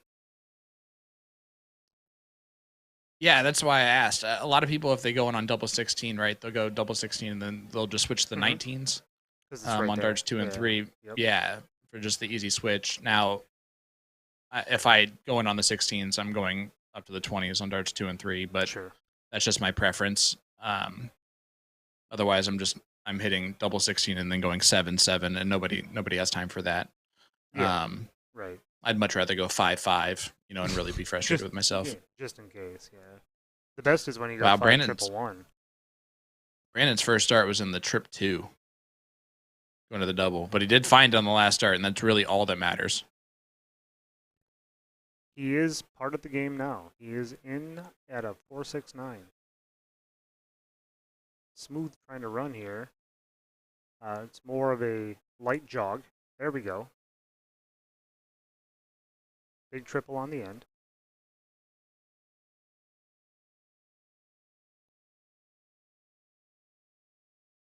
All right, Brooksy, the hero of his team in the last leg, trying to backpack another one. He's going to have to start running, though. Brad has always been very deliberate with his throw. Like you can see the amount of focus on every dart. It's a little more than the normal person, Yes. Yes, it is. which That's a good way to put it, and especially that first start. he's Darts 2 been- and 3. As long as I've known him, he's been doing this, and he's been a great shot for years. So it works for him, obviously.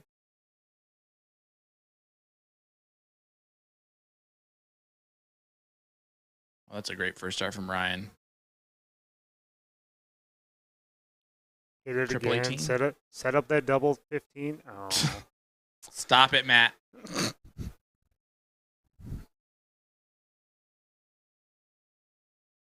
Jimmy Kearns. Oh. the actual bearded dart guy is here. Yes, he is. His flight got delayed, so he will be here a little longer than he wanted to be, but had a nice long talk with him. So I posed this question to Nick yesterday, and I'm going to pose it to you. Sure. If you have 170 left and you're playing on a G3 ice board, is that considered ice fishing? I would imagine. My only concern is, do you need a special permit for it? You're the welcome. Wisconsinite. You would know Yeah. better than Yeah, than right. I would. I've never. I mean, You're I've like- fished before. I feel like somebody has But, to like- pop up a shanty somewhere. Yeah, I mean, for sure.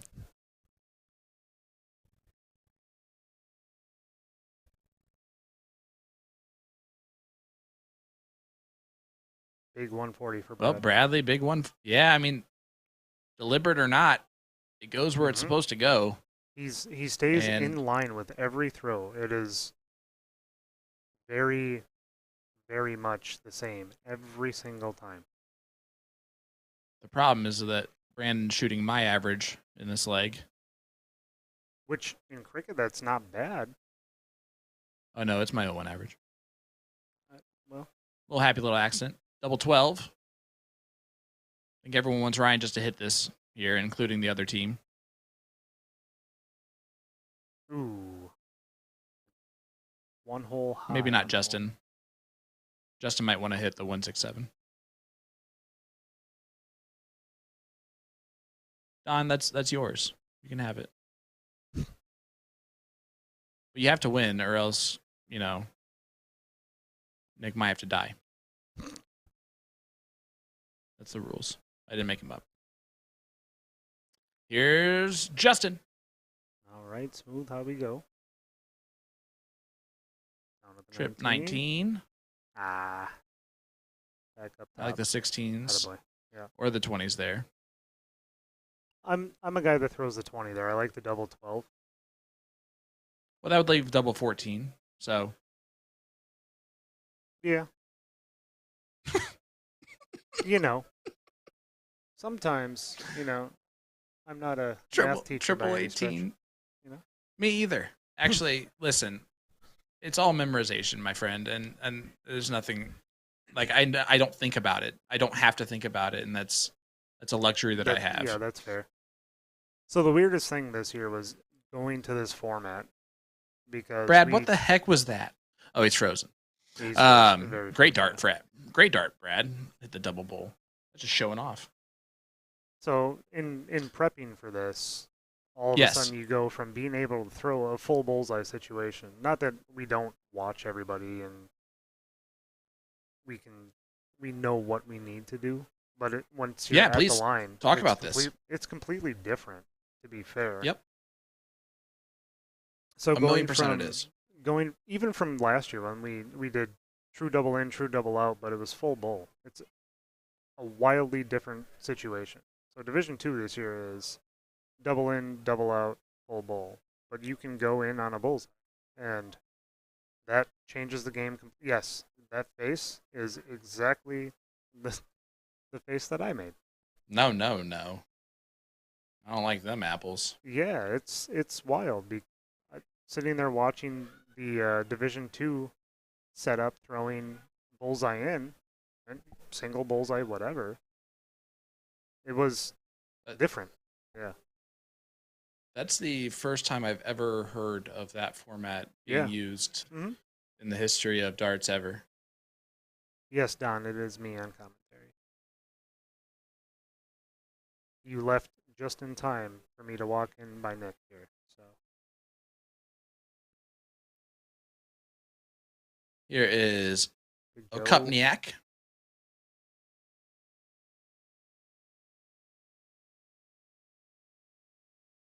Which I know that's how you would say his last name too. I'm sure. Brandon in first start this time. That's great. I like how you Just- said that. It's almost like all right, Brandon's in first start. That is neat. Now Neat. moving on. No, Nifty it's move always there. it's a struggle when you like the game before you struggled to get in, and then Oh, 100%. when you can pop in on the first dart, it's a stress reliever, obviously.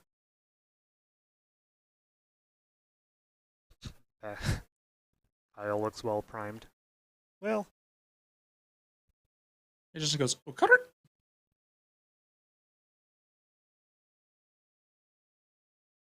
I don't think Kyle knows he's up right now. Eh. There he is. Okay. We got 45 seconds. Why not? Here he comes to save the day. It's only been 10 seconds. Or I guess it's been 25 seconds. You calm down, Graf. Like, why are you being so... Yeah, I mean, I'm not Russian, a fun forcer you know? for sure. That's for sure. I don't hear an accent. You don't need to be Russian. Ooh, I just made that up. Was it good or bad? It's no, 12:08. Probably bad. my response was not going to be great, so I decided to defer to another time on that one.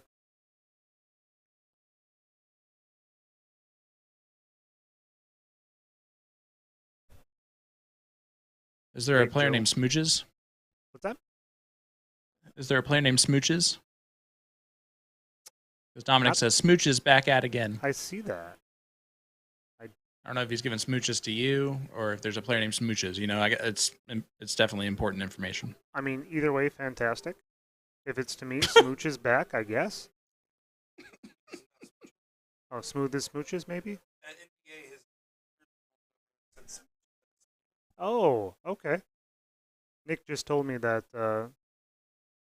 Smooth's jersey at NDA folded over and it said Smooch instead of Smooth. Oh, nice. So here's Smooches. You'd like to smooch a double right about now. There he goes. Smoochy Boochies. Here we go. Big triple on the end there, too.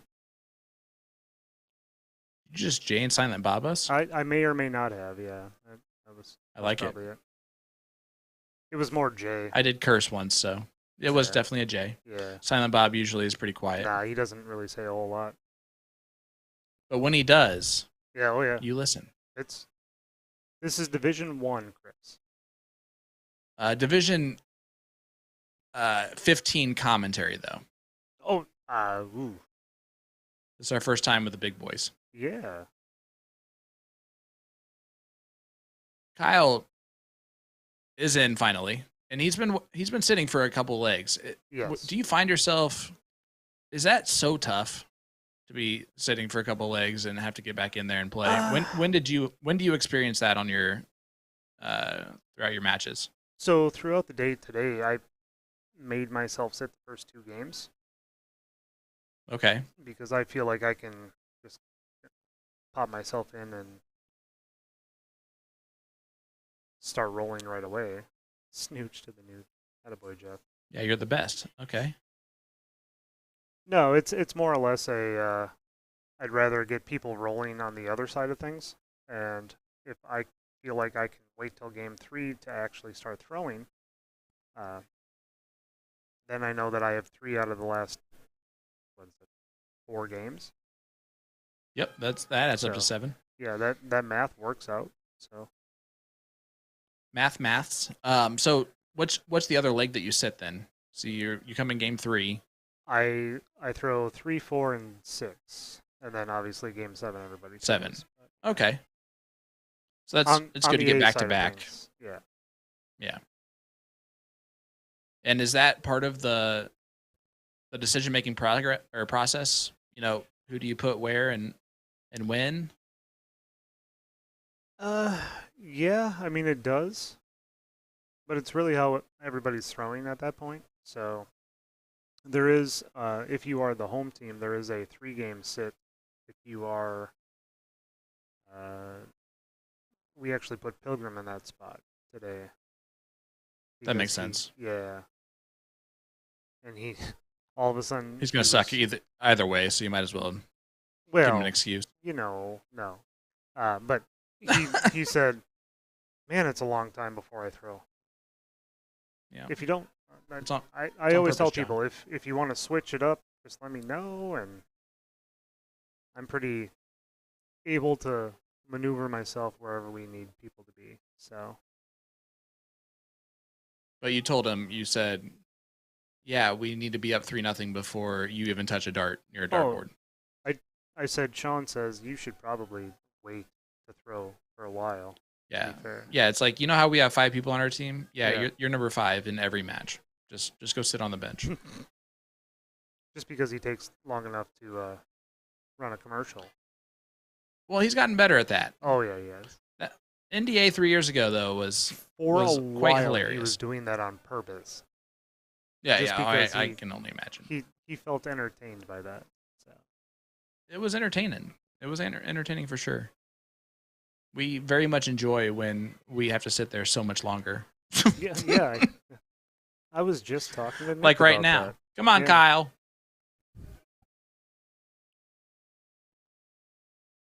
Meander your way on up here. He's just back there talking. Yep. Kyle, you're up. Kyle. Ow. All right. I got it, guys. I'm coming. I still got 15 seconds. Calm down.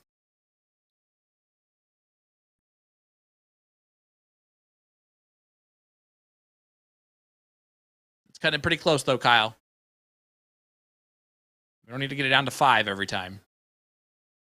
Just because if we you're get that time doesn't mean we have to use it, you know? If you're gonna roll and throw 125 after that, then good on him for sure. Very good darts there. Mary, to answer your question, Wisconsinites don't get drunk.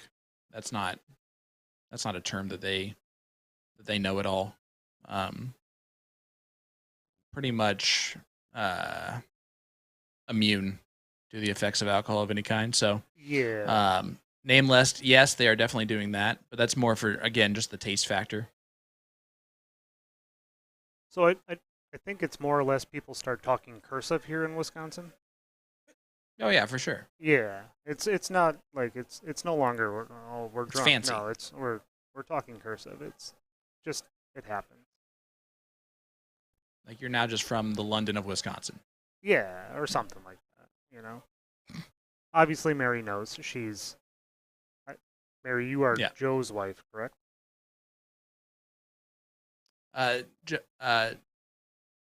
Big Joe's mom. Mom. That's what it was. Yeah. So she's well aware of the situation. Look at that, Kyle. I'm so proud of him. He's up there still with 30 seconds left to go. We get fancy. Yeah. It's definitely talking cursive. Absolutely.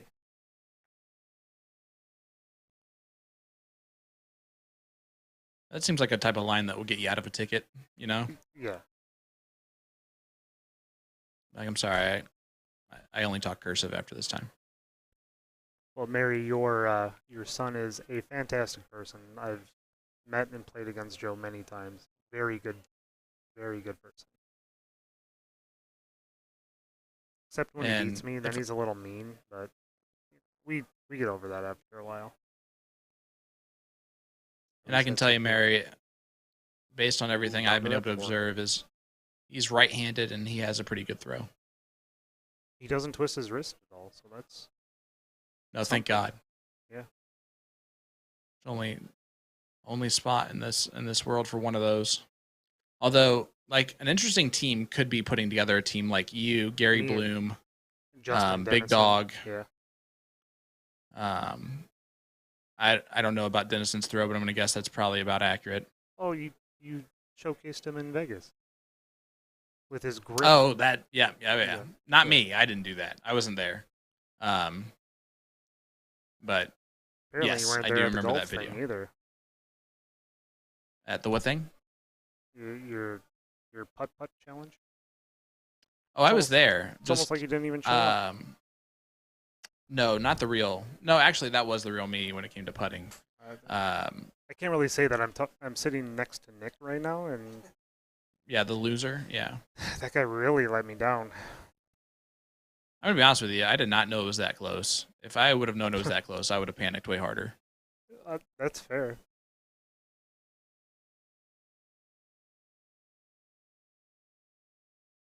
L for love. All right, here's Joe for leg number 4.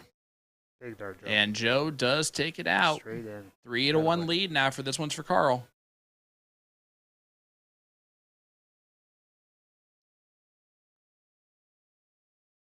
Three more games to go.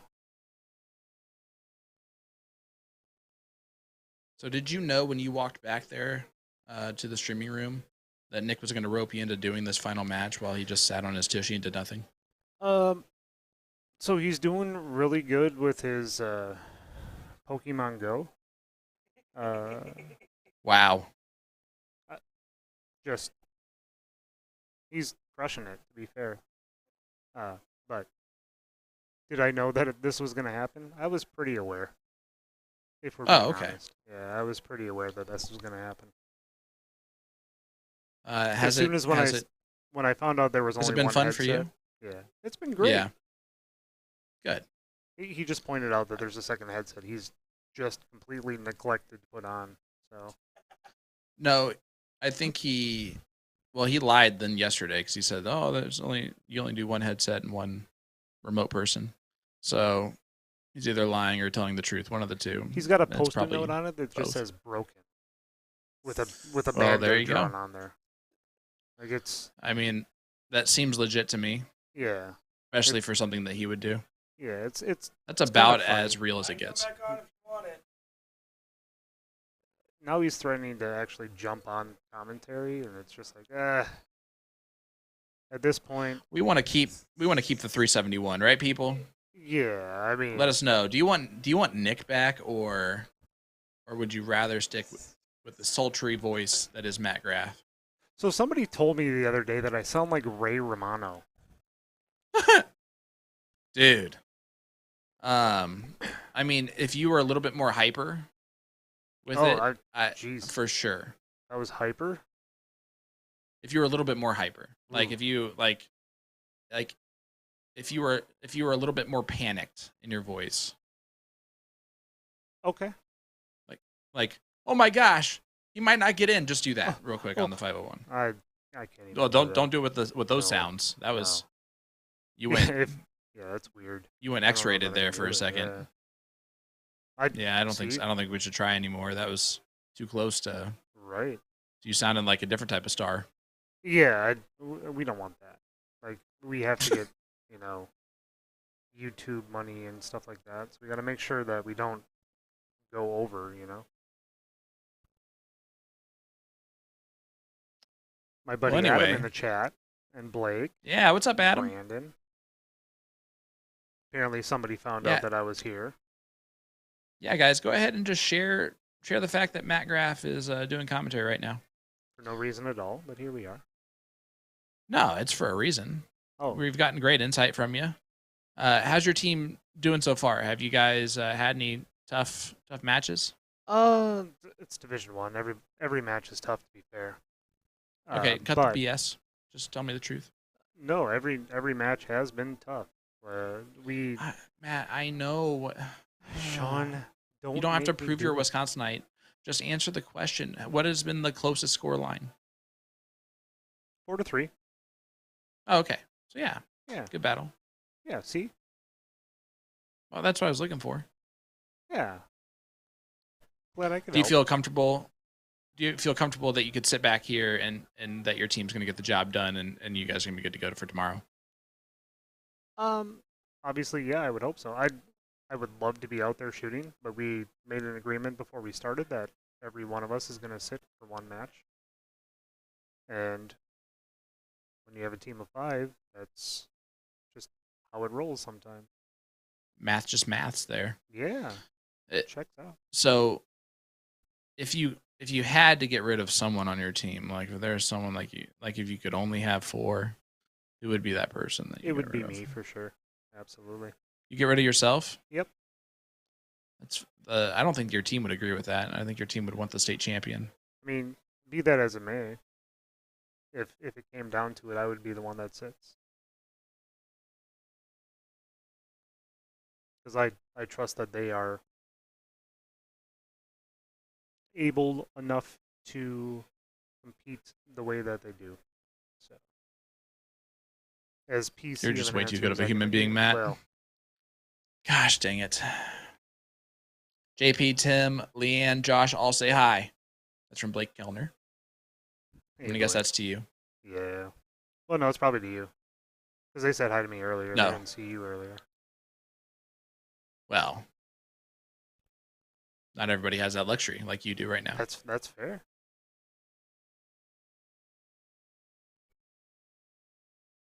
Are you going to be in Chicago next weekend? Unfortunately, I have to work. Being that WAMO is this week, I have to be on call next week. So, yeah, that makes sense. plus, being away from the That's kids fair. for 2 weeks in a row is kind of difficult. I mean, they were near. We're only 20 minutes from here, to be fair. But it's really tough to step away from a 10 and 8-year-old for a long period of time. So. Yeah, that's a good age. Like if you've trained them correctly, that they're good kids at that point. And you got to really take care of those good years because Yes. right now I'm at 7 and 3, and my 3-year-old is, Teenager. she has moments Yes. of hilariousness, Yes. and then she has moments of pure chaos. Utter horror sometimes. Yep. Ben Schaefer. Tonight, Sorry, he's in the chat. He says hi. yeah. What's up, Ben? He said hi to you though, but that's fine. Yeah. I'm Sean Green, everybody. No, I'm just kidding. Hey, hi, Sean Green. No, it's too late. Well, No, so you know. today she actually got upset because she wanted it to be her birthday today. And she's like, but I want to. So I'm like, no, that's in November. She's like, but I want it to be. uh, And that's how she argued with that. Wednesday, when we were on our way to our friend's house that we are staying at, I decided it was a great idea to buy a birthday cake. It's nobody's birthday, but Yep, I've done this. Yep. we bought a birthday cake, and we celebrated no one's birthday, but there we were.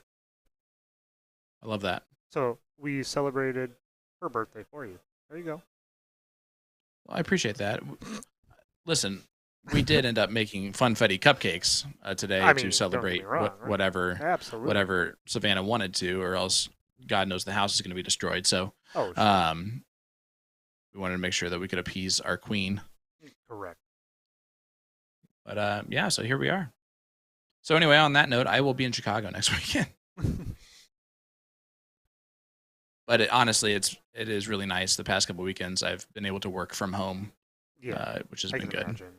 The travels, all of that.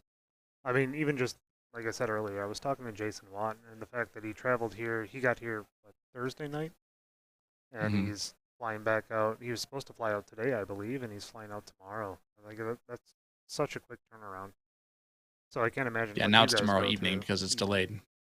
Well, honestly, listen, I have the greatest job in the world. I get to show up. I don't have the stress that Nick and Will have with production, where they are relying on so many things that have to be great that they can't control.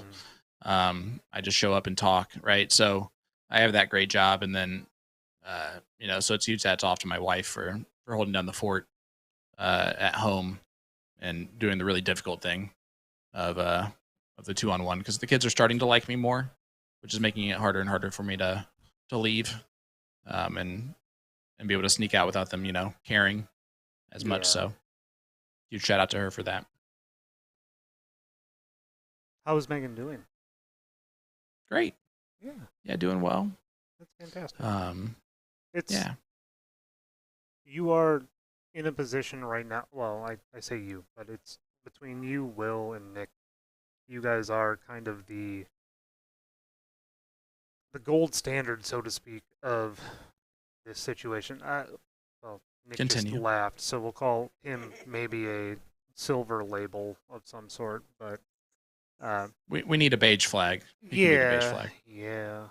But it's tough because a lot of people everybody wants to have you there to run their event, and what people don't understand is the time that goes into it.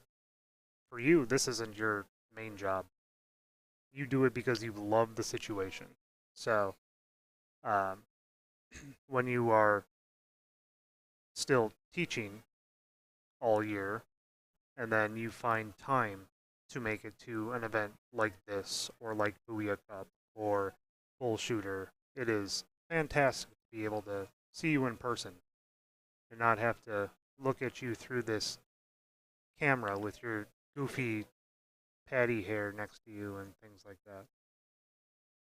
It's the Patty Powder hair, which is from the World Darts Championship 2 I years am ago. wearing an Irish jersey today. Thanks for noticing. I can't see you at all, so That is honestly perfect for you. I agree, because usually it's Nick in the shot. So Yeah. you gotta keep it safe. Yeah. Yeah, but this Brooksy again. Oh, it last started a little wayward, but first to a finish. Kyle's doing his job in this leg and fighting that gravity nicely. Which, listen, it's 11:30 local time. We started at gravity 4. starts to get a little heavy on you. Starting this team event at 4. You played 5 matches. Played 35 legs of darts and got 28 hours. Matt, how do you guys do that? I mean, Why is everyone playing so slow? as a team, yeah, you play that, but you don't even play that many matches. To be fair. Oh, that's fair. To be fair, At best, you play 20 games if you play every match. that's true. Look at that quick. That's true. Look at you, Matt. Yeah. See? You can do it. They You don't call have me, to rely on 30. They call me Math Graph for a reason, you know. I don't think they do, Matt. They don't. They really I don't think they do. No. But guess what's going to stick now? Math graph. Yeah, there we go. So that's awesome. Big Joe coming up. Not to change the subject by any stretch. It's better than Salt Bay, which was my other nickname for you. Ooh. I don't know if that's like a different thing with the wrist, huh? Yeah. I mean, I guess so, yeah. I don't know. I don't know what he does. It's nope. I don't know his craft, you know. Yeah. Yeah. I mean, that's what it is. Watching you try to do it right now in the camera is hilarious to me. Oh, I'm sure. Listen. 12:30. Yeah. Matt stay-at-home graph. Yep.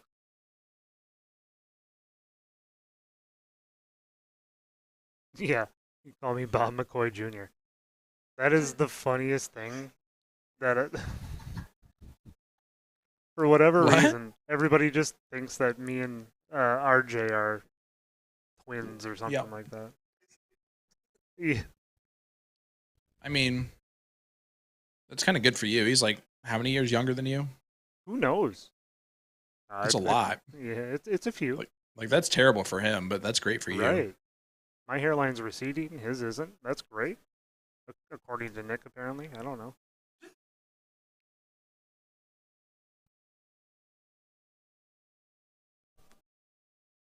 The good news is when your hairline recedes, you have a number of friends that just remind you of it constantly. Yeah, that's true. Friends.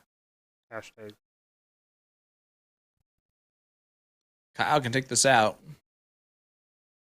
Now when he goes that route, what are you doing, Kyle? That doesn't leave a check at all. Kyle. Kyle. Kyle. We're just gonna move past it. Joe's gonna step up. Can't do a whole lot here except for try to get under 96 points. Up top here. Ooh, staying down. Okay. He does not get under 96 points. He gets exactly that. Well, you know. That's still fine as long as Bradley Gooden's up on 28 again. Yeah.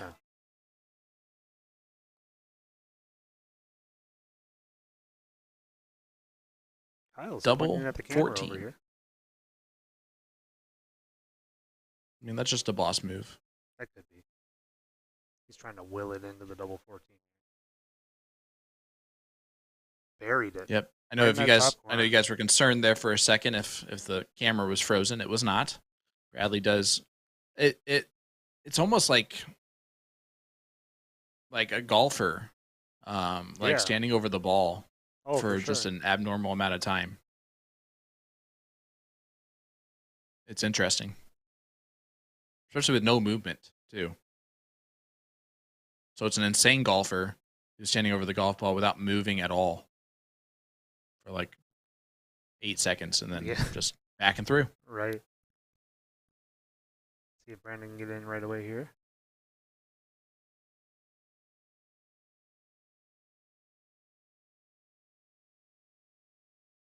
And he's been the player that's had to take off more legs, right? Like he's sat for a couple more legs there. I believe he's probably in that same position that I put myself in.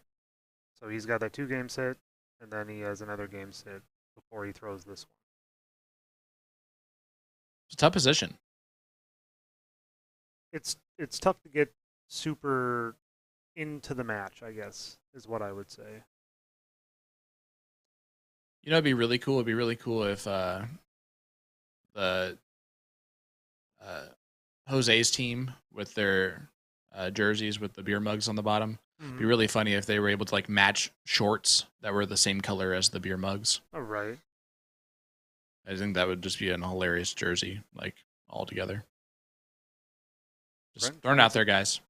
Brent finds the 8 on that third dart.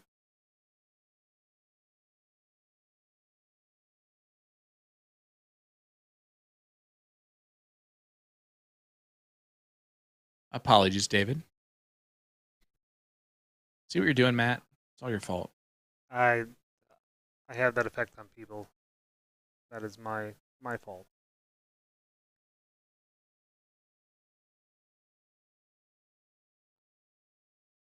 Sorry, David. We thought you could see the darts. Brandon. Got in dart 1 there. Yep, and then got 55 points. Here comes Smooth.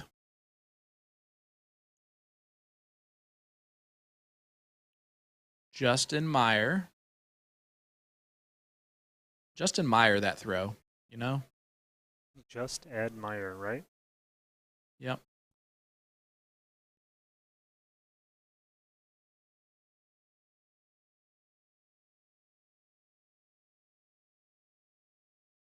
All right, Brent looking to get some scoring going and not finding it. Finding a lot of the neighbors. Yeah. And We're seeing some tired darts here at the end of this, huh? Yeah, match 5 in this format, you're going to see a lot of stray darts here. Let me ask you this. Do you expect to still be here at 11:34 with 5 matches, 35 legs of darts played that starts at 4 p.m.? Oh, in the top division? I was pretty sure that was you, by the way. But yeah, at 11:35, still running since 4 o'clock. We're darn near 8 hours in. Like, it's tough to pace for that if you're not expecting to be, like, here that long, you know? Well, and the biggest thing is the other divisions have been done for hours. There are 2 divisions left, maybe 3 divisions left in the hall right now. Everybody else is gone. So if you look down the hallway here, it's just this one row.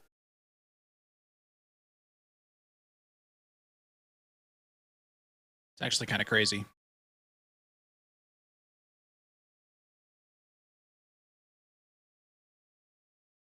All right, here's Ray.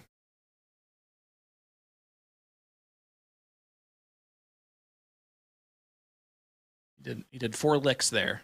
We're gonna see I was going to ask you, are you a finger lick guy, or are you... I am not. I know No. Maloney actually just posted about like a product that he found that's for golfers. Yeah, I don't know if you saw actually, that or not. I did.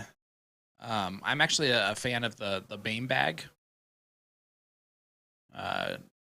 from DJD, Dirty Jersey Darts. Oh, sure. Doug Bame's like patent designed. Oh, okay, yeah. It doesn't leave like a residue on your fingers or anything like that. It's just it's kind of cool. But yeah, I'm not I don't feel like wetness helps my grip at all, you know. So I'm just not one to add the extra moisture there. I am a ghost thrower though. I only have so many throws on my arm, so I can't ghost throw. Yeah. Just yeah. I always at least have to I always at least have to throw one good dart, so that's the ghost one. That's fair. Nathan, Carl is The mole that is on Ryan's left side of his forehead. Yep. They've named him Carl, and they are playing for Carl. Yep. This one specifically is for him. I guess at this point it'd be these ones, right? I mean, it's their team name. Yeah, that's fair. We're just living in it. Yeah.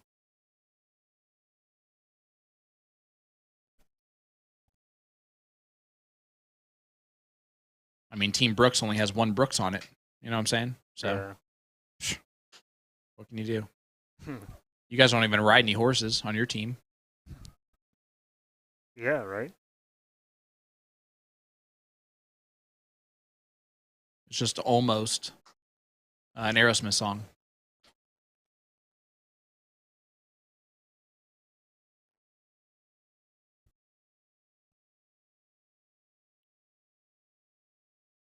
I made Nick laugh. That's all that matters.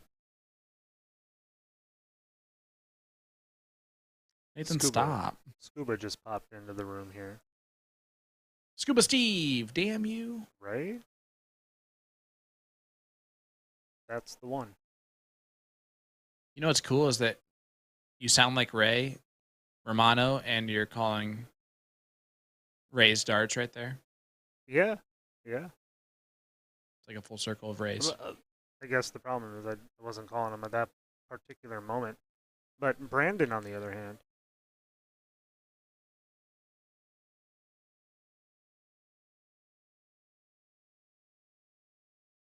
all right, let's see if Smooth can set himself up with a check here. 211.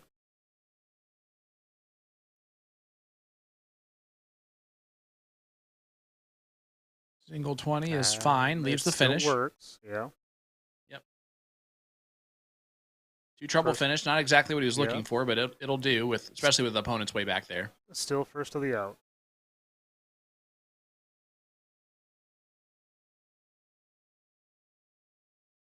I would like Brent to follow through. And I know that you have no say in this matter whatsoever, so I'm just going to say it for him. I would like Brent to follow through. He kind of stabs at it. God knows nowhere near what you do, but Yep. it takes a lot of, you will say, it would take a lot of practice and a lot of time to be consistent with that throw. Oh, yeah. 100%. And Absolutely. And so to be more consistent quicker, I would like to see more of a follow through from Brent.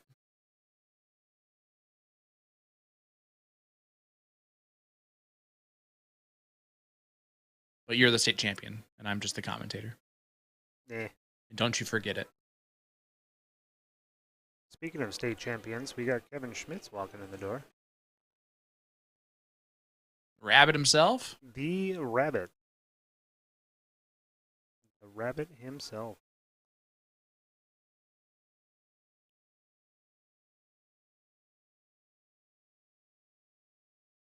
Yeah, Danny does shoot with Brent on that Elite League team that was in my league there. So he's been shooting with Brent a lot. He does do a little bit of a wrist flip with kind of similar to what I do, just not as. Don't say that out loud. Just not as aggressive. He'll quit darts. Yeah, well, He's going to quit darts if you. I'm not keep here that to up. give anybody a complex, to be fair. But I'm just messing with you, buddy. oh, I know. I wish I could be a state champion, especially a Wisconsin WAMO state champion, because that's impressive. You're beating a very talented field with real, and I know you'd say like no easy matches, but it really is actually true in this format. Great darts from Brandon, though. 100%. Very big 140 there from Brandon. Puts a little pressure. Doesn't freeze, though, and that's the Correct. important thing for Justin. 61. I like where you 25 going for in? double 18. You like 25 for double 18. Yeah. Yeah. That would be my play too. Oh my God, I like this. I mean, that was Smexy with a capital S. I mean, Um, if I could set up a 30, don't recommend somehow, that one. But I would do that. But I mean, 61. You might as well go triple 17 for double 5. If you're gonna, might as well just cut out the middleman of leaving 30, because eventually you're gonna end up on double 5 anyway. oh yeah, for sure. All right, last leg of the night, Matt Graff. All 8 shooters. Here we go. Starting with Joe. In on dart 1. Big start. Sometimes that's the biggest problem that anybody's going to have is finding that first dart. I mean, look at. Mm-hmm. Took me 7 darts to get in yesterday, and we ended up losing. Yeah, I saw that. You blew that for your team real I bad. sure did. I apologize to I didn't Matt want to bring right it up away. first. Yeah. I would have too. But there are moments where you shot brilliant and picked him up too. So don't Oh. Not a big deal. don't just remember the ending. You got to that point in a way for all the stuff you did. But the team that surprised us a lot last night was the Robbie and Byron team. And it was because it seemed like every time Robbie started off a little bit slow in the leg, Byron was there to pick him up. and do enough to even win the leg. It takes that type of a team to win that type for sure. of a tournament and last night. Byron was throwing phenomenal darts. So was Wiz. Both of them shot great. I mean, honestly, everybody that we shot against shot phenomenal darts. But Division 1. yeah, you can't walk into it thinking that you're just going to steamroll anybody by any stretch. Not even if you're a state champion. What's that? So not even if you're a state champion. Well, fair. You know, if you don't even hear my compliments, I'm going to stop giving them to you. Are we gone? Oh, we're still here. Don't worry. Okay. I mean, I'm having 4 conversations at the same time here. Focus on this one, Matt. None of them super valuable, other than yours, of course. Bradley That Brooks was a great coming save. up to the line. Back to the match. You like the Mooney call too, don't you? Oh yeah. Did he go bullseye there on dart 2? Ah man, so early in the leg. For me, I'm sticking the 20 the whole time, unless I have it really covered. Then I'll pop down to the 19. But problem is Sheep, I would say that. Go ahead. Oh, go ahead. No, you're good. I said so many of these people have played all their league system through a full bowl setup, so it's almost like Right. a habit to pop to that bullseye as soon as you're in trouble, so to speak. Well, I said this last night, and I'm going to pose this to you as a league coordinator of like a WAMO vendor. Yeah. And knowing that your top division is going to be playing double in, double out at state now, do you make sure that they have an option to play that type of a league and practice that style of game? So the tough thing for that is you have to be able to sanction it with the proper averages. So if Can you just do it like this league doesn't count towards? Joe. Sorry, Joe hit the No, you're front good. too. I got pretty excited. Can you do it so it doesn't count towards your true average? It's so tough to me. Like if there was a way to convert a double in, double out split average to a full bowl average, then I'd be open to it. But at a certain point, it leads to a lot of higher shooters having a lower average because they're throwing nothing but the double in, double out split. Yeah, I mean we have a league specifically here in Indy that is a remote league, so you can play it at any one of the locations that this vendor has. But it is a strict no handicap double in, double out split bowl Sure. alternate start league, and going into it, they're only paying the top half of the players. Yep. So you got to finish in the top half even to get any money back whatsoever. So there's that incentive on top of, you're Sure. playing so many people. I think that kind of curbs that a little bit. And honestly, it's such a great way to improve the competition in the area, because now it's iron sharpening iron in this type of a league 100%. too. Absolutely. If it's remote and doing that. And if I know I'm a Division 1 player that Ooh, I know right. at Two WAMO big I'm going to be triples there, playing Ray. this format. I'm going to try and make sure I'm practicing this format at some point. Oh, absolutely. So I know what we did once we found out that the format was what it was, is we would throw X number of additional games after we got done with the league, just to prepare as best we could for this double in, double out split bowl format. And when you have enough guys on your team and the surrounding areas, it's a little easier to be able to just kind of run a fun little league night situation with it. So Yeah. especially with the amount of talent that's up here in Green Bay, and to be fair, all across the state. You're not wrong. You are not wrong. There are a lot of little pockets of brilliance in Wisconsin. Lars, see how you go here.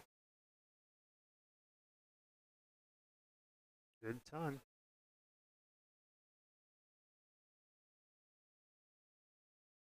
So far, Carl's been happy in this match.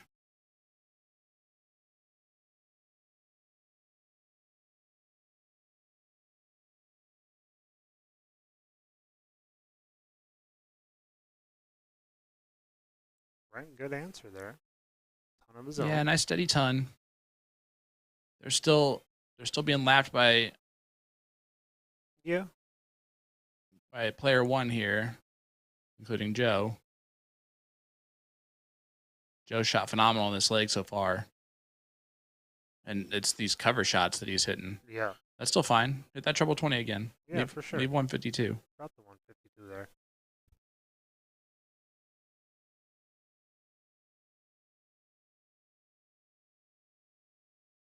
Yeah, that's all right. Again, and this is one of those situations, right, where all these players, including yourself, are used to hitting everything that they're shooting at, and this format makes that not something that you're doing as often. Correct. And so, do you find yourself getting a little bit more frustrated in those moments, or did you learn beforehand to kind of just curb the expectations ahead of time? I think you have to have a shorter memory in this format because you're not used to throwing it the same way. So misses are going to happen. They're going to happen more frequently than they normally would. So the fact that you're missing by a hole is detrimental, sure, but at the same point, missing a bullseye into a single one instead of getting 50 is a huge difference from You're not some wrong. of the other opportunities. Smooth with the big 140 there. Take control of the leg a little bit. And unfortunately for Brooks' team, the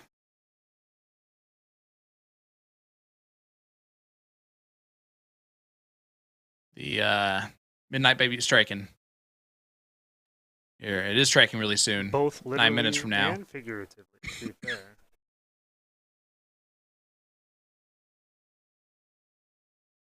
And I've been impressed with Ray and Joe in this leg. 701. They're 6 rounds in and sitting at 111. They're throwing a good team game. And how important is that to be throwing that good of a team game going first as the first player in the first spot? It's almost impossible for your opponents. In this setup for sure, but even tomorrow it's even more important, to be fair. If you have to get to that Would you game rather 7. Would you rather this game 7 be different than 701? Or do you like the 701? So we talked about that a little bit outside and everyone said the 701 seems like it'd be a lot longer. But at the end of the day, we're throwing Division 1 darts. Division 1 state darts. Throwing 501 at that point seems like it's not enough. You have all 8 people on the same game. So if you would run it as 501, someone gets in good, like you could be in and out in 6 darts per person on a that's fair. On a great setup. At least this gives you a little margin of error. What we've noticed, we've seen a lot of matches like this though in this leg where it's just miles ahead for one team. Yes, for sure. So in a situation like this, yes, 501 seems like it'd be a great option. But I've also seen games like this where the other team comes back and wins. Treble 15? Big dart. Very big dart there. Ray's going to come back with tops. And that's if Justin doesn't take it out. Right. Justin, you'd start on the 19 with 119 left. Yeah, that's probably where I would go to. Well, if you start on the 20 and you hit a single 20, you're screwed. I would float bullseye out there too. Just because I like the double Yeah. 18. Single bull, trip 20, double 18. Yeah. But then again, when you hit the double bull, you're at 69. Then you got to go 19 double bull again. Which is fun. Sure. There's a lot of swag to that, but Well, he Or- tried to go 19s. you could start 16 and Not ideal. He's like, is that what you're wanting? Is that what the route we were supposed to do? 16 first? And Brandon they're just not making fun of impressed by themselves that. because they're talked all through that, right? Yeah, Yeah. right.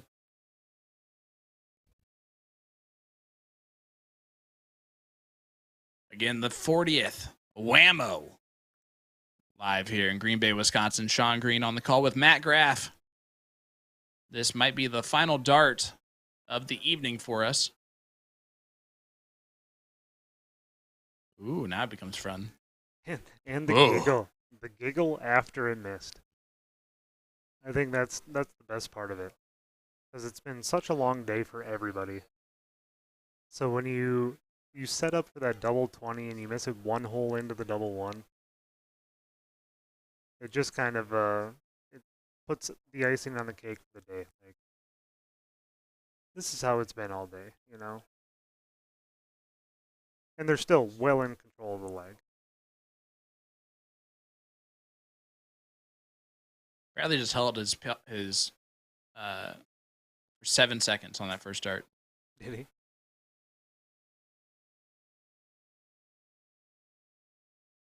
I just don't know how you can control your body to not move, not even want to move more in that 7 second Sure. time frame. Yeah. It is actually really impressive. Well, Ryan trying to seal the deal for Carl. I mean, he has to live with him. Oh, 25 for Bull. I was hoping No. for sure he was going trip 15, dub 15. 18. Big dub. All right, that works too. Smart move.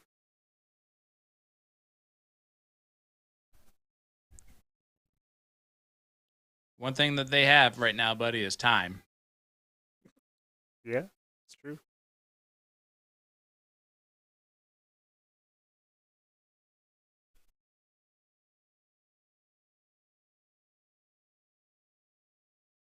And a mole mascot. Yeah. All right, Big Joe coming up here with a 16. Double 8. Pops it first start.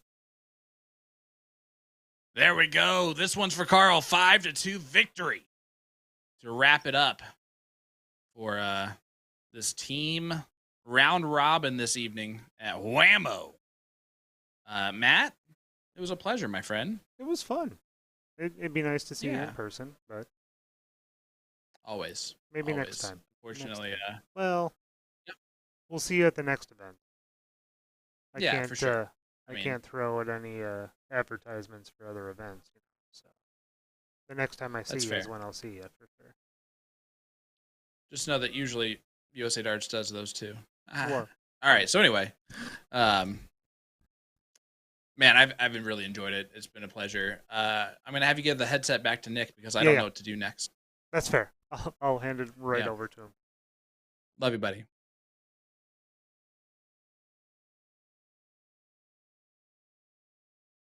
Oh, hey, how's it going? Whoa, Nick Whoa. Darachi Teixeira. Guys, did you know that we're live for WAMO? Whammo. Oh man, I was having fun listening to just Matt's side of the conversation for that match, and let me tell you, he made you look good. No, Anyway. he's just a very calming presence. That's for sure. Well, folks, I hope you guys enjoyed our coverage of WAMO today. We got one more day of action tomorrow. It is going to see how this all plays out. We got the last of the last of the last. It's the finale of all these different events, the cultivating moments of all these round robins, and I'm super excited to see it. And Sean, I am super happy that we were able to have you in here remotely, and God, I'm happy for your help as well. No, man, I very much enjoyed spending time with you over the past couple days. I know you're going to crush it tomorrow, but yeah, looking forward to seeing you in person next week. But until then, buddy, crush it tomorrow and have yourself a fantastic rest of your time at WAMO. Everybody, thanks for tuning in with me.